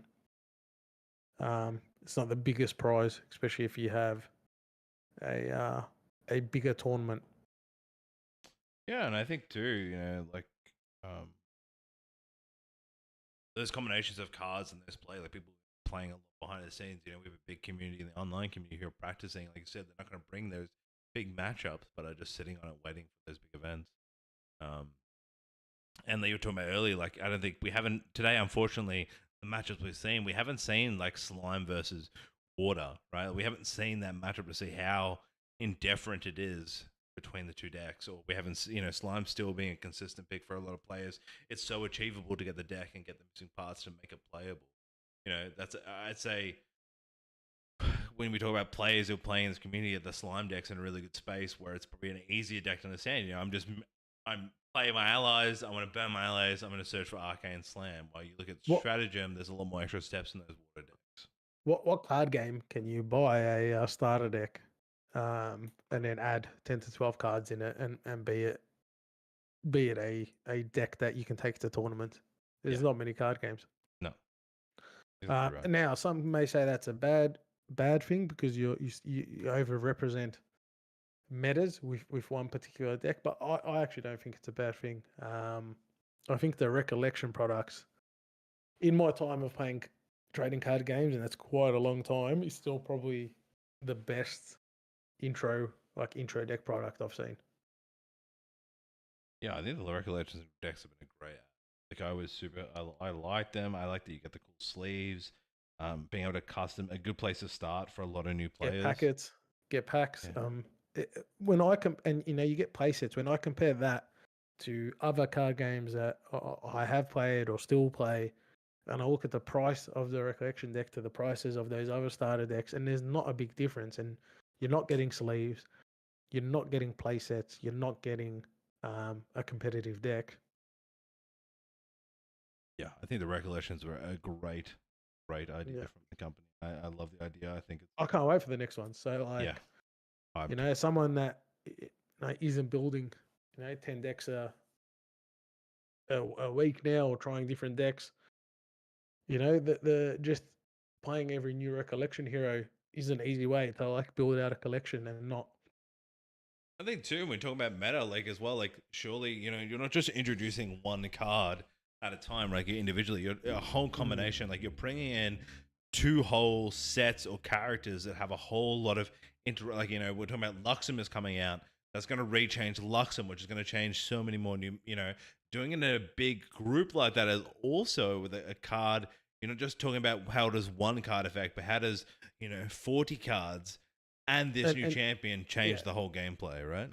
And they're going to be strong just because, like, if you look at Heavenly, if you read the description, it supports all 7 elements and classes, but we focus on Tamer and Cleric. Now, the Recollections, Tamer and Cleric. You're going to get definitely you're going to get 2 Recollection decks that within those decks, within Heavenly Abyss, are going to be strong decks. So if you're a new player, don't have a full collection, what cards do you need? That's it. I think it's a great couple of dungeon guides. Dungeon guides been reprinted in the later set, so their prices have come down. Obviously, backup charge is still a bit expensive, but Mercurial Heart, Recollection Altar is coming out, so you'll get cards there. I think it's a great way. I think Groundhog's done a lot of good effort with this, and I'm super keen. I think part of the old stuff, as it can't always talk about, it's great being a new player in this space because I get to explore and talk to you experienced guys in the scene. But for a new player, it's like I'm just gonna pick this up, I'm gonna mix with this. I can start somewhere. In my room, I've got the two recollection boxes. If I want to introduce a friend, I'm like, yo, you just play this deck, I'll play this deck, right? Like even just baseline, not even change it. We can enjoy the game, we can teach the game. In a sense, it's going to be like show interactions, and we can say, I was thinking about doing some content for Creative Shock about like how to take a recollection deck and upgrade it to a competitive deck. That's a much easier stance point than asking players, how do I take a water spirit and make it into a competitive deck? I think there is some level, you can look at games and go, okay, like definitely I'm making a water deck. I want to have Icebound Slam. I'm going to put Frost. Like there are core cards, and we've done tier lists around that, but the recollection makes it way more easier. No, I am, like I said, looking forward to the next ones at Ascent Melbourne. To those, I think there's still some tickets. Get them. Come down. Yeah, hell yeah. Melbourne's an awesome city. I might be biased, but I have travelled to Houston, to Ontario, and to Auckland. So come down. Come down, and we can have a party at Gaz's after. So we'll just have a great night and then party at Gaz's. So. Sure, I'll get an Airbnb in the city. As long as you're willing to put the credit card down, we'll throw a party. Yeah, or easy. Done. Party on. Look, I don't know what's going to happen. Looks like a bit of stuff. There's a Ghost Round is ruining the Omni deck, so I do not know what we're going to do here. They might have to manually do the event. I'm unsure. What else can we talk about? Fortunately, this is a great time to be able to talk to the devs about Omni. I'm sure they can't wait to talk about this. So is Omni next created by? Is it connected to Grand Archive, like the Weebs of the Ghost? Yeah, it's Weebs. It's an independent. It's an independent app. I think it's built on. What's the Yu-Gi-Oh match sharing? I think it's built on top of that. Really? Or not the Yu-Gi-Oh one? What's the main one that everyone uses when you're trying to pair? I don't know. I'm new to the TCG world. I don't know what you're talking about. Oh, there was this one I hated. I think they've just built on top of that. Were you a Yu-Gi-Oh fanboy? Nah. Oh, I played Yu-Gi-Oh when I was like 12. Yeah, same thing when I was young. I played Yu-Gi-Oh when you had more than 2 turns. What TCGs were you into? Because you said you came from the TCG. I've played Magic. Yeah. I've played Magic. Other competitive games, Flesh and Blood. Try usually all games. Not all of them last. Yep. I played Flesh and Blood. There was I got a PAX every year. Love PAX. Yep. And they had, while I was at PAX, you paid $40 to play a tournament with like a, they play down the cards and then you can make a deck from Yep. them. And they gave me like a, they gave you a card that's worth $120. The Just like Blaze. Yeah, the Blaze. Yeah. Oh, okay.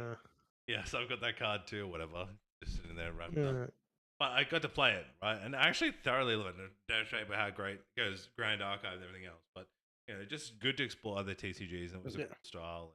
And, they got me here. But this has definitely been my most favorite. Like, I think I love the art styles.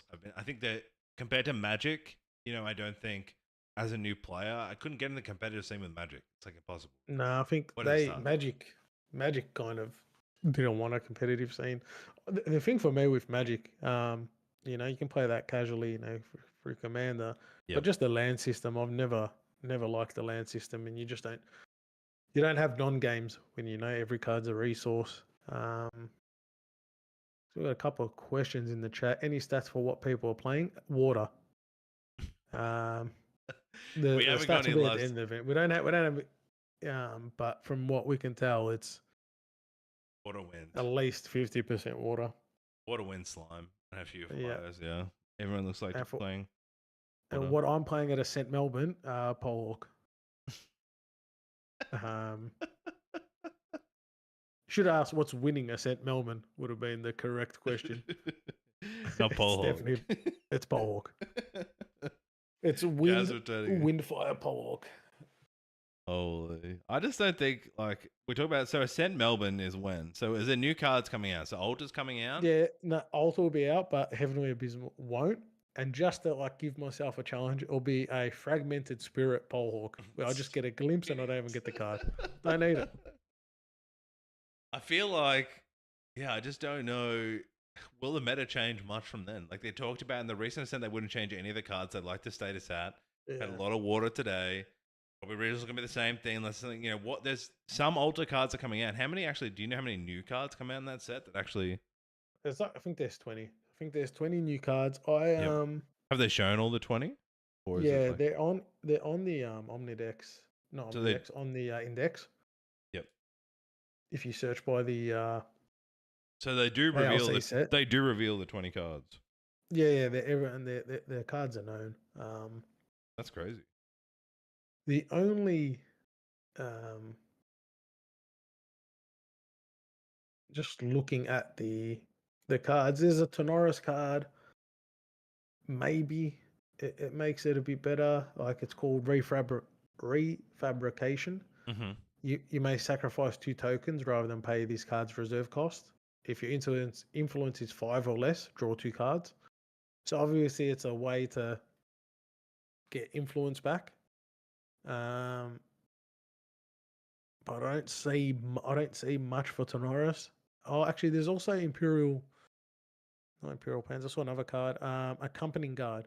So Accompanying Guard on enter, target ally you control becomes fostered, and there's a lot of fostered allies that just weren't getting played because you couldn't foster them. So potentially Tenoris see some play. Ranger with that new focusing round, is it enough? Looking at the card, the Umbra card, Gloamspire Prowler, maybe. There's a new Vanitas. There's now a level 3 Vanitas. I feel like focusing round, I think it's fine. I think you draw. I think that wasn't the issue. The issue with weapon cards and Diana, for example, is that you quickly you want to get to your high level guns and they just fracturize effort, bullets going to disappear, all that jargon makes it Song of Frost. There's just so much counters.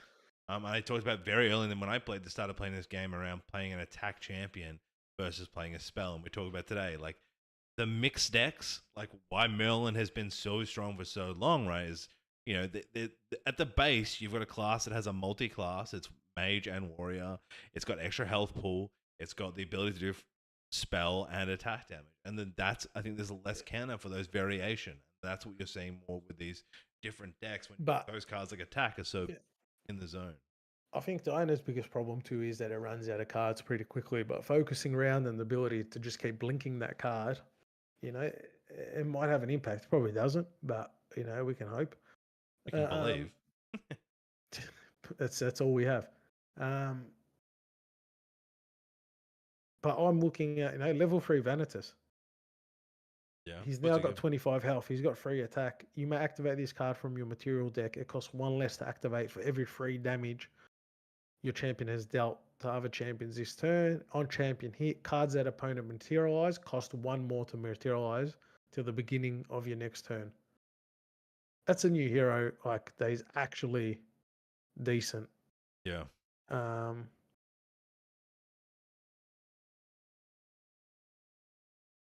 So if you deal, you may activate this card from your material deck if it costs 1 less.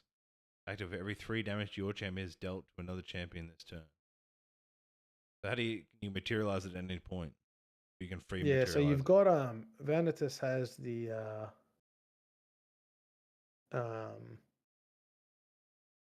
he's got that attack card. He attacks for 1, but then there's that additional wind card that attacks, I think, for 3 damage.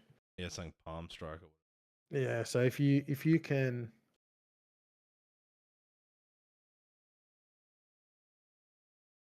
Cyclonic Strike maybe? I don't know, some wind. Yeah, so you don't have to do it. You don't have to do it during material phase. So you can just send out some attack damage.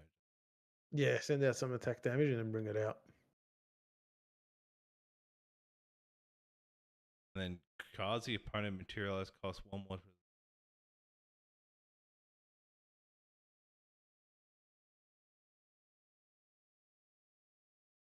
Kind of want variants of attack though, because you're going to level up. But I guess increasing their materials cost is very valuable. Can you get that earlier level up though? What cards are materializing? You can't. I guess they've called everyone. We're talking about yeah, it's a lot of stuff here. This technical difficulty could put a real spin into the match today. What cards between Arizona is still going to be played? What are we stopping? We're stopping if we get to level 3 early. I guess you're stopping what? This water deck doesn't really need some high cost material, right? It's really damaging or stopping. Oh, just lost. Sorry to put you guys in here. So I'll let Hobo talk about it. Right, Do so you want everybody to hear it? Sorry. Long story short, we have a ghost round 5, which we cannot modify. It's basically leading to a bit of a issue where we're not getting the proper.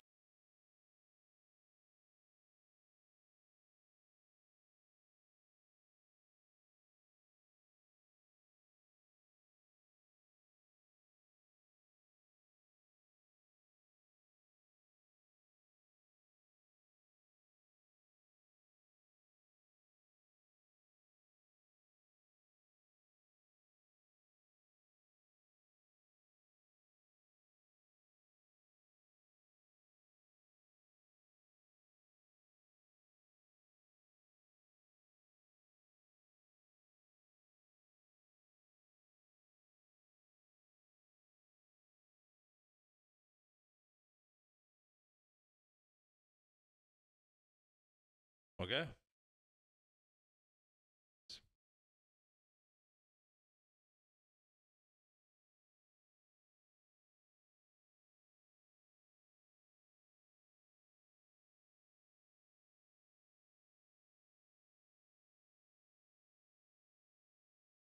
Bring it back. So a bit of stuff coming down. Hopefully you can bring a cam back up, Gaz. We lost your beautiful face. Okay. Yeah, some crazy stuff then. So Omni has had a bit of an issue. So they're waiting on a dev to reply. So what's going to happen is there is a ghost round sitting in the Omni decks, which means it's currently thinking we're in 6, but we're actually in 5. So what's going to happen is they're going to play the matches up round 5, and then hopefully dev's going to fix what's going to happen, and Wake Up can fix it. If not, they're going to have to play round 6 and 7 another time, which is like crazy as. But yeah, so they're going to play it asynchronous. So they're just going to play out the games and then report, and as they play out, which is actually feels like old school original tournaments for GA.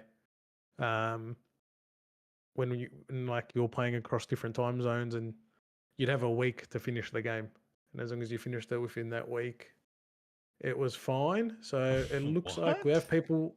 Yeah, it was wild. So what asynchronous means? So they're not under a time. You're saying you have to finish it within a week, and like there is no time limit. Like you just play your game until there's a winner. So we're saying that the whole event now will be asynchronous after this round. So Yeah, if they can't fix it, it'll be a nightmare for TOs. But they'll have to. They'll have to both people have to confirm the match, so you're getting some integrity there. Thankfully, this is only a regionals. It's and also it is round 5. It's usually the top 8 players are going to get it. The bottom 8 will probably still be, or the bottom 8 of the 16. There's still a bit of room for to try and get into that, but yeah, I think kind that's of sucks. reminds me of my tennis finals. You used to play like you'd have the week, you have to finish a match by the end of the week. Like that's what you do. So stand away, but what a muck up, Omni, come on. Technology, it's not always the best. So when I stuff up production, give me a break, okay? Sometimes things don't work, all right? Maybe they made more user error, but less on next. I think we can put this on Jace somehow. He's done something. Yeah, I think so. Jason probably inputted it wrong. Soon to be a father. There's a lot of stress in his life. He's wants to redeem himself for the Natty Champion coming up. There's a lot on him. So yeah, I don't know who's in this feature match. Yeah, we got nothing. Yeah, well, no one's there at the moment, so we'll have to see who's coming onto our table. Oh, it looks like no one's in there at the moment. Looks like people are playing though. I don't know. Maybe we don't have a feature match. Might be on break. A lot of stuff happening right now. What we might do is I might send us to a break because we've been stalling and delaying and chatting for a long time, and we're at ends means of conversation. So I'll put us to a break, come back, and hopefully. Oh no! Oh, I'm saying it now, but I believe players are joining. Okay, here we go. Okay, all right. I'll shift us over. Let's get into a game. Let's play some Grand Archive. Quorx, who played before, and I'm assuming I think it was Water Arasana, versus Purple Fish. God, I love the purple fish. I love the color purple. Purple t-shirt, purple water bottle. Oh, is this a thing? Yeah, I'm all behind Purple Fish. Dude, my Nico's gonna be a purple card. So potentially, definitely potentially. How much do I have to pay you for this? Like, give me a number. For a custom art. It really depends on how much effort I'm willing to put in. I'll do it for a couple of packs, I reckon.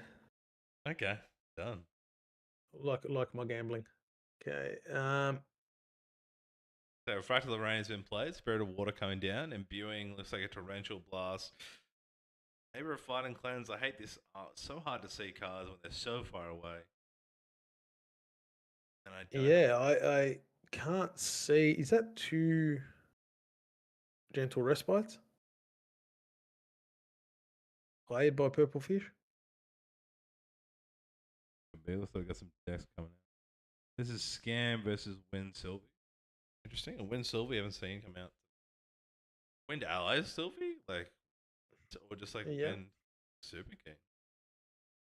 Like, the current. Maybe if you can move Purple Fish's. So I can see a dead old bottle on the floor, but I can't see his spirit. We do need to find out about that pizza on Jesse's Earth. Right, what do we got here? Yeah. So Limitless is banished then. Went to level 1, I think, then? Yeah.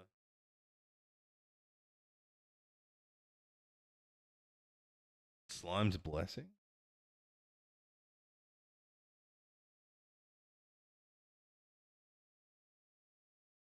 Okay, 2 down for, I'm assuming, Baby Grey. Clockwork. Trying a Baby Green and a Furial. Yep. Comes in with a bonus counter.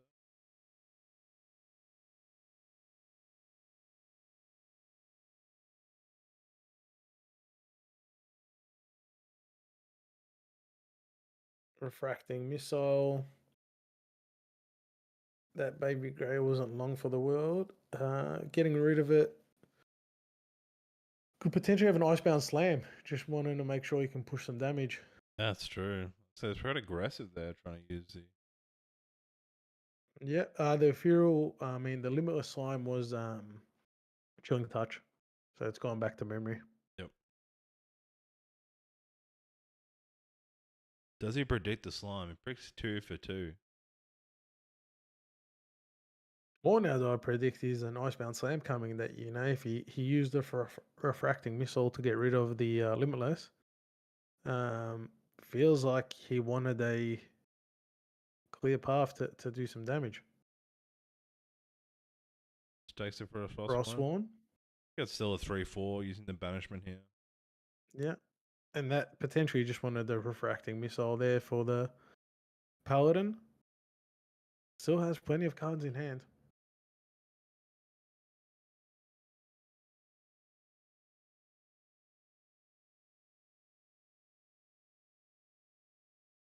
Purple Fish out with the backup charger.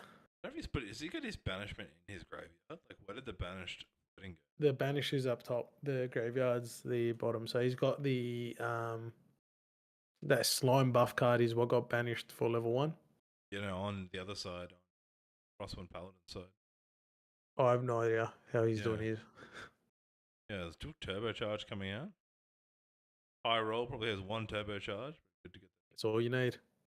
That's all you need. 1 Mustang, 1 turbocharge. If I keep saying purple fish too many times, I feel like I'm going to turn into a Dr. Zeus book something.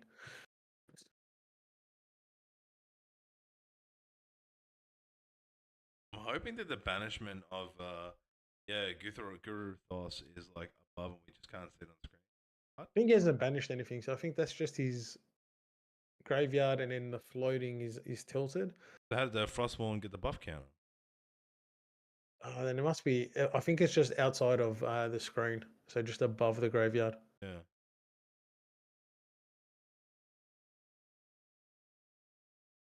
Scepter coming in. That's he's got his banishment with his graveyard.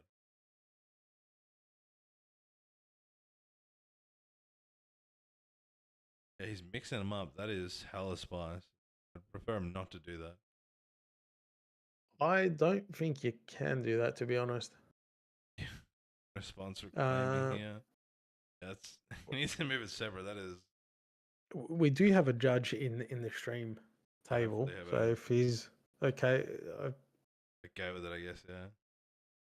That can't be right, but.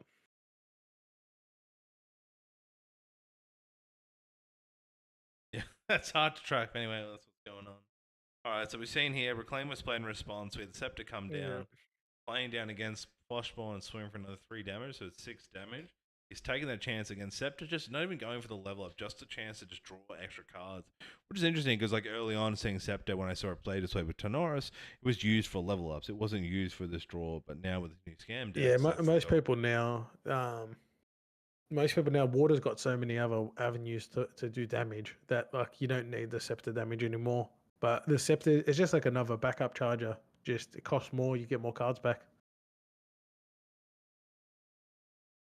It's like, is that a second Frost one? God, yeah. What an opener, man. Like this is just look at that hand, but you've got 6 damage on board every turn, and you have you got more cards than a blackjack dealer. You're just living life. That's what you're doing. We can see, it's hard for you and me just commenting the same decks, but these scam decks are just doing work. Like, that's what they're doing. They are putting in effort. You know why I brought up Reckless Conversion before? Because the reason it got banned was it had too many cards in hand. It was one of the reasons. What is this? Their reasoning for Reckless ban was there was too many cards in hand and too many decision points and games dragged on. Well, I don't know what to tell you, dude. I feel like that's not relevant anymore. And I might be salty because I am a Rye degenerate, but I think it's okay to be salty, man. This is the test. It was a lot harder to get that many cards in hand than these Water decks seem at the moment. That's for calling coming down. I mean, but this is what we're talking about. Like, this is the chance now where they they want to release all these new cards probably in the next few months, and they're probably going to have a bit of a reshuffle. But I also don't like pre-worlds. Do they do a lot of changes pre-worlds? Like, would they probably? Yeah, they would probably want to keep it till after worlds to make any really I don't. drastic I change. probably. To be fair, you probably can't bring back Reckless just with all the additional cards that are in there now. It'd probably be toxic, but a man can hope. It's like revealing two another for Baby Grey. Baby Grey. Interesting. Didn't opt for the level up there. I think is super risky. Like you're only. Yeah, he brought out the trinket. It's maybe you don't have stratagems the next damage. turn. What do you like? Yeah, but you only. What do you need? What's Sylvie 17? She's not 9. She 19. It's playing wind, so you potentially have Veiling. Yeah, Veiling, I guess. Yeah. And if you have a bunch of cards and they frostbone the Veiling, it just powers up the Veiling. So it has plenty of cards. So I'm not too worried about a stratagem. You have the Interceptor too now for like any slams.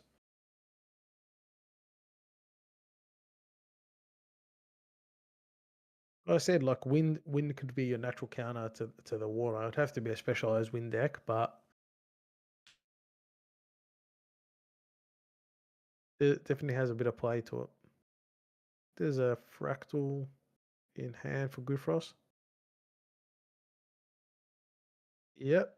I'm assuming, is that to face or going into the Baby Grey? No, Baby Grey's gone. Baby Grey, refracting missile. Yep. As it starts swinging face. That damage pre-rex. Much cards played through. Just so much lost in thought being such a great way to rally through cards.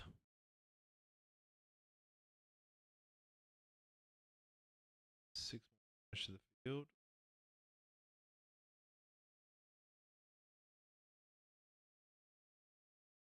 $15 purple fish in a rough spot. Even if it like point. Definitely. Yeah, you go, guys. Yeah, you've got two paladins out there. Yeah. They've got a mill engine. They've got now the Arisana. The Cauldron's going to come out. Well, Cauldron didn't come out.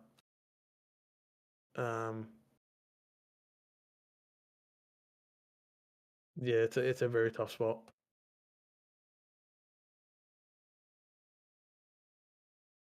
Fast playing. Yeah, fast playing just to fill the memory. Probably looking for a level up.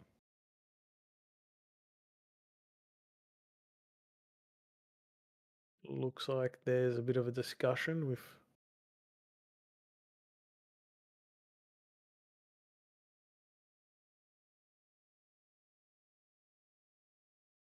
There's a judge in the stream on the stream table, so everything will be sorted.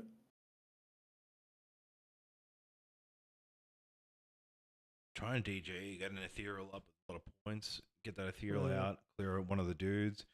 Maybe then throw down a second arcane, just trying to wipe the board and let's get some chance. You could also use a slime, yellow, what do you call it? Luxem slime can also help here, but you need to get some health up. Because again, that's 6 more damage going to come out this turn.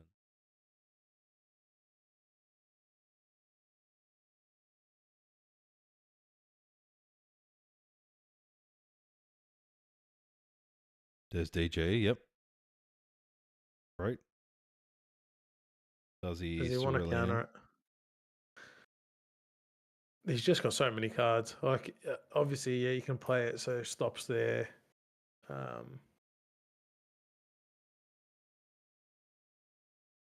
Feral Slime banished. Unsure. What does he have in hand? Yeah, must have a few in hand. Also concerned around, it's 4 slimes, which is pretty good. There comes the ethereal. Yeah, it has another ethereal. It's going to come in with 2 buff counters. Yep. Looks like there might be some counter to this. Title lock being played. Yeah, we'll put the cards down. Yep. Does he have another one? You're so out of luck with that many cards in hand that you can't. Another title, not 2 down, Frostbite. 3 down, Cerulean. And Torrential Blast. Again, has He's no on. null lantern. Still do 4 damage, I believe.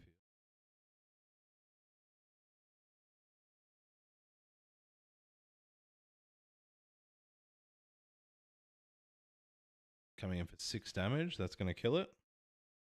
Yeah. Torrential Blast, like a new card again, hasn't seen. I don't think maybe in your old type like wasn't played much. I don't know if No, it's you actually just a new you card. didn't have enough water cards. No, it's an ALC. ALC card. It's Yeah. just you didn't have the same amount of mill as you do Yeah. today. Like another card that's just recently turned up to the meta. It's interesting, like we talk about the game change, how older cards making their waves into the game, like when new cards come in, which is just awesome. Yeah. So again, if you had an early null lantern here, stops this damage out from the torrential blast.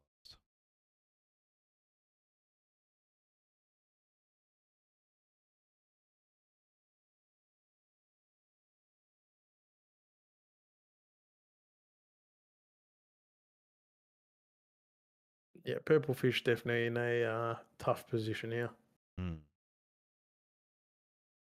Has a chance to play extra here. He's going to go for it, playing 2 down for a Storm Slime, and then risks it here, but unfortunately Cerulean Crease stops the activation.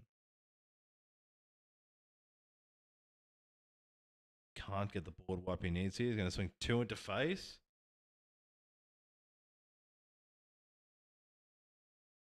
Just does not seem like enough damage. The stream lag was pretty good all I day. think, yeah, if you're looking at what are Purple Fishes out and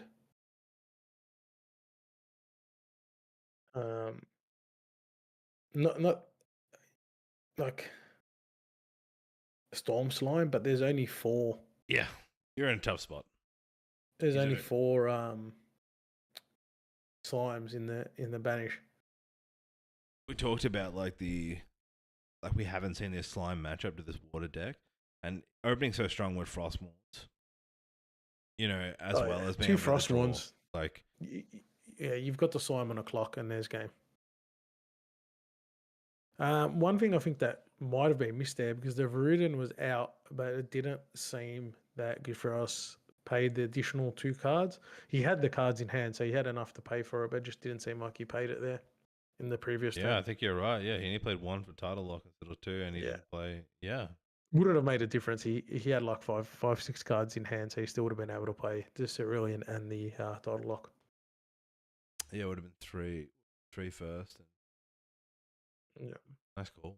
I think from another good, like you need to get up early. Like you got to get up higher eye levels early. Like I know going for Viridian, I think you just want to get to level 3 as quick as possible on Sylvie. I think when I've played it a few times, the biggest part is getting like the stone scale band. If you can get that under a covenant, under a grail, you can use that iteration to shuffle and counter the 2 draw. But also he opened very well. There was, like you said, you had Viridian there to stop. Even if it was played correctly, then there was so much draw. He was sitting on so many cards for so long that what do you do? Yeah, it can be done. Like if you go back to Sen Auckland, you can see Isaac versus Quorx in the final. Obviously, it was a different type of water mill deck, and wasn't playing the Arizona, but you can see some of the lines of play that were taken. Yep.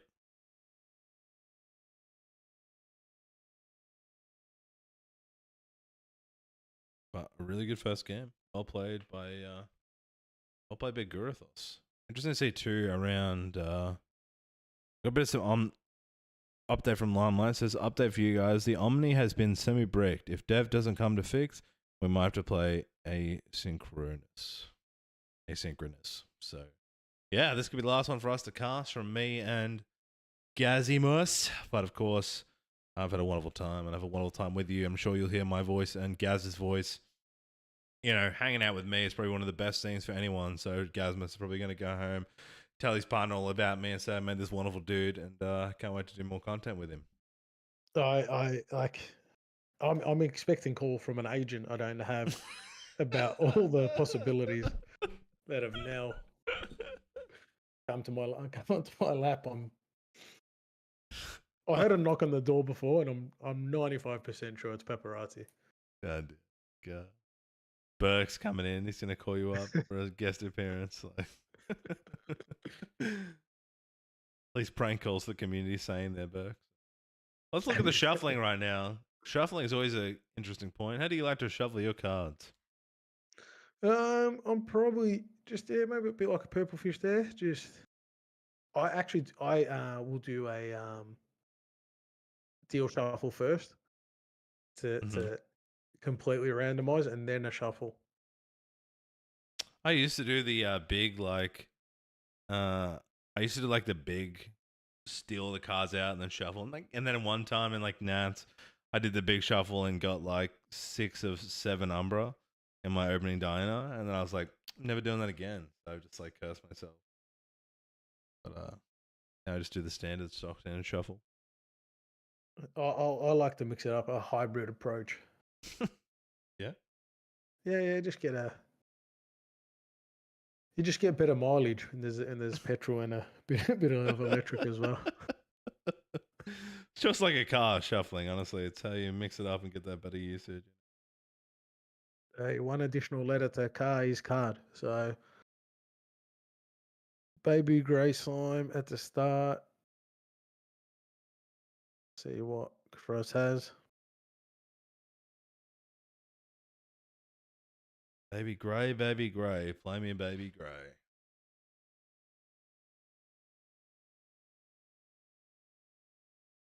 A nice 2 cost, 1/1.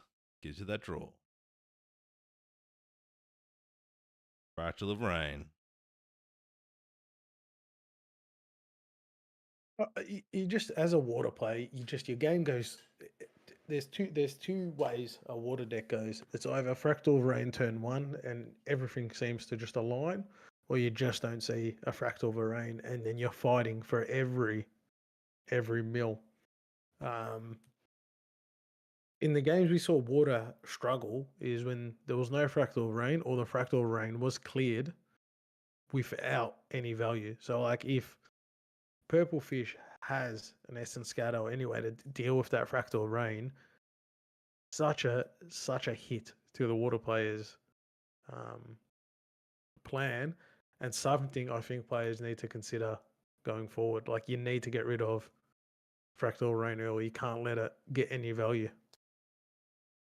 You never like viewers at home though. It's like, how much of this is just like, you know, if you can't beat them, join them. Like, am I going to spend some time my next locals like developing a whole strategy for this, or am I just going to copy past the deck and play it? You know?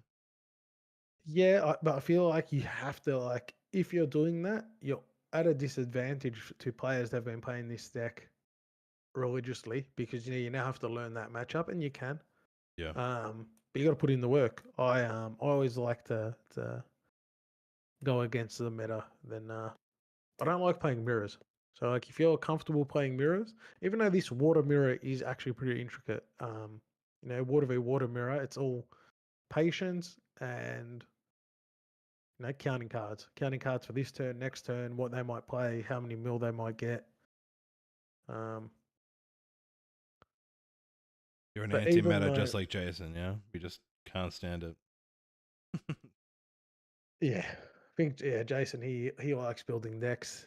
1 out of 10 are decent. I'll give him that. Oh, shots fired. Yeah, no, I think that's also a big part of this game is like deck customizing. It's just East Water deck so strong. It's like Icebound Slam. Yeah. You look at the Win Sylvie deck. It's gotten out. Forest Cake got out a Baby Grey, maintained card parity while making proactive plays. But the Water deck just said, "Nah, Refracting Missile, showing its strength," and then that Refracting Missile with the Fractal Rain is what gave it enough to kill the Baby Grey. Yep. A lot of it here, like we're talking about, like that's a very nice top deck to have those combination of cards. Like, you're not running Serene Spirit here, and yet you're drawing Fractal and Ice Plan, and your opener is crazy, right? There's 8 cards out of 60. To draw what you need opening is so strong, and we're talking about that bit of that RNG element comes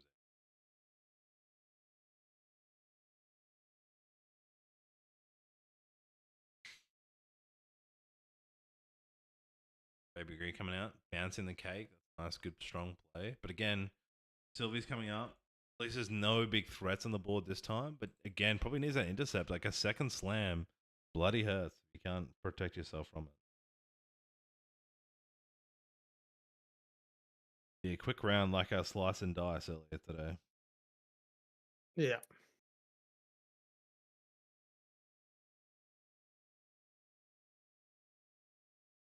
Remembering that fractal stratagem, not what you see.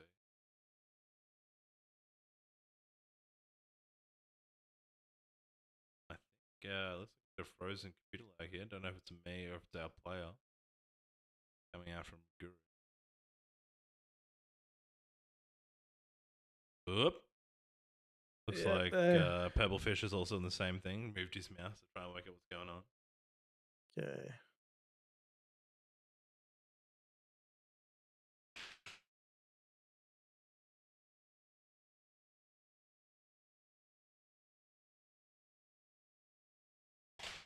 Are there many rules around webcam and webcam games for like disconnects or camera turning off? Yeah, there should be. There should be.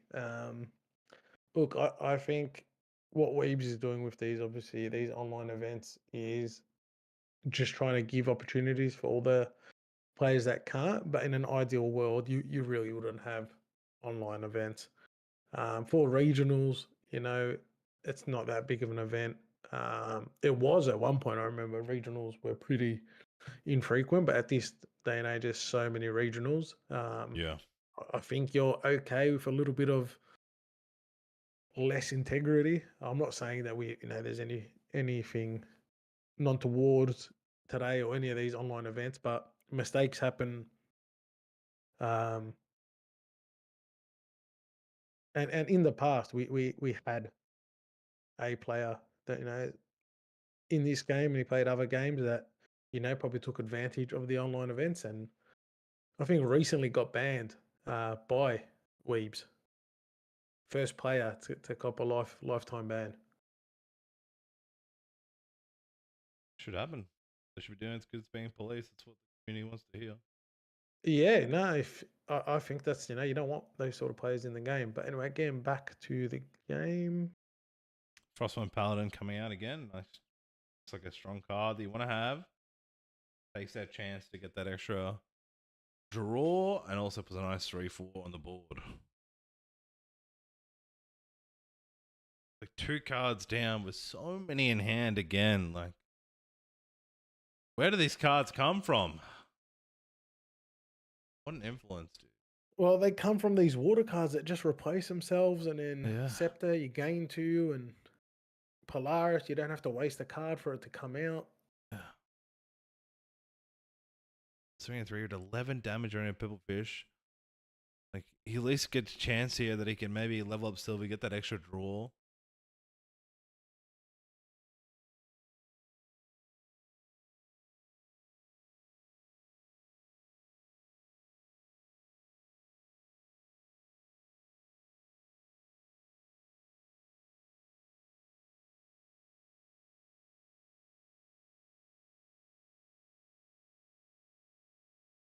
But yeah, just looking at the meta and thinking ahead, I just think like if you want to target water, you have to play. I think wind is what you want to play. Yeah.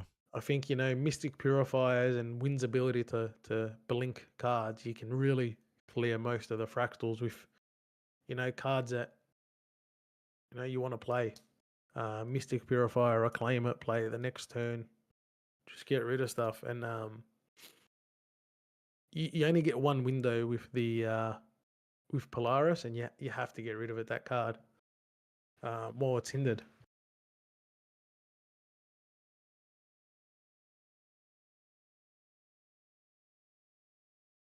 So yeah, going back to a recent question, what would I be playing at Ascent Melbourne? Probably something in a wind variant.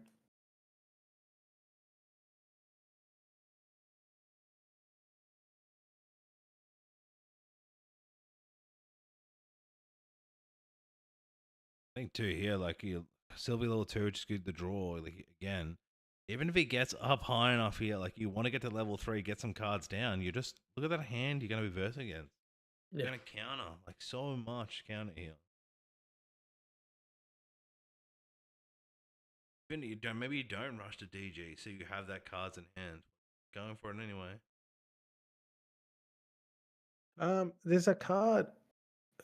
It doesn't get much play, but maybe it should. I'll have to try find.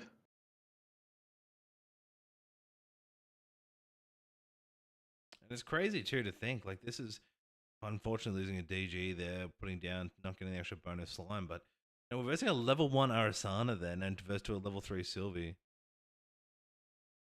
Did he? Someone to me.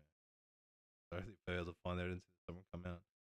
Like level 3 just for the health, but not having the threat. Like this is a level 1 Arasana that's developing so much more threat here than the tier 3 cards just for the strength it negates, right? Well, they're drawing all these cards. How many are they drawing a turn?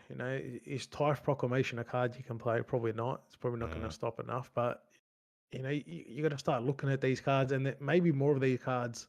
There is a card that have I to like. Get made. So there's one card that doesn't get played, which I think maybe like Mandate of Honor. Yeah. I understand. You can control your influence. However, if you're forcing them to make proactive plays so they can't go over 8 cards, they've only got a limited amount of cards that they can then counter you with. And I say no one played Mandate of Honor, and maybe they should. I think like I originally liked that card for this ability. Like there's so much happening and coming out.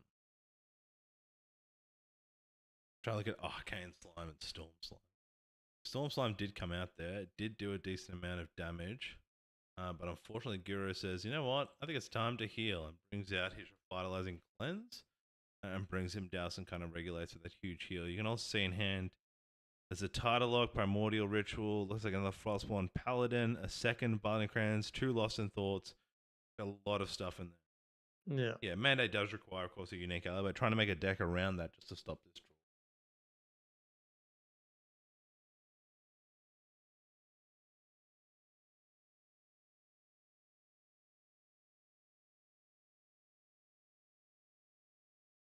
But yeah, are there more cards that punish draw that need to be created? Yeah. I mean, we've got our Diana. The problem with Diana is there's so much to counter our weapon. Mandate does require a unique ally. Yeah, it does require a unique. But there are more unique allies in the game. They've added there needs an easier way to stop people drawing like a shitload of cards.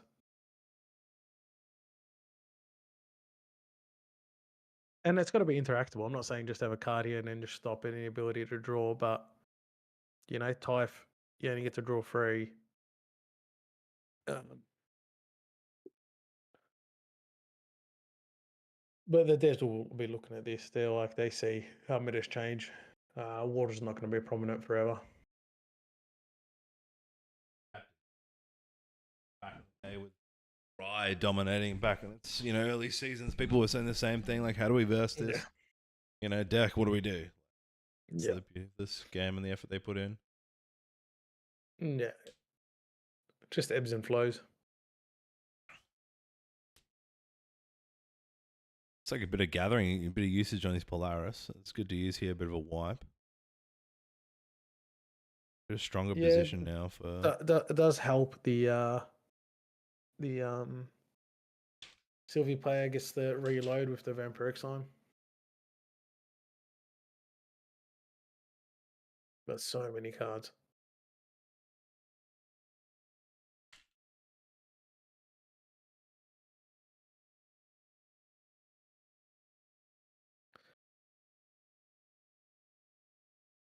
What a decision making. We're talking about here with the water. We're sitting at 25 minutes left in this game. Deciding now how does he go aggressive? Does he hold? Or is he? Because he's got a lot of cards in hand, so you've got to go through next steps. What you're going to see? What you're going to see? They're going to play. Do I? Probably not enough floating to pull the trigger. I think I only saw 3 floating.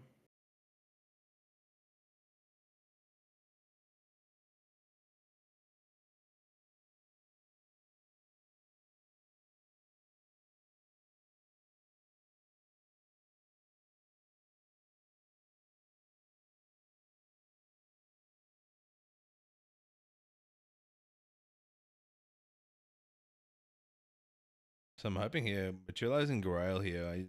Talking about slime cards.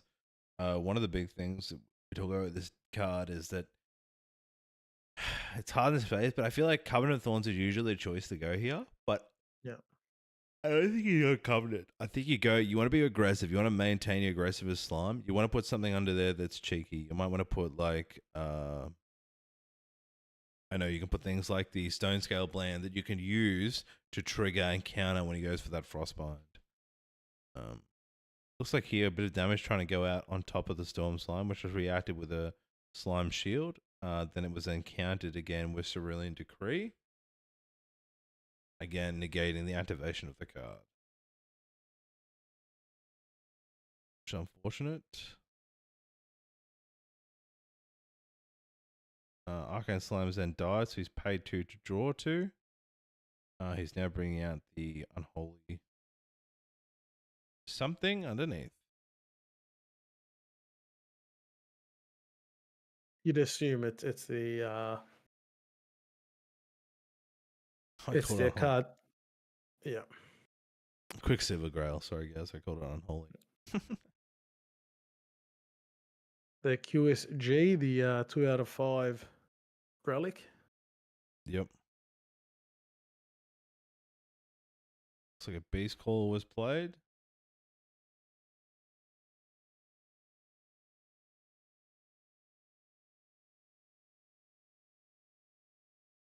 Swinging at face, bringing up to 8.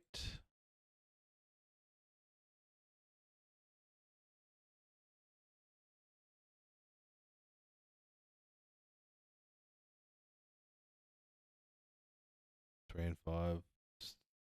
8.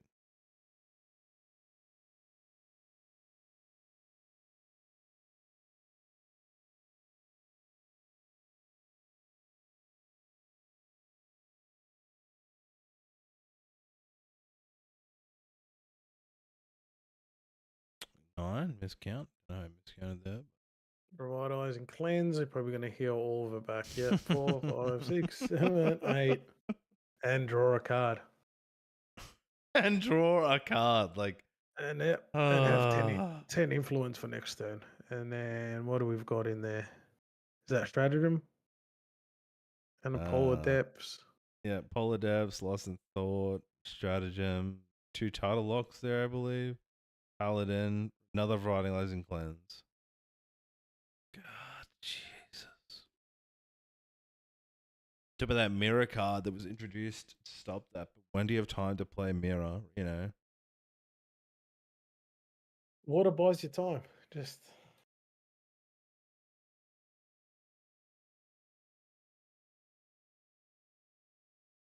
Also, it's got Safeguard, Amulet, and it also got. That's Tome of Sorcery? I don't know whether that's second card. Oh, Gather. It's a Gathering Pouch.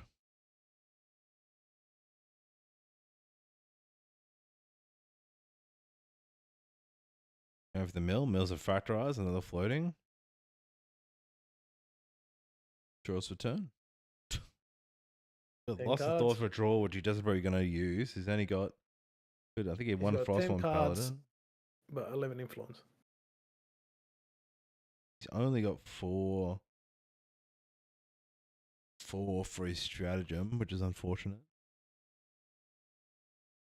4 will get him to 12. 23. And then a Paladin's lethal. I think 3 of them to just draw. I think 4 of them, sorry, with the fractal. Yeah. Or 4 new cards.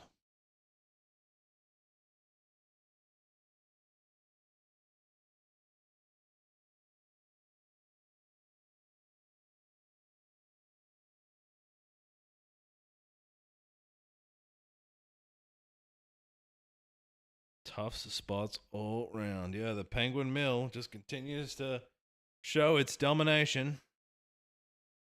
Passes turn with maybe 9 cards in hand. Viridian Trinket just doesn't do enough. Viridian Trinket played out.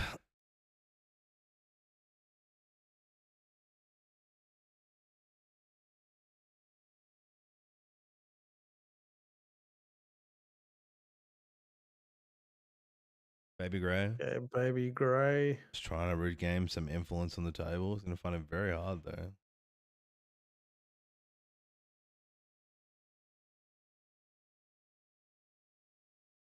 And you're just trying to play. Like, God, revealing a second Storm Slime in Slime. hand.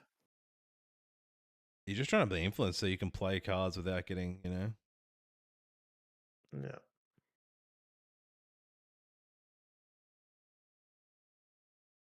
Back on 8. But you know you got a Revitalize and Cleanse in hand. 4 cards already down, or 3 cards already down.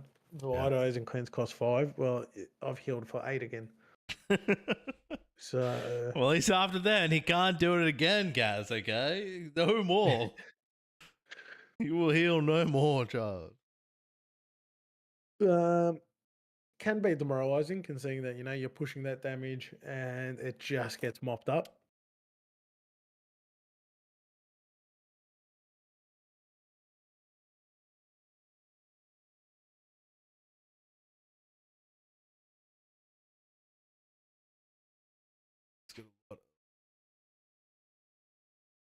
Here comes the cleanse.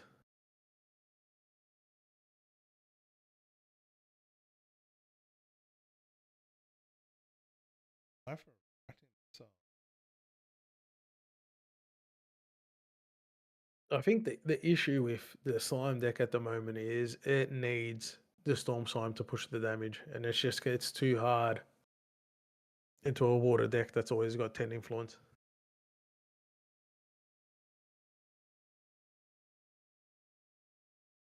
Yes, that additional. And now he's come out with the Claymore. He is way more. I think he only has maybe 5 or 6 slimes in banishment. Yeah, look, to OTK with a Storm Slime, you need to be able to banish the 4 slimes in graveyard, but he doesn't have 4 slimes to bring a guy's get out blessing. the Stone Skull. Yeah, to get in Guy's Blessing. It's not enough. So fast activation. I'm assuming he's targeting the Claymore. Yeah, true. Yep. Nice. He didn't have enough cards there. Good play. He might have put a Frostbind down by mistake, or might not have mattered, to be honest. What I'm hoping here is that there's a Covenant underneath that Quicksilver. Yeah, but also like Stone Scale is super good to catch him out. Like, it's both that variance, right? Stone Scale got that chance. Well, then he could have been like, "Oh, I'm gonna Frostbind," and then he Stone Scales, and then picks up and can play 2. But I guess also with that many cards in hand, he probably can just title lock. So maybe you're right, just going safe with the Covenant. Yeah. Safe. If he has no Revitalizing Cleanse, if he can, he needs another storm. He needs another slime in banishment. He's got the Verdant. It's a Verdant, I think. So he's going to get rid of the.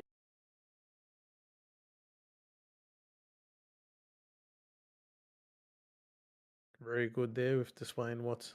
Oh, banishes a Storm Slime. That's rough. That is very rough. Getting these counters at least. Yeah. Putting it on the. It's 2 counters, I believe. On the Grand Slime, yep. Green and Baby Grey. He'll draw a card. I think losing the slime hurts, but.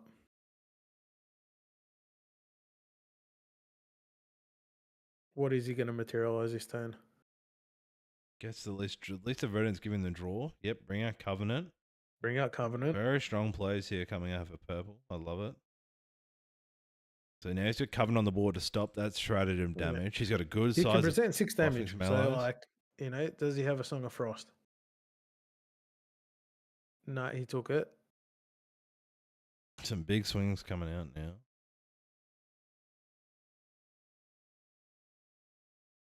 If he doesn't tap again for another draw and buff his slimes before attacking, then. Like he's working up his Scepter. He fast played it, went to wake up because the Scepter could have buffed that ally again. Yeah.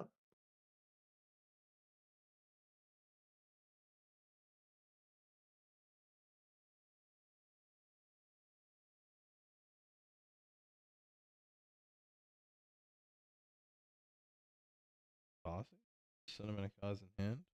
Has 8, I believe, slime. So being up that, we're now at 15 health. We now have a huge amount of pressure now on that storm slime. We wipe too many allies. We then unlock Guy's Blessing, which probably gives another plus 4. A Storm Slime OTKs now, but I feel like if he needed that Storm Slime, he's unlucky to be able to play it, but Good For Us has got a full grip, so you're expecting multiple counters in that. We still have 12 card hand. we still have Cleanse Right as well. Like that's still we've seen that. Oh, he didn't play it. He hasn't played that. No, he didn't. He healed. No, he didn't heal. No, he hasn't healed. Yeah, he got the Claymore out. Yeah, correct. He probably doesn't want. I mean, the problem is he can't with Viridian fast playing. It's very hard. I just don't see how you don't have the answers here. I don't know what that card was. Backup. That's one of the invitational backup charges. Oh, you guys are your fancy cards. I'm just a regular guy. A regular cards. Do you have a shiny CSR you can give me, dude, so I can have a shiny? I'm actually buying my first case of cards coming up so I can get my chance at my first CUR. Excited. What was my first CUR? Might have been Banner Knight. Was it the Banner Knight? I think the first one I was with Doa first edition. I was maybe 2 packs behind signatures. Torrential Blast kills the. Was there a 5? I think Cleanse is well played here. Like is that what's on the fractal right now? Yeah.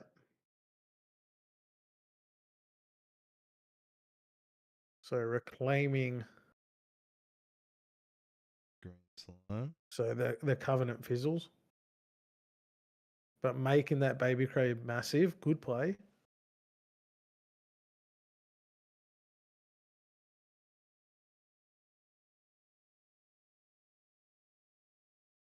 It's double mill from the torrential. Yeah. Gets another floating. Oh, not Polar. Okay. So he's going to heal for 2, 3, 4, 5, 6, 8, 9, 10, 12. He has the stratagem there. Does he have enough floating? I think it was at 5. Well, he banished to be. Maybe a 4 or 5.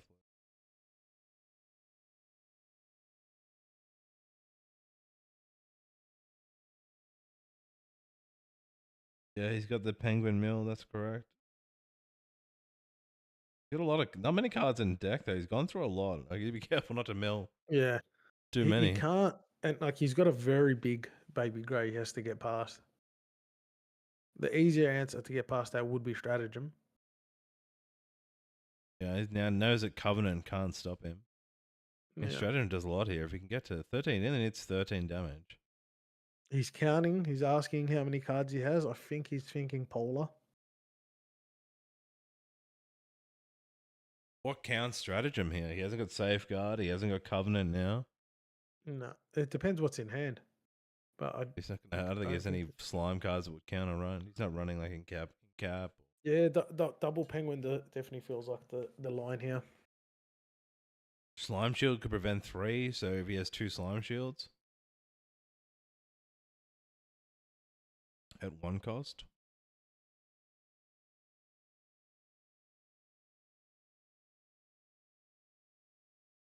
Fractal being played. Let's see what happens.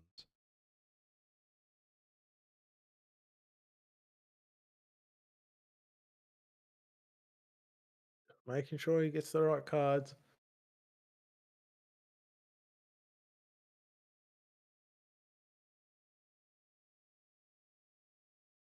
Alright, pays 2 to fractalize. Yeah, so getting the additional floating.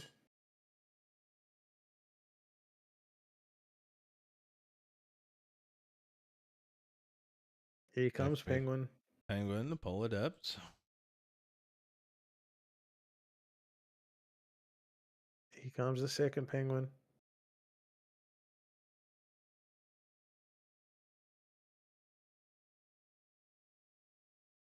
Here comes the only 2 penguins. Third Penguin.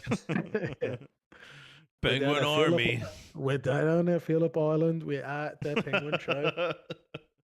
if you are coming down to Melbourne for Ascent from International, do yourself come a bit early, do a day trip to Phillip Island, see some penguins. Fairy penguins in Gurtha's hand and on the ocean.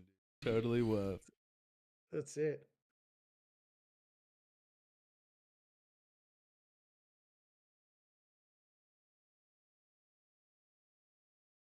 Opting to hold another turn here.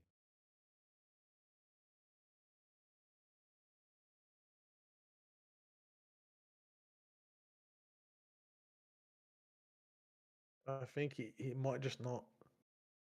Replays a Lost in Thought just to get floating into his graveyard. Super interesting. Now using Reclaim here to bring out Pawn of Beast Call. Does he not have enough cards to mill? So he sacrificed both of them. Wait, isn't it normally you sacrifice the first lot, sacrifice the second? Yeah, I think that's game. Yeah. That's game. Using the Fractal Polar Depths there, so it looks to sacrifice target player. He must not play. He must not play X Lantern. amount of water element. Yeah, just There's, Lantern. There's Purple Fish not play Lantern. I didn't see it. We didn't get the deck list, but really must have. Yeah. Fortunately, I mean, Slimes generally won't have it in there. He'd have to have it in their sideboard. Yeah. Well, I guess from us, I think we're at a kind of a standstill now with that game too. We can come back to the couch, but we might go to BRB, and then I guess we'll come back and either close the show or come into the next round, depending what happens. You'll find out what's going on.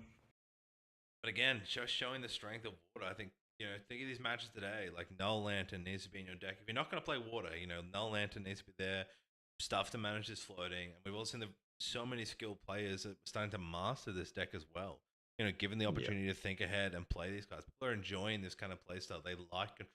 People love control. There's a whole thing around this. Books written about control, right? Now with these control decks. Yeah. Making it very hard for players. You've got to think about destroying those fractal rains. You've got to, you got to look at that deck and see how you can target it, what exists to target it, and put it together and give it a crack. I feel like Wind Aerosana might be the answer. Probably not. Or even like just a different water Aerosana. That's how you're going to counter. Like, you want counter to those Reflighter. His Reflighter Cleanse healed for like 9, 9, and 11. That's 30 damage points he healed from those 3 cards that couldn't be stopped from the Slime deck. The ability to stop that card, let alone, like I said, you've got the mill situation with the Fractals. You can stop that. Like a wind version may be the one to more contest this kind of deck. And Slime had a hard time, but he played it really well. Like, Purple did really good use with his, using the Reclaim to bring his green Slime back to his hand to stop the Claymore attack. There was only so much he could do through these Reflighters, and they just kept, and the influence for, Gurathos is just sitting there. He's like, look at my hand. I'm in a lot of time. I'm in control majority of the game. I'm on the offensive in such a, defensive way. You know what I mean? I'm sitting on so many cards. I'm not in a rush. And then I'm like, here I go, Fractal. Yeah, I think the meta will adapt to it. It could be, that Wind Vanitas could be an option as well. Yeah. It'd be interesting to see what comes out. Be interesting to see what decks. But yeah, early days. We've got a couple of. I think we have one Ascent before Ascent Melbourne. There's one next month. Feel like it's Singapore. Let's have a look. I don't know. Is it one of the new ones? I know there's one next month.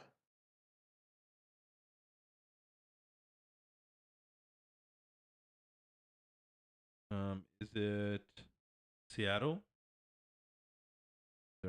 There's Seattle, but I think Seattle's later on. Seattle's in March, just after the Melbourne, where Heavenly Abyss will be playable. There's the Ascent Melbourne. Can't remember, but I'm pretty sure there was another one in January. I remember looking at the road map. I'm being told from Limelight it's time to wrap it up, folks. So looks like Omnidex has taken the victory today for us, and unfortunately, we will not find out the winner. But they'll be playing again these matches, the final 2 matches, at another point in time once this be fixed. So this is kind of disappointing for me. Wanting to send it home, but also we've had a wonderful ride. I can't believe I've got to cast with Gazimus today when Limelight said, look, I've got a guy for you. He's a bit loopy, but give him a go. I didn't think I'd get such a wondrous guy. So I'm sure you came in today not expecting an unbroken Mustang, Burke's backyard, or the Dude. mighty Penguins. No, but I'm thinking definitely I'm going to get some custom shirts made for us that says the Unbroken Mustang or Burke's Backyard and put your face on it for any What's regionals that song? I Mustang play. Sally.